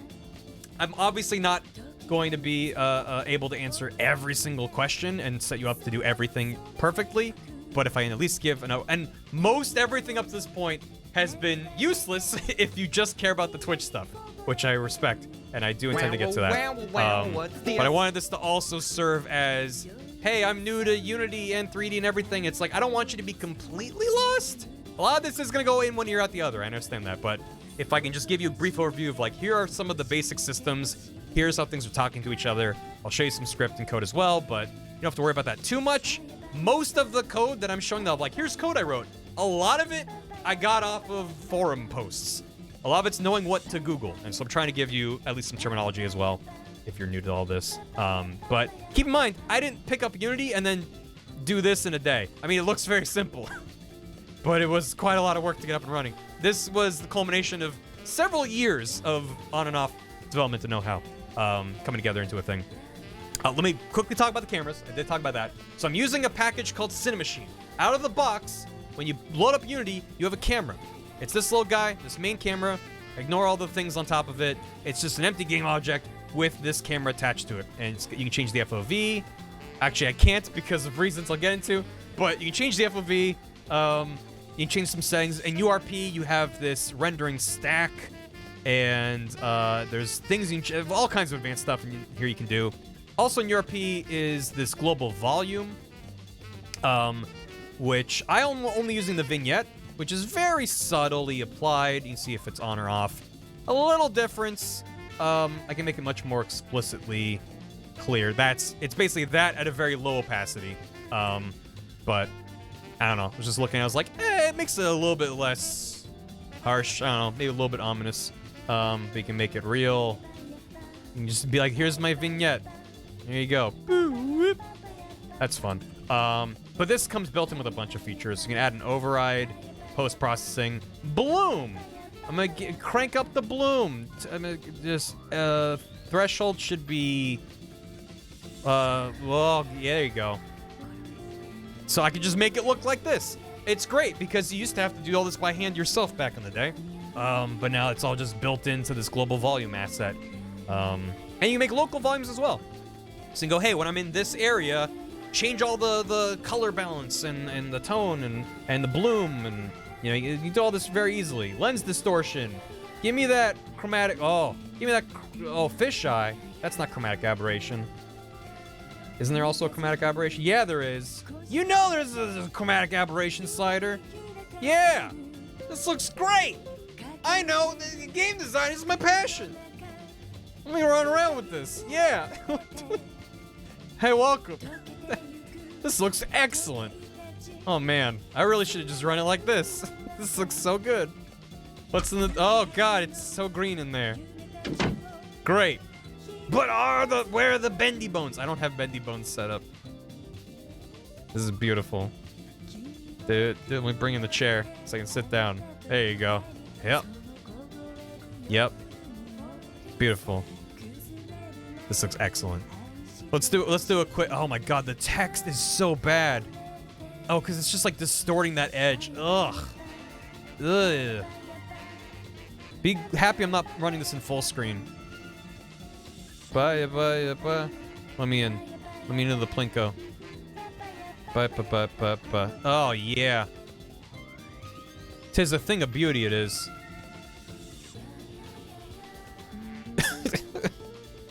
The lens is so warped, I could make it more warped. That's actually not the it like doesn't even know what to do at the edges. Are we looking at an Among Us visor? Front on? We might be. Shit. Let's get rid of that. Let's get rid of that. Get rid of it! Get rid of it! Where's my FOV slider? I'm gonna have to do that on the camera itself. Which is here, camera main. We can Dutch it. Oh, this is helping a lot. Vertical FOV. Part clip plane. Oh, no, not that. Oh, it's here. Minimum FOV, max FOV. There you go. Yeah. Yeah. Now we're gaming. Does this look good? We have Plinko at home. I can't even see where I am. It's so it's the FOV is so high. Or so low. Where am I? Hey, welcome to the stream. Oh, the thing, I gotta fix it. There. Now it's better. That's a little barfy. Yeah. Welcome. I'm just gonna die in the pit real quick. Hold on. Let me... Can't even tell where I am. Huh. There you go. It's like Hyperbolica DLC. The fisheye lens. Anyway, that was all just... that's to show off the global volume. That's just that. You just get that. Remove. Sorry when it goes all blue like that. But yeah, also, what's nice is all these are things you can reference in code. So, if you wanted to be like, oh man, when like an explosion happens in my game, I want it to have like, pow, chromatic aberration. You can just mess with this slider in your code. It's neat. It's neat. You can just do all that. That's fine. Okay. I mean, I'm not even gonna save this. My fingers went to Control S just to be like, I need a save. I'm like, no. I'm not saving. I'm just gonna fuck with things. Cinemachine. Cinemachine differs from the regular camera in a number of ways. It gives you access to much stuff. By default, you have a camera that you can change the parameters of. You can change whatever. You can program it, so you can tell the camera, hey, follow this thing around with this offset, whatever. Cinemachine gives you a lot of advanced things and lets you do a lot of messy, wild stuff with it. It's very, very powerful. And even if you're doing a fixed camera game, there's things you might want about it.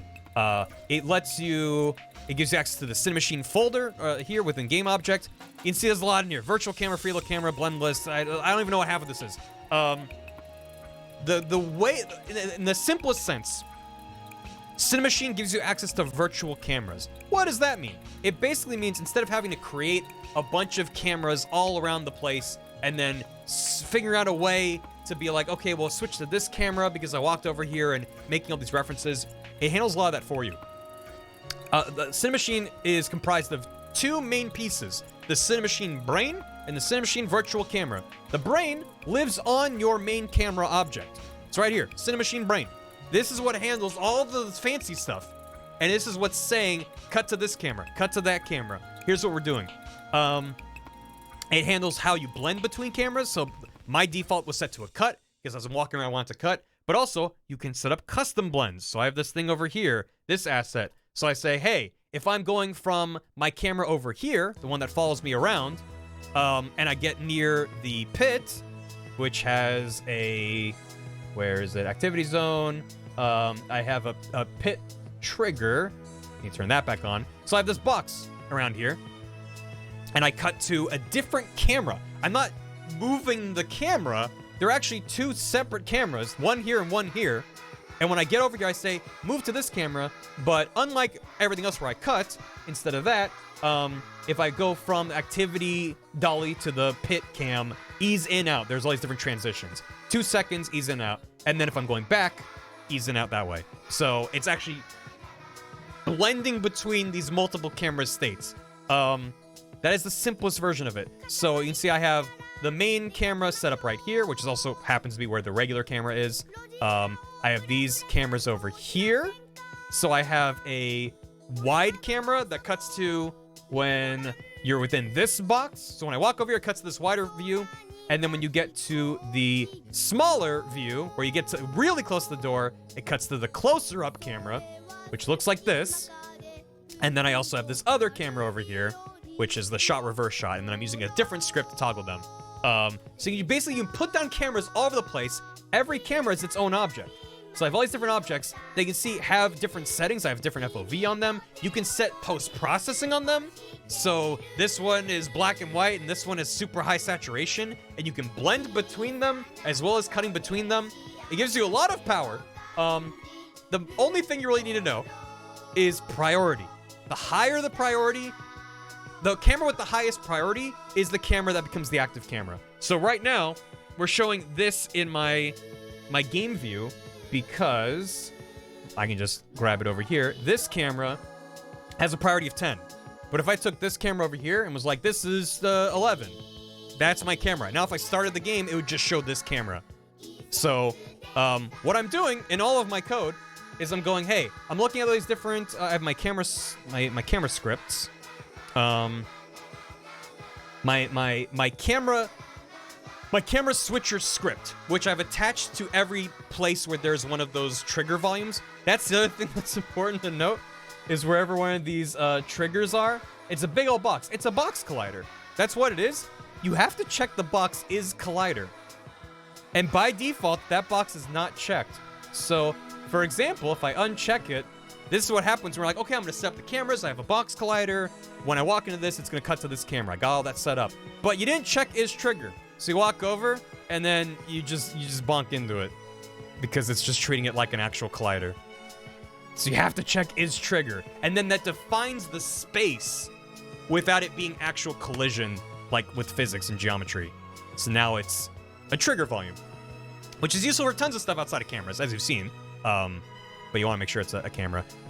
So the camera switcher script very simply just goes, hey, did a player walk into me?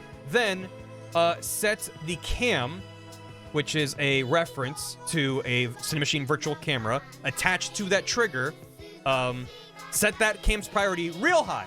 Nothing's ever, like 10 is the default, I think. So I'm like, set to 20, and then if I leave this trigger, set it back to 1. That's all that's doing. If I walk into a zone, make that a really high priority camera. That's all it is. And then on top of that, this trigger for the close-up camera here has that same switcher script where I then, so when you add that as a script to an object, this is empty. And you go, okay, here's the camera I want to cut to when I walk into that trigger. And then I have the toggler script, which is a little bit more complicated. I've made a reference to the brain because there's functions that only the brain can do, the Cinemachine brain, as well as the 2 cameras. So I'm going, okay, this is all just, I'm looking for the camera, toggle camera button, which is the right bumper, but that's the action I'm looking for. When I hit that bumper, do the toggle camera script. So I go, okay, what's my current camera, which I need to grab from the brain. That's why I have a reference to the brain. And then if my camera's 1, change the priority so it effectively cuts the 2. Otherwise, set it back the other way. And if I hit the button and I'm not inside of a volume with multiple cameras in the setup, I just have a little debug message from myself to be like, this isn't set up right. And then when I leave, set both cameras' priorities to 1. So no matter what camera it's on, it just sets it back to 1 and we go back to whatever camera we otherwise would be. I like them head bob wobbles. The bob wobbles are very fun. I was very happy when I got those in. So you can see in the scene view here, as I like walk in, you can see exactly where I can go before it cuts back to a different camera. And these are very easy to set up. You can manipulate the values here. This is where the center is in 3-dimensional space. Here's the sides of it on the axes. Or you just click Edit Collider. You hit that guy. It changes the way it looks in the scene view. And then you can just grab any of these dots and pull it out. And it makes it really easy. I don't think these persist outside of play mode as well. I'll make that huge. Yeah. So same thing, if it's in play mode and you're messing with it, you need to write down or copy the values, copy component, paste values, in order to actually persist. Head bobbles every time I talk. Yes. I talked about that earlier, but I have an animation layer for the head bobble that's just constantly running the bobble animation. And I'm blending it with the layer weight. So this is being manipulated by the microphone volume, which is the script over in my head rotator script. I have a reference to, this is a paid asset, this is my Control C, which also you need to have the namespace for in order to use the scripts from it. And this I have the, this is my little reset function. It stops the microphone and initializes the microphone. I did set up with a moving average because things were being weird, and so I was like, I don't know what's happening. So this is actually calculating, I grabbed this off the internet, I didn't write all of this, I tweaked it a bit. It's basically creating an average loudness amount based off of 10 frames of data to kind of smooth out if like a single blip went through my computer and it spiked it for a second, it would kind of smooth that out so it wouldn't spike as much. Don't worry about that. But that's the boggle toggle, which is setting the layer weight. If I toggle it with the stick to just be like, no head bobble. But yeah, essentially, This is all a mess, but it's lerping the layer's weight. So I'm taking what the current amount is, and I'm changing it to lerp towards what my target weight is, and that is also coming out of this moving average script here, which I call somewhere. I don't remember where. Oh, it's up here. Yeah. So if we're boggling, if I didn't toggle the boggle, then I set the target weight equal to moving average, so it's calculating what that average is every 10 frames, and then I'm dividing it by reduce wobble amount, so I'm able to, and that's in the inspector, so I can change that. And then I'm lerping. Lerp is just a term that just means you're moving linearly, and it's linear interpolation. You're going from one value to another value over time. It's not. No, the moving average made the some of the issues go away, but it's not actually what's causing the issues. Because originally I had it basically 1-to-1, and it was still being sassy. So the Cinemachine cameras, that's most of everything. Just that you set up all these virtual cameras. Also, a nice fun shortcut if you're setting them up is if you go in here, create 3D object. Oh no, down here, Cinemachine.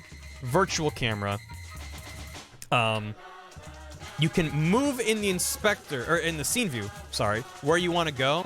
So say I wanted like a better camera, a better camera to show off like this entryway here. So I can move the camera here, so I'm in bounds.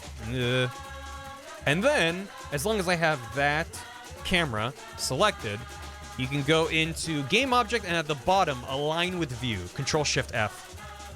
And now that object is where my view was. So it makes it really easy to just be like, I want to be here. And then you can grab the object and be like, I want to change the rotation and whatever. Which if you're rotating the tilt of a camera up and down like that, you want to make sure you're in local rotation space, because then that actually rotates so you can see where the axes are on it is actually aligned with the camera. If you don't know about local versus global space, that's a whole other thing. But that's like the object it's attached to, and then that's like the way it's already pivoted. Whatever. There are multiple different camera types, as I showed under this. I'm actually using a dolly camera for the activity room. So if you notice when I walk across the activity room here, the camera moves on a track, which I can show you with this. So you set up this object with the dolly track, you set where the start and end point are, and then it can follow you. That's another thing I should mention. One of the most powerful parts of Cinemachine that I neglected to mention is the body and aim. So there are these two parts, follow and look at. They're optional. You can use 0, 1, or both. Follow is like, imagine a third-person controller where you want the camera moving around and following them. You just drag in, like, I want to follow the Barvatar, wherever he is. Follow him. I don't know if this will work because of all the other shit I've tossed onto it. I think it's... Oh, because body. Third-person follow. Oh, no. No, not that. Framing transpo... Oh, that's bad, too. There's all these different versions. Orbital transpose? Oh, that's broken, too. Track dolly? No. Transposer? No. Well, it's all broken. Don't worry about it. But if it was set up properly, it would be like attached. So it's like, here's Barvatar, here's the camera. They'd be moving around together. It's very useful. And on top of that, let me clear those errors. You have these different types of follow as well, and then there's settings within them. For damping, rig, you can set the shoulder. It's gonna be like favor one shoulder the other. That's also if you want it to be behind, but then if you pull out a gun, you change where the camera is. You could do it there, where in script you're like, okay, move to this offset. Obstacles, so it moves around things when you clip into them, whatever. Very complicated advanced stuff if you want it. I haven't done anything with following at all. Not at all. Just go away. What I have done is the look at. So I've given it a thing to look at, which in this example is actually the target group main, which is a very fancy thing of saying I've made the Cinemachine target group. This was a bit of feedback from Doig. Because if I just have it looking at Barvatar, it'll just follow him wherever he is. But I also have, so I'm looking at the top of his head, the head end transform, which is the top of his head, and I'm also looking at the target main, which is just for the main scene, it's just a spot on the floor in the middle. So what it's doing is it's looking at this target group and it's trying to make sure both are in frame. This is good for a co-op game. If you have two players moving around, you want to frame the action, you go, hey, look at both of them. Simpler version than that, though, is just you want to look at one person. And that's what the look at is for. And then you change the way you're looking at them with aim. So this is how it's then set up. I don't know why things got so... Oh, because my camera's, like, in the floor.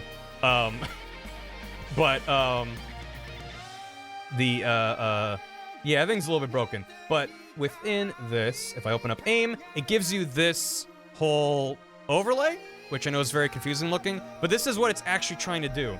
So the yellow dot is the tracking point. So this is because I have the group. It's like looking at me and the floor, but also the camera's on the floor. It's fine. Don't worry about it. This little spot in the middle is the dead zone.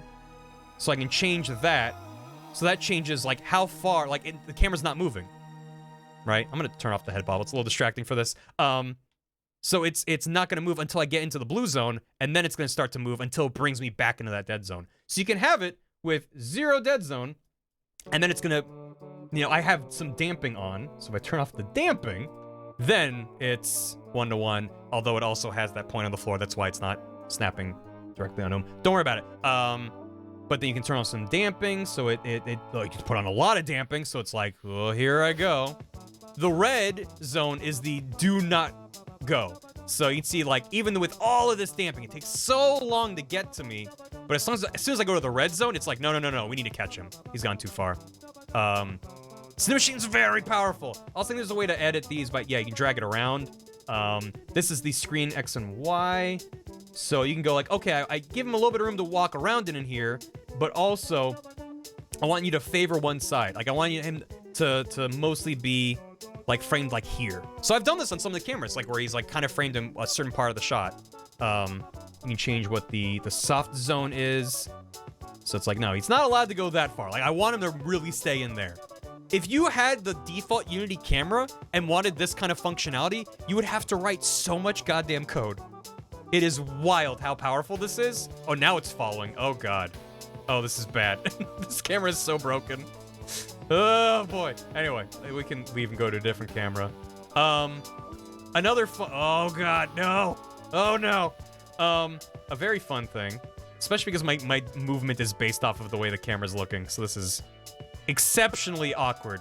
Remember what I was saying before about when you're in play mode, nothing you change is saved? Cinemachine is the exception. There is a checkbox for save during play. They made that because they knew you want to be in play mode, moving your character around and adjusting values. So you can uncheck it if you're like, no, I just want to fuck around. But if you check that box, anything you change here actually will persist once you quit out of play mode. So all that stuff, you can see actually, if you look closely, it actually snapped into position because it's storing it, and then once you exit play mode, it's updating it. So that is also very useful. And that is Cinemachine. There's nonsense. You can add noise as well, so you make it look like a handycam operator is like following you, and they'll just like, there's different types of noise. You can grab handheld, normal, extreme, normal, mild, tele, strong, wide angle, mild.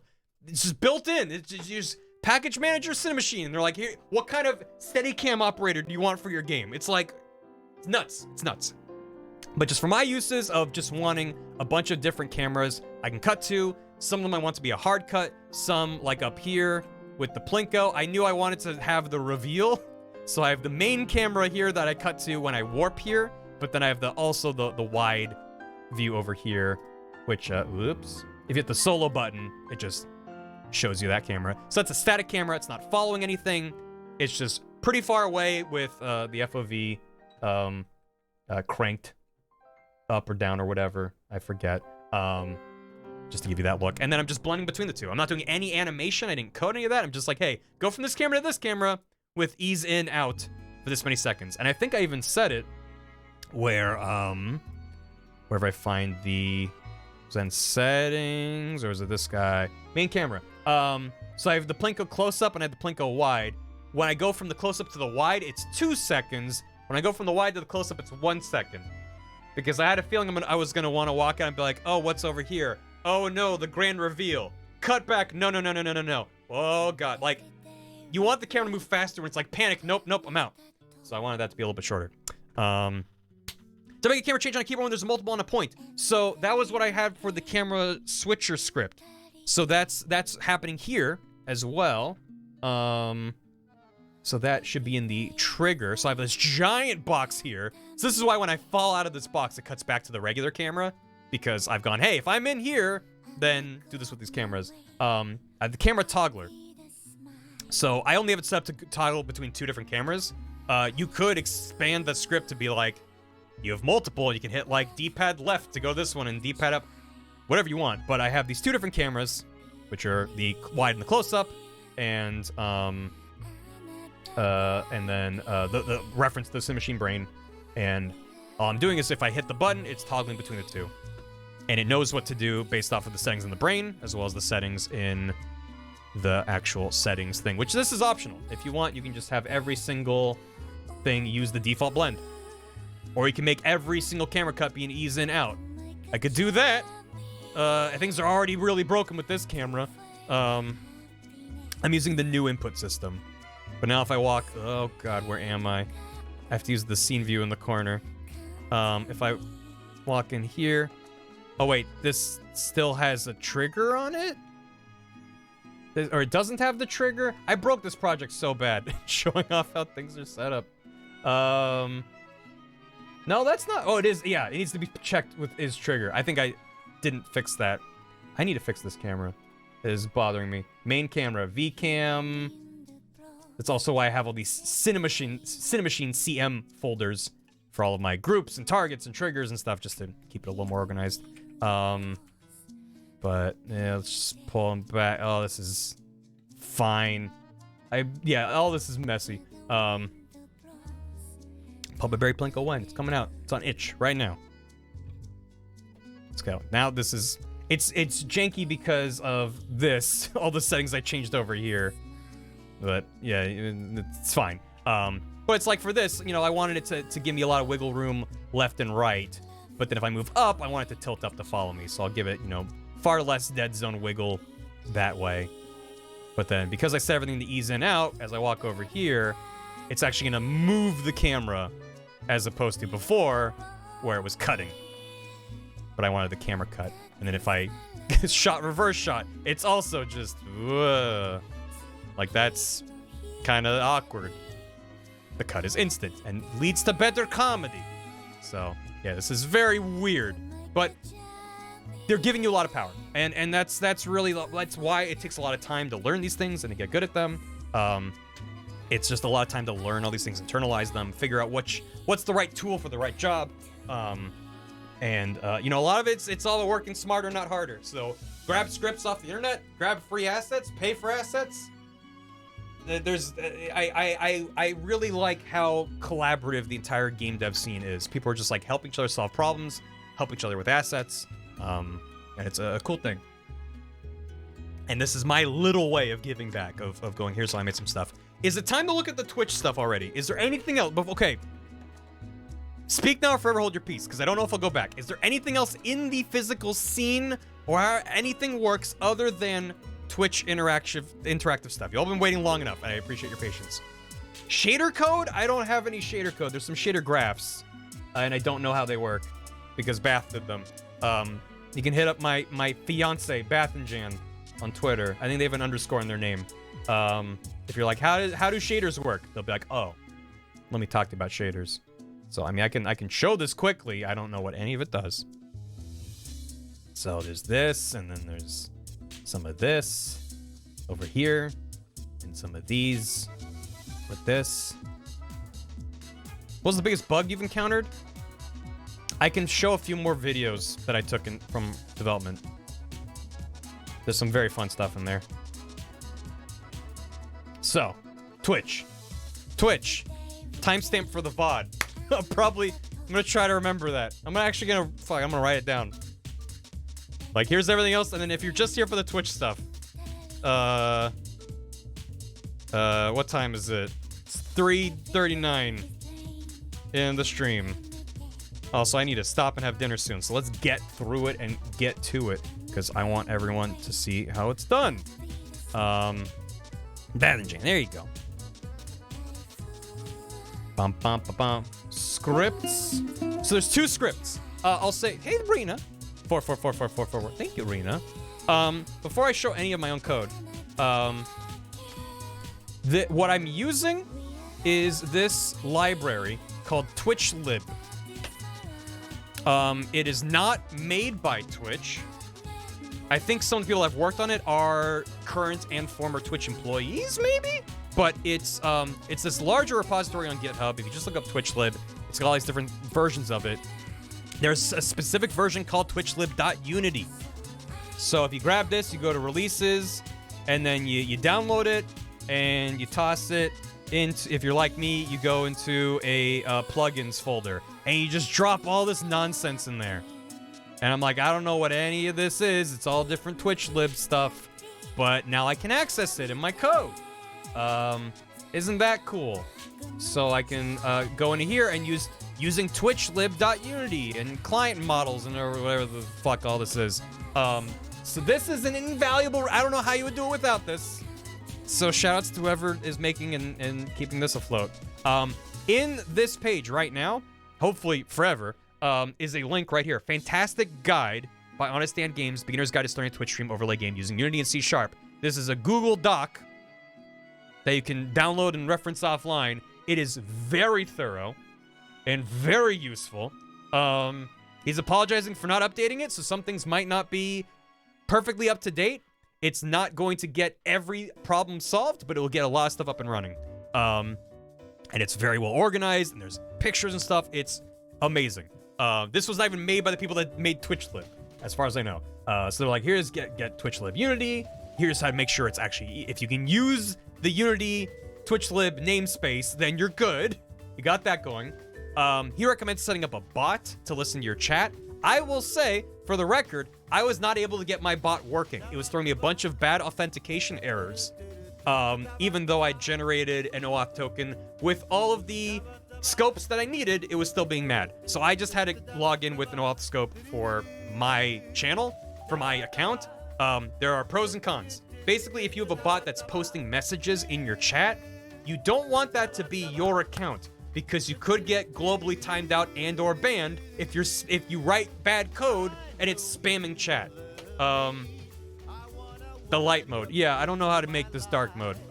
Does Google Docs have dark mode yet? Night mode? I don't know. I want it to have dark mode. It sucks. I'm gonna make it smaller. It doesn't. Last night, there are like plugins that can make it dark mode. I'm like, why? It's like you can change the page color to black and the font to white, but the background is still gray. I'm like, Google. Anyway, you eventually pop up chat messages to play. I could. So the basics of this, it gets into creating a bot, how you register your application with dev.twitch.tv, and then you create these tokens that the bot can talk to, whatever. You create the OAuth token. If you're not familiar with any of this, maybe don't worry about it just yet. This will walk you through it. You create an access token and a refresh token. It autofilled dark mode. Yeah, right. This is also part of it. It's like you generate these keys, which are strings of numbers and letters, which he then goes, you probably want to store these. The way that these are stored is in a secrets class. So I have this. I'm not going to show it, but in my scripts is a class here called secrets. And I could click on it as a goof because like all these other scripts where it shows what you typed, I added like 50 lines of comments being like, nope, nope, nope, just in case I accidentally click on it. I'm not going to do it as a goof just to show it. So it's like, it's fine. But it's just like, nope, just you have to scroll down real far to actually get to them because it's just plain text. When I made my script last year for reading chat messages, I actually created a whole login system. So if you get it off of my GitHub and download it and launch it, you have to put in your own username and generate an OAuth token and put it in. I don't keep it. There's not even a way, if you can look in the code and prove it, there's nothing pinging a server to me, so I'll never get any of your information. It's all local on your computer, but it's a way to connect to Twitch's servers. And I did that for many reasons for that project last year. For this one, I didn't want to make it, so every time I relaunch the project, I have to type in my username and generate an OAuth key or whatever. So it's in the project. And because it's in its own class, that means in here, for example, actually, it's more so in the pub sub, which is a whole other mess we'll get into in a second, but I can reference the secrets. So for example, secrets.channelID or secrets.accesstoken. I don't have to type that in this code and go, oh God, I just doxed myself. It's referencing a separate static script that has all that stuff saved in. And you're able to just generate new OAuth tokens and then update your secrets script, and it's super easy and smart. And I'm glad that I read this and that Doig told me, because otherwise I've been like, I'll just type it in. And it shows here, like, write your ID here. Make this a little bit bigger. If you wish to track follower notifications in your Twitch user ID, it's a unique number that identifies you, a whole bunch of stuff like that. And then creating scripts. Talking about the Twitch client class. So this is what you're using to send your bot to a Twitch channel. So for example, in my Twitch client, which is most of it is commented out, as you can see. I'm basically just going, okay, I made a bot account, which is called Botnabe, and I didn't end up using it, and I'm sad, but I might try to do more stuff with Botnabe in the future.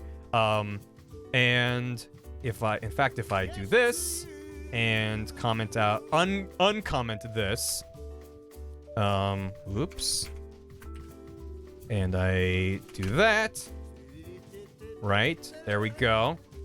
So now this is set up. So in the start menu, you're basically making this connection credentials class, which you're passing in your bot's name as well as its access token, so it's able to do stuff. You're generating a new client, and you're starting it. And then you're connecting to the client. So you're just doing all this stuff to be like, I want to be talking to Twitch. And then there's a bunch of stuff you can do within the client that I'm not doing. You can read chat messages and stuff like I did last year. I'm really not doing anything fancy with it. But this means that because I have that extra bit in there, add to the git ignore. Yes, definitely add your secrets to the git ignore. But now if I run this and then I tap the 1 key, because you can see in the code here, I have it. So if I hit the 1 key, I send a message to the join channel 0. You can join multiple channels, only joining the first 0, position 1. And I'm just saying the word test. So if it worked, then Botnabe in the chat says test. Also because the 1 key spawns in a bit. It spawned in a bit. So that's fun. But yeah, so that worked. Hooray. Hooray, Botnabe. That's amazing. So you can do that for a lot of things, right? You can listen to different events, have your bot post in the chat or listen to things or whatever. So I was thinking about, because right now I don't have anything in the game. For example, if someone redeems a fire to shoot a ball at me, there's no saying who that was. There's nothing in my actual game. And channel point redemptions don't show up in this chat that appears on the VOD or on the stream itself.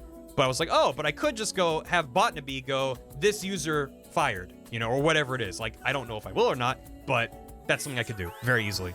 Thank you for gifting us some of the Botnabe Polarish. Now I can code in emotes for it to spam. Thank you. So that's neat. So the Twitch client is very simple, and most of what this Google Doc gets into is setting up the client, as well as certain things about listeners and stuff. Am I doing this right? Things to do with events. The Twitch API class, which is something I didn't even touch. I don't mess with the API like that at all. More stuff here. Recommendations for what you can do. Managing chat commands. There's a lot of good information in this document. Using it with OBS. Yeah, you actually... This is something I tried to dabble with. So the green screen inside the door... People have written shaders that let you render part of the game as transparent. So I wouldn't have to green screen out. It would literally be a hole in the game, but that doesn't work with URP for some reason. The one that I found. So I was like, I don't have time. It's just gonna be a green screen. It's fine. It's semi-regular is the way to put it. Not frequent, not never again. Eventually, if I get around to making more stuff. But I wanted to do this behind the scenes making of stream now, while it's fresh, and just in case I never do it again. I don't want to be like, oh, I'll do it in the future. I want it, and also if I work on it on stream, I don't want to be spending hours explaining how things work. I want to be in here coding, making things happen, if I'm working on it on stream. So this is meant to be like, I can point at the VOD and be like, I rambled for many hours, but maybe somewhere in there is your answer. So, the bulk of what I've done is in the pub sub script. The pub sub, you can ignore all this stuff. this is where I'm actually connecting to the Twitch chat and listening for certain things.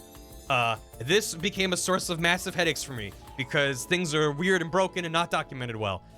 There's actually a resource on a Twitch website. If you Google Twitch pub sub, it's dev.twitch.tv/docs/pub sub. And basically a pub sub it allows backend services to broadcast real-time messages to clients. So it's a fancy way of saying I want to know about stuff, what happened in the Twitch stream. This is why I think mine is disconnecting, is because I don't do a ping pong. I'll get to that eventually, maybe. This is what matters, is authentication. Topics require an OAuth token. Some topics have specified scope. So when you make an OAuth token, you need to check the boxes in the list of like, I want to be allowed to read bits. I want to be allowed to read channel points. You need to, when you generate the OAuth token, you need to have those things. Pub sub, yeah. Pub sub snub. Also, like, channel bits version 1 has been deprecated, which is listed down here. So don't use version 1. You have to use version 2. It's a mess. There's a lot in here. But basically, you are listening for a certain type of event, and then it sends all that stuff to you. So this is what you get. You get the message, you get the data, you get the type of data that it is, and then the message, which has all this information with it, which is broken down here. So these are all things that you, hypothetical you, making the Twitch game thing, can grab. So you can grab the number of bits used, the channel ID, the channel in which they were used, the chat message sent with the cheer, whether or not it was anonymous, so you can have things different for that, the time it was posted, the total bits used. That's just for bits. Bits events 1 is deprecated, so don't worry about it. Bits badge notification, you can do that. Channel point event, which is a whole thing as well. Channel subscription, so this is a good resource. It's important to note that TwitchLib is not the same as this. So a lot of things overlap, but a lot of syntax is different. So a lot of things will be like, okay, I'm listening to see if it's unfulfilled, but it's like, this is a method that I'm calling it's status, which is the same thing as the status here. Not for that one, for channel points. So that'll be fulfilled. So status is fulfilled or unfulfilled for a channel point. But it's not like I'm using something that TwitchLib wrote, which is called status. So it's like, if you didn't know that, you kind of just have to figure it out. I definitely got a lot of this code from Doig. It was invaluable because there's not a lot of there is documentation for TwitchLib, but I don't know what I'm doing. So it was difficult. So I can very quickly go down through this list. So if you want to just copy what I did in a broad sense, here you go. So in the start method, you create a new pub sub, which I've initialized here as just _pub sub. It's just a reference to it. It's a new pub sub. You have to subscribe to events. So the first one is on subservice connected. What's in blue are actual TwitchLib. These are parts of the library. What's in yellow are methods that I created, which I think can be called whatever you want. So on service connected is where you listen. So you have to subscribe to events and you have to listen to events, and they're different things. My very basic understanding is that listening means you have your ears open and you're going, did anyone cheer any bits? Did anyone cheer any bits? Anyone cheer any bits? I want to cheer bits. If anyone cheers bits, I want to know about it. The event you're subscribing to is what happens if that event if what you're listening for happens. So you need both of them. You need to listen to rewards, and then you also need to have a place that rewards go when rewards happen. And I think these yellow methods here are from, so don't worry about the colors much. These are from TwitchLib, and these are specific. Part of it is if you have IntelliSense, you can be like, listen to, these are all things you can listen to, right? So there you go. And then from like listen to follows, and then it says string channel ID. That's what it's looking for. Well, good news. I have my channel ID stored in secrets, so I can reference that. And then the listens, the events you're listening to. So let's go with subscriptions, because that's simple.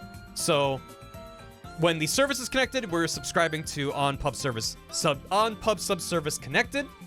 And then I'm going to listen to subscriptions in this channel. You could listen to it in a different channel. I don't know why you would. but we're listening to it in mind. Hey, that's fun. It just, I mean, channel ID doesn't matter. That's basically public, but apparently it just shows you that. So I need to be careful where I mouse over. Glad it was channel ID and not something I need to panic, delete, and then fix. Yeah, channel ID, you can like ping a server to find out anyone's channel ID, or there's just like websites and browser plugins to just type in any Twitch channel and get their channel ID. So I'm not like, oh no, my ID. And even if I released my access token, I can like revoke that one and generate a new one. It's not a big deal. Just would be frustrating. I'm confused with Happy Beater. So, also ignore these. I actually left myself a comment because listen to rewards. If I delete this, here you go. If I remove those, it gets a yellow squiggle. And it says, this is obsolete. Use listen to channel points, not listen to rewards. However, through Doig and myself testing some stuff, it seems like channel points doesn't fully work yet or something. So it has to be rewards, but it's flagged as obsolete. But every time I save and go into Unity, it's gonna see this and flag it in Unity, and it'll run, it'll work, but it'll give me this really annoying exclamation point yellow arrow sign, being like, you're using obsolete code. So this was a Google search that led me to this, which you're going, hey, the part of C# that's sassy if it's obsolete, don't worry about it. Disable those warnings, but then re-enable them because I care about them before and after this point. So that's what this pragma warning disable is about. It's just like, I just don't want Unity yelling at me every time I run the code. There are ways of handling them that won't show mouse over. I might be interested. Not right now. Maybe if I work on it in the future. I'm just glad that... Even just now, I just accidentally left my cursor there. I'm like, great.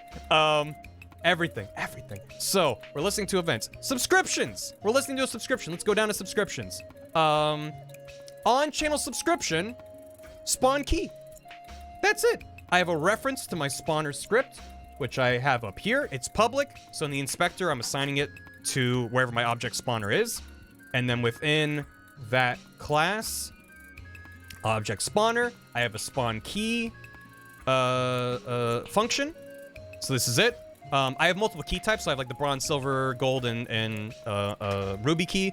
I just wanted to add more variety to it. I didn't get around to modeling like other types of keys, but I was like, okay, one key with different colors, easy enough. So I'm randomly grabbing one of the keys from the list. I'm generating a random position with this fun function I can hover over for a bit if you want to screenshot that. you can see I have crash counter and don't crash please. I can talk about that in a minute.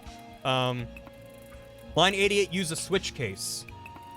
Line 88, use a switch case. Oh, yeah. No. This was originally an if-else, and then I just kept adding. This is how many bits I'm spawning based off of the number of bits sheared. That's what's talking about, like, 100 to 500 is 2 bits, or whatever. I was just like, I just want it to be, like, 1 if that, and, like, 2 if that. And I was like, no, it really should be, like, more. And then I never... Oops. I'm not a good coder. I'll make it a switch. I'll make it a switch case. I even have a switch case. Yeah. I mean, if statements are my friend. Coding is my passion. There's a switch case in here, so I know how switch cases work for the channel points. We'll show that in a sec. So the spawn, it's grabbing a random position, and then I'm instantiating. I'm going, okay, make a key of this type, at this position, at this rotation. And then I'm also generating the smoke particles that poof where it appears. That's all I'm doing right here. For it just, did anyone subscribe? I don't care how long you've been subbed. I don't care if it was anonymous. I don't care if it was gifted. I can grab all that stuff. I could certainly, I don't know if it's sender dot or if it's, oh, it's E, because E is the subscription argument. So it could be like E, subscription. This is the data that's come along with it. So I can go, okay, was it a gift? Then it's a key in a gift box. I can have a separate function for that. Or the number of months, multi-month duration. These are all things from the Twitch API that have been filtered through TwitchLib. So most names will reflect the same thing as on the Twitch documentation, but yeah, you know, it's a mess. Streak month, sub message, all that kind of fun stuff. So, Fig! Hello! How y'all doing? Welcome. I'm losing my mind. Hope you guys like looking at code. Nice. That was a rate of 69. Nice. How y'all doing? Welcome. I need to listen to something other than this. How about this? For those of you just joining us, which is potentially a bunch of you, I made a thing in Unity that I did for my April Fool's stream, and this is a stream to show off how I made it. So for the last 3 odd hours, I've been walking through the code for moving the guy around and for moving things and the cameras and also basics of Unity stuff with collision and whatever. I've been doing all kinds of stuff, but now we're getting to the thing that probably most people care about, which is how the Twitch interaction works. Because that's where the magic happens. Ever try the program Ligma? It's a language. The program language Ligma. Yeah, I haven't learned it, but yeah. It seems really good. It's interesting, we swear. Well, if anyone's still here, then they find it interesting. But thank you for the raid. Hope everything's good. I appreciate it. So I was just talking about how you could set up a pub sub connection to Twitch, which talks to this documentation on the Twitch website, but is actually using the separate library called TwitchLib, which has its own documentation that's mostly the same, but sometimes things are a little different. So I find that the Twitch documentation is good to know what is in each of these blocks of data, like the bits badge notification. If you want to do something with that, it's like, okay, I can see what the tier of badge was. It's an integer, and here's the tier that was earned, 1,000, 10,000, whatever. If you want to do something like that, okay, great. Now I need to find what's the way to do that with TwitchLib, which is probably very similar, but a little bit different. This is the first time I've done anything with code on stream. So subscriptions are the simplest one for me because I just spawn in a key, right? I have a reference to the thing, the spawner script, and I just spawn a key. For bits, I take the number of bits that were used and I toss those in the spawn bit, which, as you see here, is all fine. Spawn bit takes in an integer for the number of bits, and then I convert that to the number of bits I'm actually gonna spawn. Because as I said earlier, if you cheer 100 bits, I'm not gonna spawn in 100 bits and blow up my computer. I'm gonna spawn in like 1 bit. So that was this nightmare if-else statement thing. It's fine. Where I'm just going, okay, if it was this amount, then turn that into this number of actual bits that I spawn. And then I do the same thing as with the key, where I grab a random position with the random position function here. Which, this was a fun thing. So the don't crash plays and the crash counter were because, ooh, I put all this in a while loop. The way a while loop works is as long as this statement is false, it'll run it forever. And so what this does, because originally I just had this set to look at a donut shape around Barvatar. So whenever an object is spawned in, you can see it if I move the camera up above and run it. That count for negative bits. I don't think you can cheer negative bits. It would explode everything. So if I spawn in, you can see they spawn in a circle, but they're random. And that was originally because I didn't want to have anything spawn on top of Barvatar. I want it to be nearby. Because, you know, by default, I'll kick them around, but if I hit the Y button, I toggle on being able to pick them up, and now I'm able to pick them up. And I didn't want to be in pickup mode and then have, it's music to my ears. They should shoot at his face. Well, that's, yeah. And then Ragdoll. Get him. But I didn't want them to spawn to my head and then immediately be like, boop, he ate it. It's like, no, I want to spawn nearby. So I was like, I don't know how the fuck to spawn in stuff in a torus shape, in a donut. So that was how I got a lot of this code was from a handy dandy Unity forum post.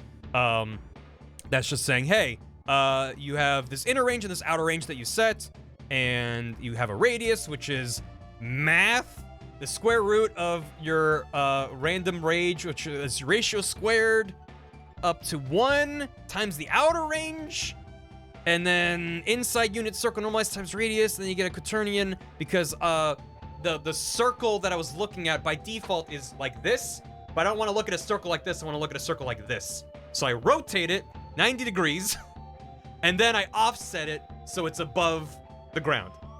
So all of that gives you a thing. Quaternions! Quaternions. Scary quaternions. And then point is point plus disposition plus height. Oh, that's what it sets off the ground. So height? Where am I using height? What's vertical offset? What's all this? I don't even know. Amount above the ground to spawn objects, but I'm also offsetting it above Baravatar. So, whatever. It's fine. I'm offsetting it, and then I'm offsetting it again because I don't know what I'm doing, clearly. So that's fine. So I did all that, and it was great. It was working like a charm. But if I was near a wall, it would spawn in a circle around me, including out of bounds. So I could be near a wall, spawn in a key, it picks a point out of bounds, and it falls into the abyss. Great. Don't want to do that. So then I added this extra bounds check. So I added a trigger volume over everything, which is bounds 1. I might add support because right now, if you spawn in, if I'm up in the Plinko zone and someone cheers bits, we'll get to that. But I made this bounds down here, so it's this giant thing down here. So as long as it's looking for a point and finds one in here, we're good. So it's if I'm up against this wall right here, it's even like a little bit away from the wall. It's like, oh, I want to spawn right here. Nope, you gotta spawn inside of bounds. So it tries again. So this while loop, before I added the don't crash please, was just checking to be like, I need to find a valid point. I'm told to spawn 5 bits. I need to do this 5 times. I can't find a random point. Whatever. So it was working, but it was spawning stuff out of bounds. Added the bounds check, and I was like, great, this is working great. But hey, what happens if I try to spawn something and I'm out of bounds? For example, in the Plinko zone. So I stood in the Plinko zone and spawned a key, and it crashed. And I was like, that's what I expected to happen, because it's just stuck in a loop looking for a place near me that's in bounds, but I'm not near the bounds. So how do I fix this? Because I don't know what I'm doing. So then I added the don't crash please and the crash counter. So what it's doing is every time it loops through looking for a valid point, if it does not find a valid point that is in bounds, it does all this nonsense, and it's like, hey, am I in bounds? Because I find a random point near Barvatar, and then I go, hey, bounds.contains point. That's just a thing built into Unity. It's great. Is this point inside of this volume? If it's not in there, we increment the crash counter, and we go again. I made this happen 10 times. So it has 10 chances to find something near me.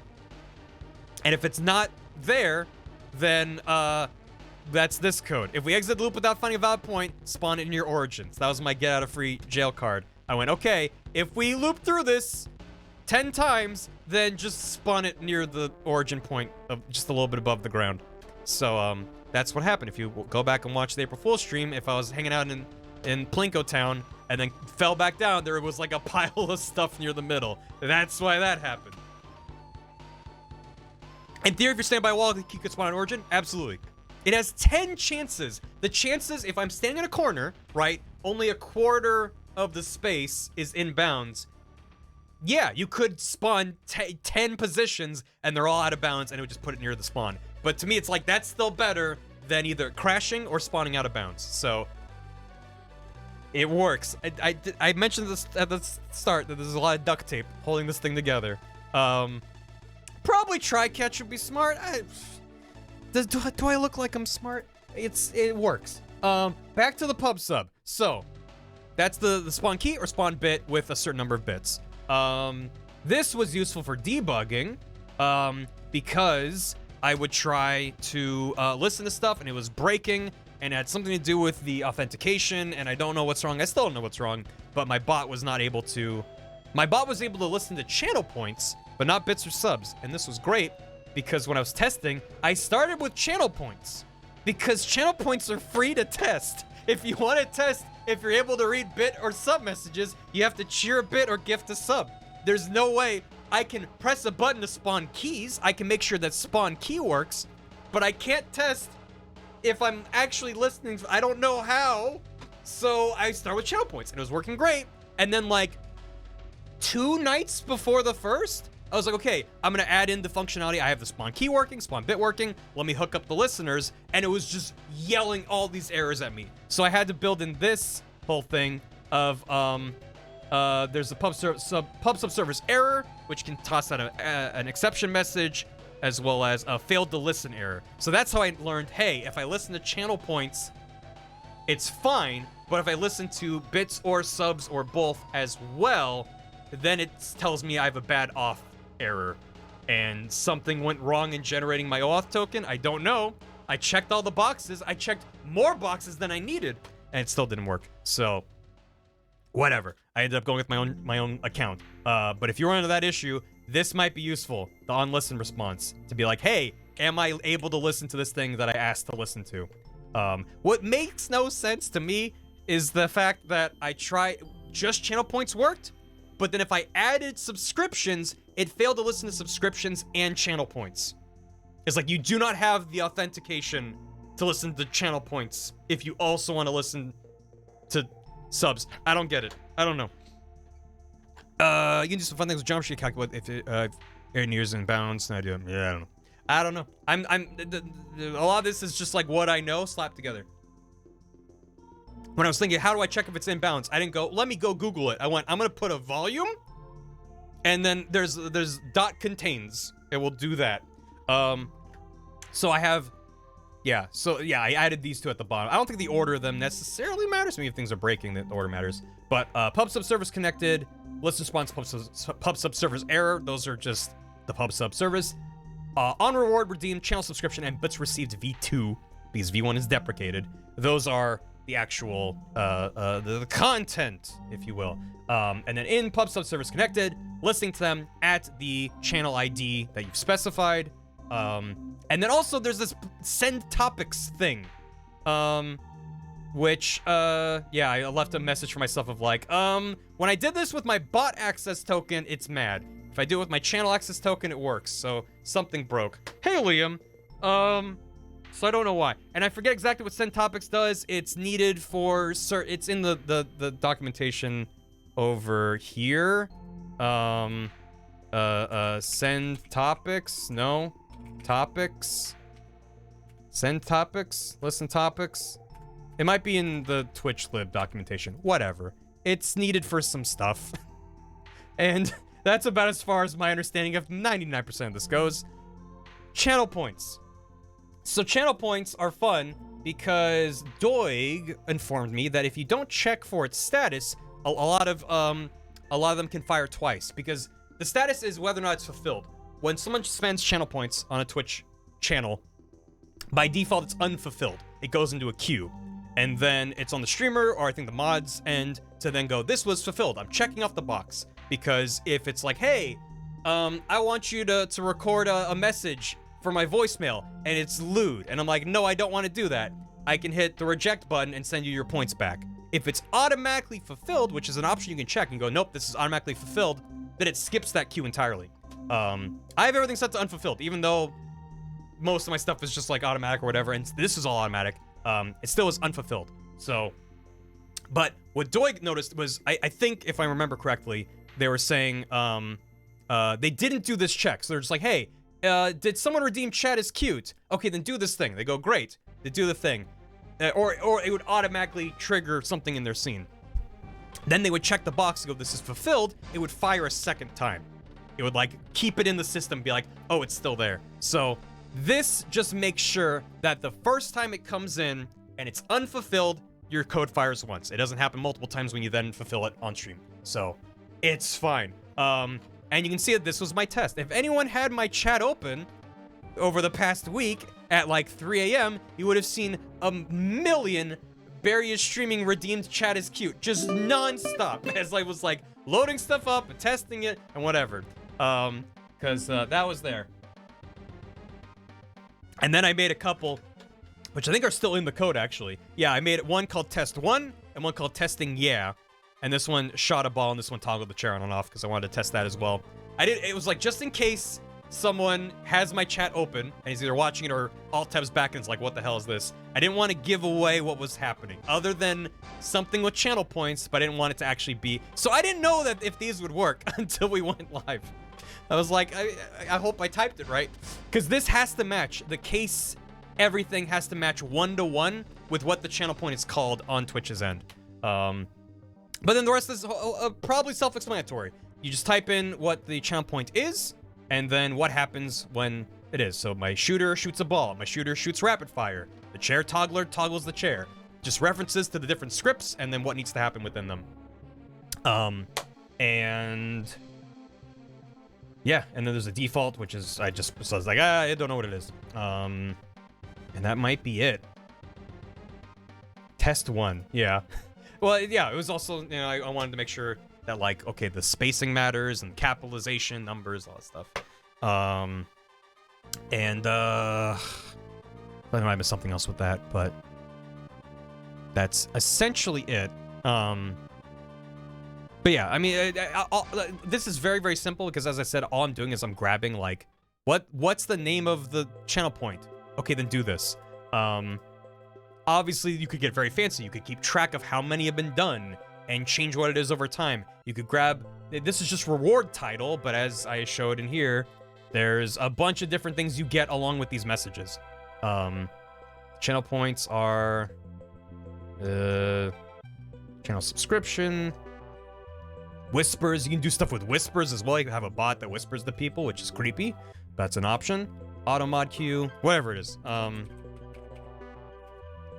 Channel points message. Here you go. So all of this, including, I think, the images. I don't think TwitchLib has a way to grab what the image is for the reward, but the prompt, the title, the cost, all that.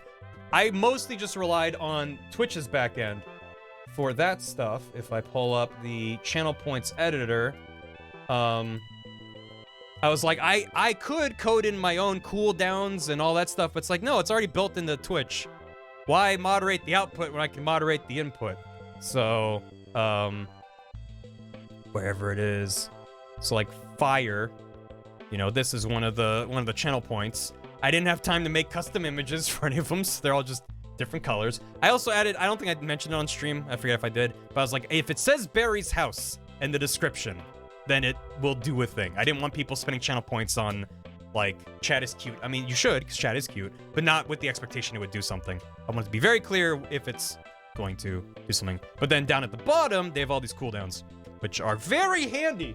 So you can say how the redemption cooldown time, limit redemptions per stream or per user.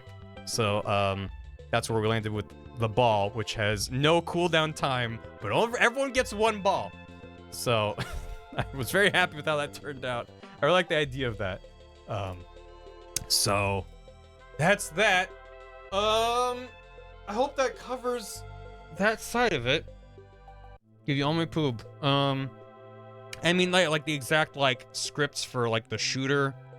The Ragdoll ball spawner. You know, it's just, I have it's attached to the camera, which travels with the virtual cameras. And the shoot the ball is just, hey, instantiate the ball prefab at this position, and then give it a bunch of velocity in that direction. Which, excuse me, this was a fun thing I discovered, because when I was first like, well, how do I instantiate a prefab and then give it velocity? And there was always like a static thing. But I was like, wait. If I subtract my position from the spawner, it'll go faster if I'm further away.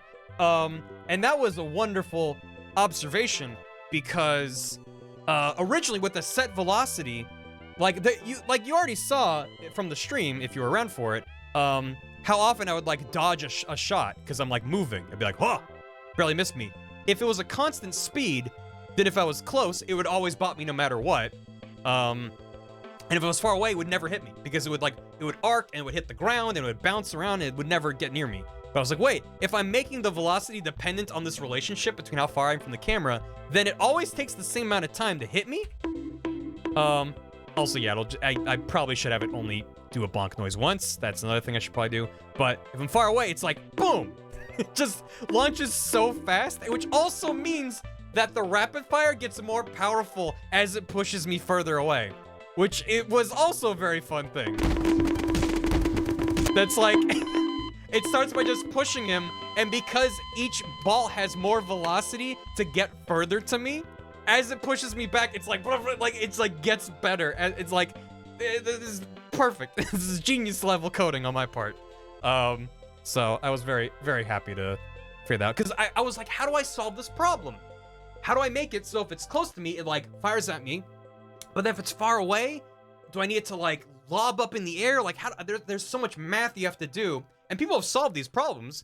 Like, think of any game that shows you a trajectory before you shoot a thing, where you're like lining up a shot and it's showing you this arc that's like, here's where it's gonna go. There are ways to calculate and then render in real time, which I wouldn't even have to do, of like, I want to shoot this thing, what's the arc I need to take to get there? And I was like, but what if instead I just make it shoot faster if I'm far away?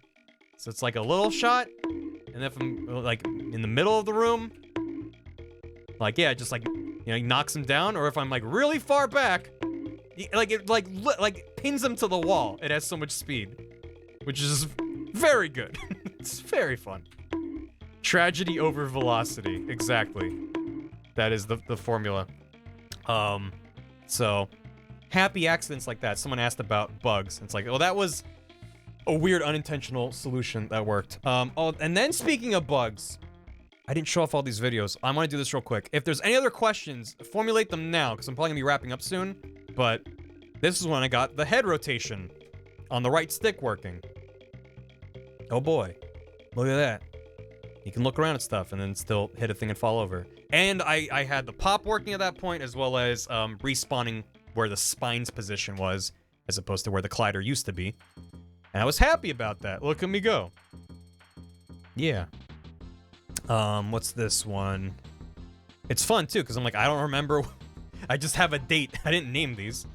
Oh, I put in the sit animation, which, as I said, because I didn't have any, I don't have any inverse kinematics. In order to do that, I had to like rotate the body, and now I have to like move the legs, and I have to like move the body. It's so fiddly when you can't just like move the torso and then the limbs follow, or vice versa. That's very useful. This was, don't head out just yet, Povs. This was when I reenacted End of Ava. Okay, now you can leave. Because I was messing with the Ragdoll, and I learned that if you scale it up while it's in Ragdoll mode, nothing good happens. And then I just spawned in a second Barvatar, and then I was just like, and then I think I was in a call with some people, and they're like, this is just End of Ava. So that was a wild time. And yeah, and then scaling up while he's Ragdoll doesn't, yeah, it's not good. Yeah. Like, I don't know why, like, the head and the body got real big, but the legs didn't. I think it's because the colliders are, like, partially inside the body. I don't know. It's bad. This one, what's this? With the banana. Yeah, End of Ava. Is this the same sit? This is a different sit.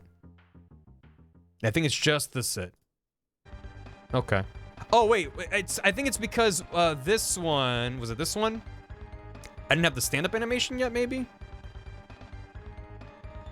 I forget. Yeah. Yeah, that's right. That was it. I couldn't stand up yet. So this is when I could sit down and then also stand back up. And having those working was good. This is after I made the chair. And I was like, oh boy.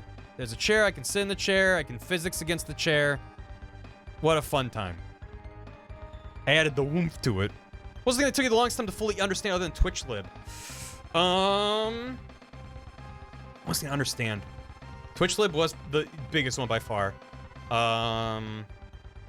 Maybe Cinemachine, because I already knew the basics of it, but I never had worked with it to the same extent, where I had multiple cameras doing different things. It wasn't hard to get down. There was just a lot of little pieces. And then I was like, oh, I want to do like this dolly cam, and then learning all that. So it's like it took time to learn, but it wasn't difficult to learn. Sitting in the chair. Wow. It has a rigid body, and I can flop around on it. All of these are from the same stretch of time, and they all seem to be very similar. So let me see. Draped on the back of the chair like a blanket. Yep. I think I was just recording different bits of the physics on the chair. There's some other good stuff in here. Just jump. What gave me confidence, like even this is February 20th, that I had like this much in. And then there's a break from February 20th to March 28th. Those are when the next recordings were. I took a long break because like I was working on it, making good progress, and then Elden Ring came out and I kind of stopped working on anything. And then I was like, let me get back to the other projects, and then I went, no, I'm running out of time. Let's get back to the Unity project. So I ran out of time. But whenever I was playing it, or even just had friends watching me run around like this, like we'd be giggling and laughing, just like watching this. So it's like, even if it's just blast that off. I was like, even if the stream lasts like 20 minutes, or we just watch him flop around, it's gonna be a good 20 minutes. And that's why I was so shocked that we even got as much in as we did. I see the banana my is made. Yes, you can take care. Sorry, I know. Someone's like, I gotta leave. And I'm like, wait, don't. I'm like, I just want to show you End of Ava. That's all. You can go. But yeah, so this was when I had this project running. I converted this to URP. Everything broke, and I started from scratch. And then this was me starting to actually set up the VCams and everything, as well as the projectile ball instead of having the single ragdoll object. I was like, nope, I'm spawning in balls and firing them. I got the animation working. I didn't talk about the particle system at all. That's a whole other thing. But I have just a couple different images of clouds. It's randomly grabbing them and giving them velocity and spawning them in and stuff. Which those are just drawings from my Kingdom Hearts video. I just repurposed them. It was like 3.5 or yeah, almost 4 hours. This was just blocking out the different camera zones. So this was my temp door of just roughly where I wanted it. And I had the reverse shot. That all working. No head bobble yet, so it was all right analog stick. Oh, and then firing from that. Yep. You have to end, when you have that functionality, you have to end every dev video with that. Don't know how this is any different. This was 12 minutes after that last recording. It might have just been, you know what? It might have just been the same thing, but shorter. There were definitely some times where I was like, no, I can do a better take of that. This was the... You talking? Yeah, that one. Once I got the model in of the door, which I modeled the door, but then the materials came later. And then this is when I got the pit in there, spawning in keys. And this is when so I'm actually able to spawn in quite a few more without Streamlabs running before things start to shit the bed too hard. But it definitely does reach a point where it's like, oh god, things are chugging, especially as I touch them. It's like, oh no. Satisfying though. And then this one is what? Oh, what's that? Oh, someone's at the door. That's me testing the microphone. Let's go And the see who that doorbell. is. Is someone? Oh, I don't remember what oh, right. I was like, I don't remember Someone's if at I the had door. anything in the door.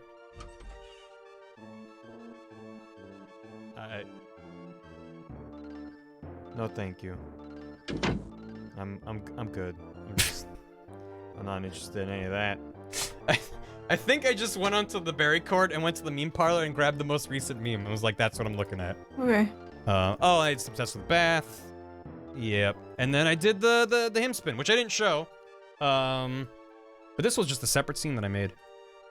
Oh, it's been running this whole time. Yeah, where are my scenes? Here. HimSpin. Don't save. And this is what this scene is. I thought about it running it in real time, but it's just that text on a wall. And then I have a script that spins it and bobs it up and down. And that's it. We did it. It's just so fun. Yeah, it makes me happy too. I need to release a flow real bad, and then I gotta get caught up on alerts and then answer any other questions people have. So I'll be right back. If you have any questions about anything else, now is the time. I'll be right back. Oh.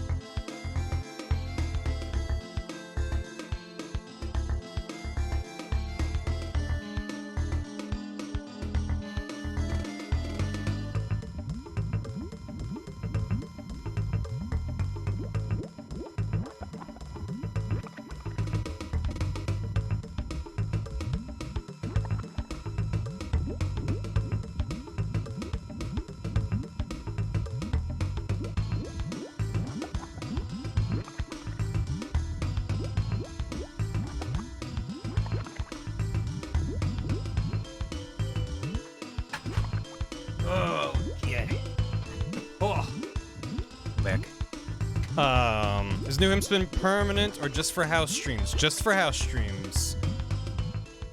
It's just gonna be the 2D HimSpin as usual, unless it's a 3D game, I guess.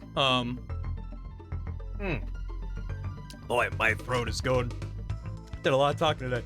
I did not expect the behind the scenes stream to be longer than the actual stream. I guess I had a lot to say. And I wanted to give a decent overview of most parts of it. So I do like the way the shader makes the hair do weird purple things. One time we see a 3D, yeah, if you see a 3D head, then yeah, you know. You know. Anyone else have any questions? I'm gonna get caught up on alerts because I didn't read any for hours.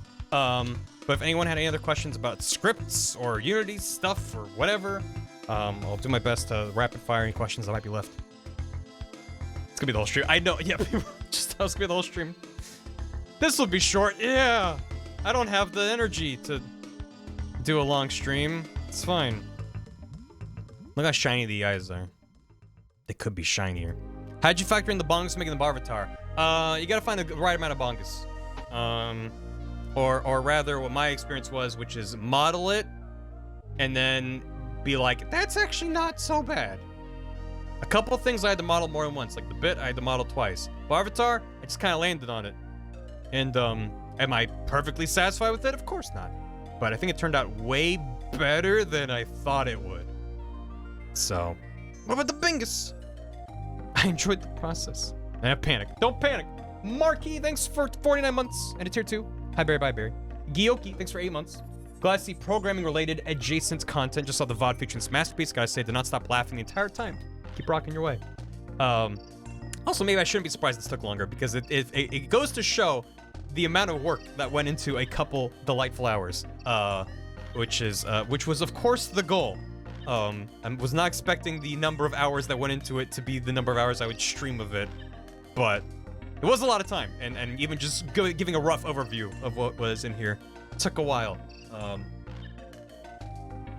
So yeah, a programming podcast. Take care, Claiming Nolan. Thank you. After watching Doisa for months now, your stream was the final straw that made me want to try something. Never coded once, let alone Unity. Think it'll take me a year. I think if you want to make something original from scratch, mostly-ish, with a big asterisk, a year's maybe reasonable. In terms of following a tutorial and getting something up and running where you're like, I'm able to hit keys and use the control stick and things are working, maybe like a week, maybe like 2 weeks. There are some very, very good beginner tutorials out there that assume you don't know anything about code and you've never touched Unity, and they'll walk you through getting a very simple game up and running. One that I started with years ago that seems to still be good, and people still mention it, is one made by Unity. I think it's called Rollerball or Rollerball or something like that, where you just have a ball and you can roll it around and you roll into like cubes and pick them up as points and you display them. And it's like, it's such a simple little game, but you learn so many good fundamentals of movement, of character control, of camera, of picking up objects and handling that and stuff. It's like really good for just giving you like a lot of little bits, a lot of surface level info on a bunch of different topics. Which is kind of how I try to approach this. Obviously, it's not hands-on. I'm not guiding you through how to make it yourself. I'm just like, here's all like a million different things that you might keep 2% of it in your head. I'm glad Sunlight. For sure. I mean, listen, I stream. I play games for a living, so I was able to find the time to do this. It did take a lot. It was a bit of a crunch, but it was fun. Of course, yeah, no, absolutely. Video games, nice. What's that? It's very inspiring. Hell yeah. It happened during the April Fool's stream, and also to hear it again now for people to be like, this is making me want to download it and install Unity or Blender or all the above, or watch some tutorials. Because again, I always mention that like it's been on and off, it has not been constant, but it's like someone's supposed to be eating a meal and be like, I'm just gonna pull up a Unity tutorial and just try to absorb some of this in, keep it fresh in my head, and also learn something new. So then when the time comes, you get your hands on it, you're like, oh right, I remember seeing this thing. Following a tutorial and building a thing alongside someone is probably the best way, the hands-on time. But done a lot of time trying to learn stuff. Captain Shrike, thanks for 28 months. Alert, alert, Little Sparrow has rolled over for the first time. We have a rolling babby. I enjoyed the April Food Day stream. Thank you. You roll over. Brian 8-Bit, thanks for 16 months. Jay Unders with a gifted sub to Shambling Mound 75. Nero Nacho 20 months. Digby's Art. I googled Chub Play the Tub the other day because I did not know what it was. The first link on Google is your tweet talking about Chub Play the Tub. You gotta love the internet. Thank you. Beta per se with a hammy. Wanted to give another small thank you for the last of the year. Today's my birthday. That's right. Thank you. I hope it is wonderful. Had a wonderful day. I don't know if you're still here. Hope you had a wonderful day. If you ever get to this part of the VOD. Style Cramps, 13 months. Small Poppy, 3 months. Oh boy. 8 Towns with 4 months. Happy April Fools. I'm in America for the first time in almost 4 years for my sister's wedding. Wish I'd caught the house stream live. VOD had me in stitches. Keep doing you. Glad to hear. Hope the wedding goes well. Big Cave. Does it mean the toggle you made is to literally stop the bit? Yes, it is. Yes, it is. I should have called the function stop the bit. No, I shouldn't have. As I said, I was good. Most of my function and variable names are good-ish. And they're not goofy. There's a few. There's a few that snuck in that are goofy. It's so hard to not just make everything goofy. But then I would have to comment more than I already do. I'd be like, okay, this is called the Doobledangus, but it's actually the velocity. It's like... Action script and Flash. Oh, Tiefling. Yeah, so actually the first time when I was in college in the game design program, I helped make a couple different games, and I was mostly an audio guy because I owned a MacBook with GarageBand and knew how to use it. And also I had no code experience. So it was frustrating because I was making all these audio assets, but I would hand them off to the programmer to implement them in the game. And I was like, I want to be able to actually, even if I'm not the main programmer on a game, I don't think I ever really will be, because I'm not a great programmer, but I want to know enough to be able to do it myself and be like, I made these art assets or these audio assets or whatever it is. I want to be able to put them in the game and do stuff with them. And so, because I'd taken a class on Java in college, which was awful, and I hate Java, but I spent a lot of time playing Flash games as a kid. So I downloaded ActionScript and Flixel, which was like a library for ActionScript, and I made a Flash game, which was on my website back when I had a website. And some people actually played it. There were 1 or 2 people that did like a Let's Play of my shitty little Flash game. Back when people learned of me through Grumps, and I think someone found my website and was like, oh, here's a game you made. And that was for me to like, be like, I want to make games and I want to learn stuff. It was called Soof, S-O-O-F. And it was foos backwards, as in foosball. And it's basically Pong. But what I thought was neat about it was each player has 2 paddles. And they're you have like an it's like a combination of Pong and why am I blanking on what it's called? Like tabletop, spin the thing, foosball. I literally just said it's foos backwards. Foosball. I keep telling I'm a little bit fried. So it was like a combination of those, because in foosball you have, you know, football players, soccer players that are like on different parts of the field. So I was like, okay, it's Pong, but you have like an offense and an attack player, and your movement is 1-to-1 between the two. So if you're moving to be like more aggressive in an attack stance, you're also pulling your goalie away. And it's a 2-player game, very simple. They were just cubes. I added some music and some stuff like that. And I was like, wow, that was great. And I hated every part of making it because working with ActionScript and the thing that I made it in, it was like Adobe Flash Builder or something. I was like, every part of this sucked. And then I kind of dropped making games for a while. And then I picked up Unity in 2015. Again, like for real. I would like been trying to learn a bit, but that's when I sat down and was like, I'm gonna learn it. And I got a little prototype working of a game idea that I might end up actually making for real now that I actually have the skills to actually try to explore my ideas better. So it was a long time coming. I don't remember what the original point was, but yeah. Can you teach me how to audio more than baby proficiency? Audio is tough. Audio is very tough. Amazing game for once. Well, I'd made it before I ever did anything on YouTube. And in fact, I posted a Vine. If anyone remembers Vine, I posted a Vine where I was actually starting to learn Unity, where I made a very ominous room with a button. So there's a spotlight in this pitch black room, spotlight shining on a button. Walk up to the button, hit a button, hit a button on your keyboard, it would press the button, and then like disco lights would start going, and music would play, and these bubbles would fall, and they would hit the ground and they would pop. And it would just like, yeah, you could hit the button again, it would stop, and everything would go back to being ominous and dark. And I learned a lot doing that. And the fun story was, this was back when I was still with Grumps, Game Grumps, and Notch of Minecraft fame came to the office, and I was like, Notch, you're a game developer. Would you like to play this game that I made? And he sat down, and he hit the button, listened to the music, and hit the button, turned it off. He looked at me and said, I've played worse. And I asked him if I ever released the game, if I could use that as the blurb. He was like, sure. Played worse. Yeah, I met Hudson. Exactly. I mean, yeah, this was a while ago. But yeah, I was like, nice. And a different guy, who's mostly a VR developer, was at the office, and I showed it to him once, and he was like, you know, clearly it's like a room with a button. It's not the most complicated thing or anything, but he's like, he was really impressed by the fact that when the bubbles hit the ground, they popped. Because all I was doing was a collision check.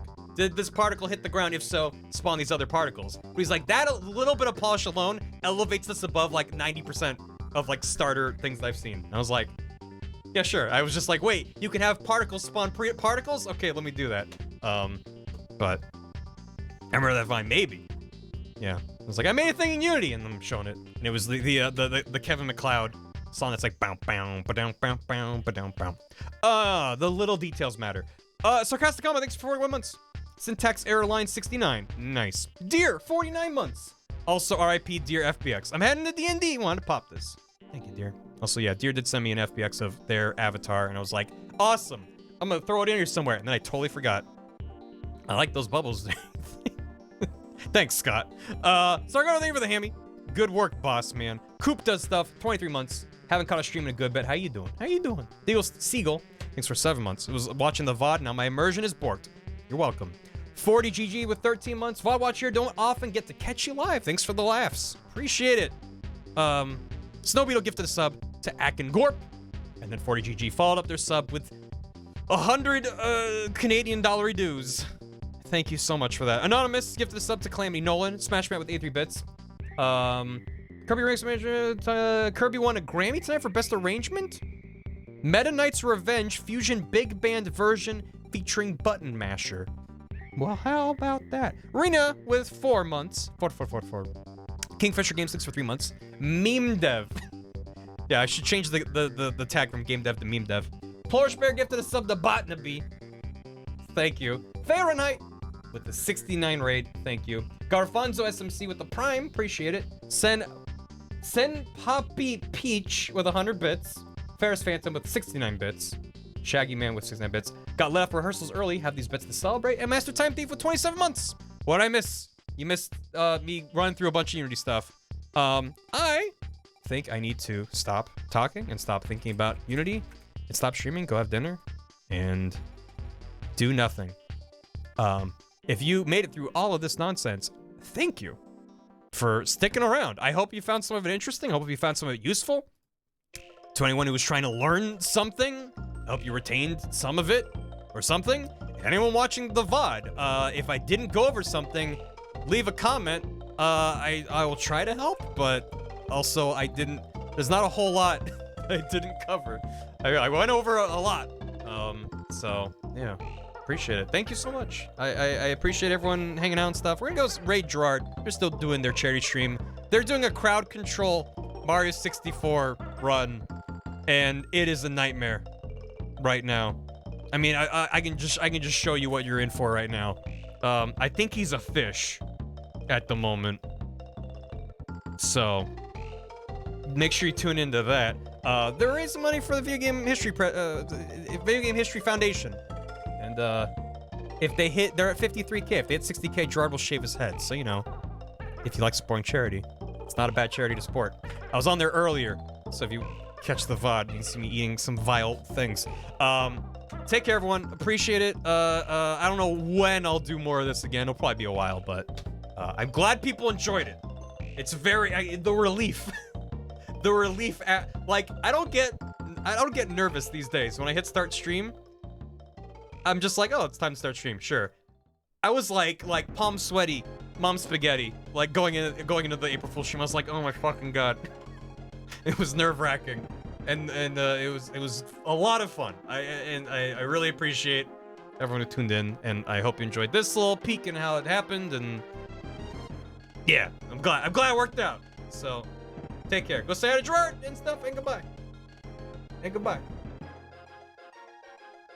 The doodle-doo, and yeah, Bob Watchers, thanks. As I just said, if there's a thing that you want, if you're like, wait, I want that code, I can try to make it more legible for you if I scroll past something and it's all blurry in the VOD. But yeah, as I said, I don't plan on releasing like assets and code publicly, like in like a GitHub, but I want to share things. I want more people. It's like what Doig and Indy have said, that they want more people to do this. I want more people to do this. It's a lot of work. It's not nearly as simple as making a VTuber, which is already a complicated thing. But anything that hopefully this helps facilitate more people looking into it, because it's a real neat, weird thing. And I think there's so much potential to the idea. So take care. See you in the next one. Oh, this should have been playing when I did the Gerard raid. Damn. Okay, I gotta go eat dinner. It's 9:30. I'm gonna have to have garbage for dinner. A lot of the stores are closed. Goodbye! Goodbye. Goodbye. Get out of my house. Spin! Okay, bye.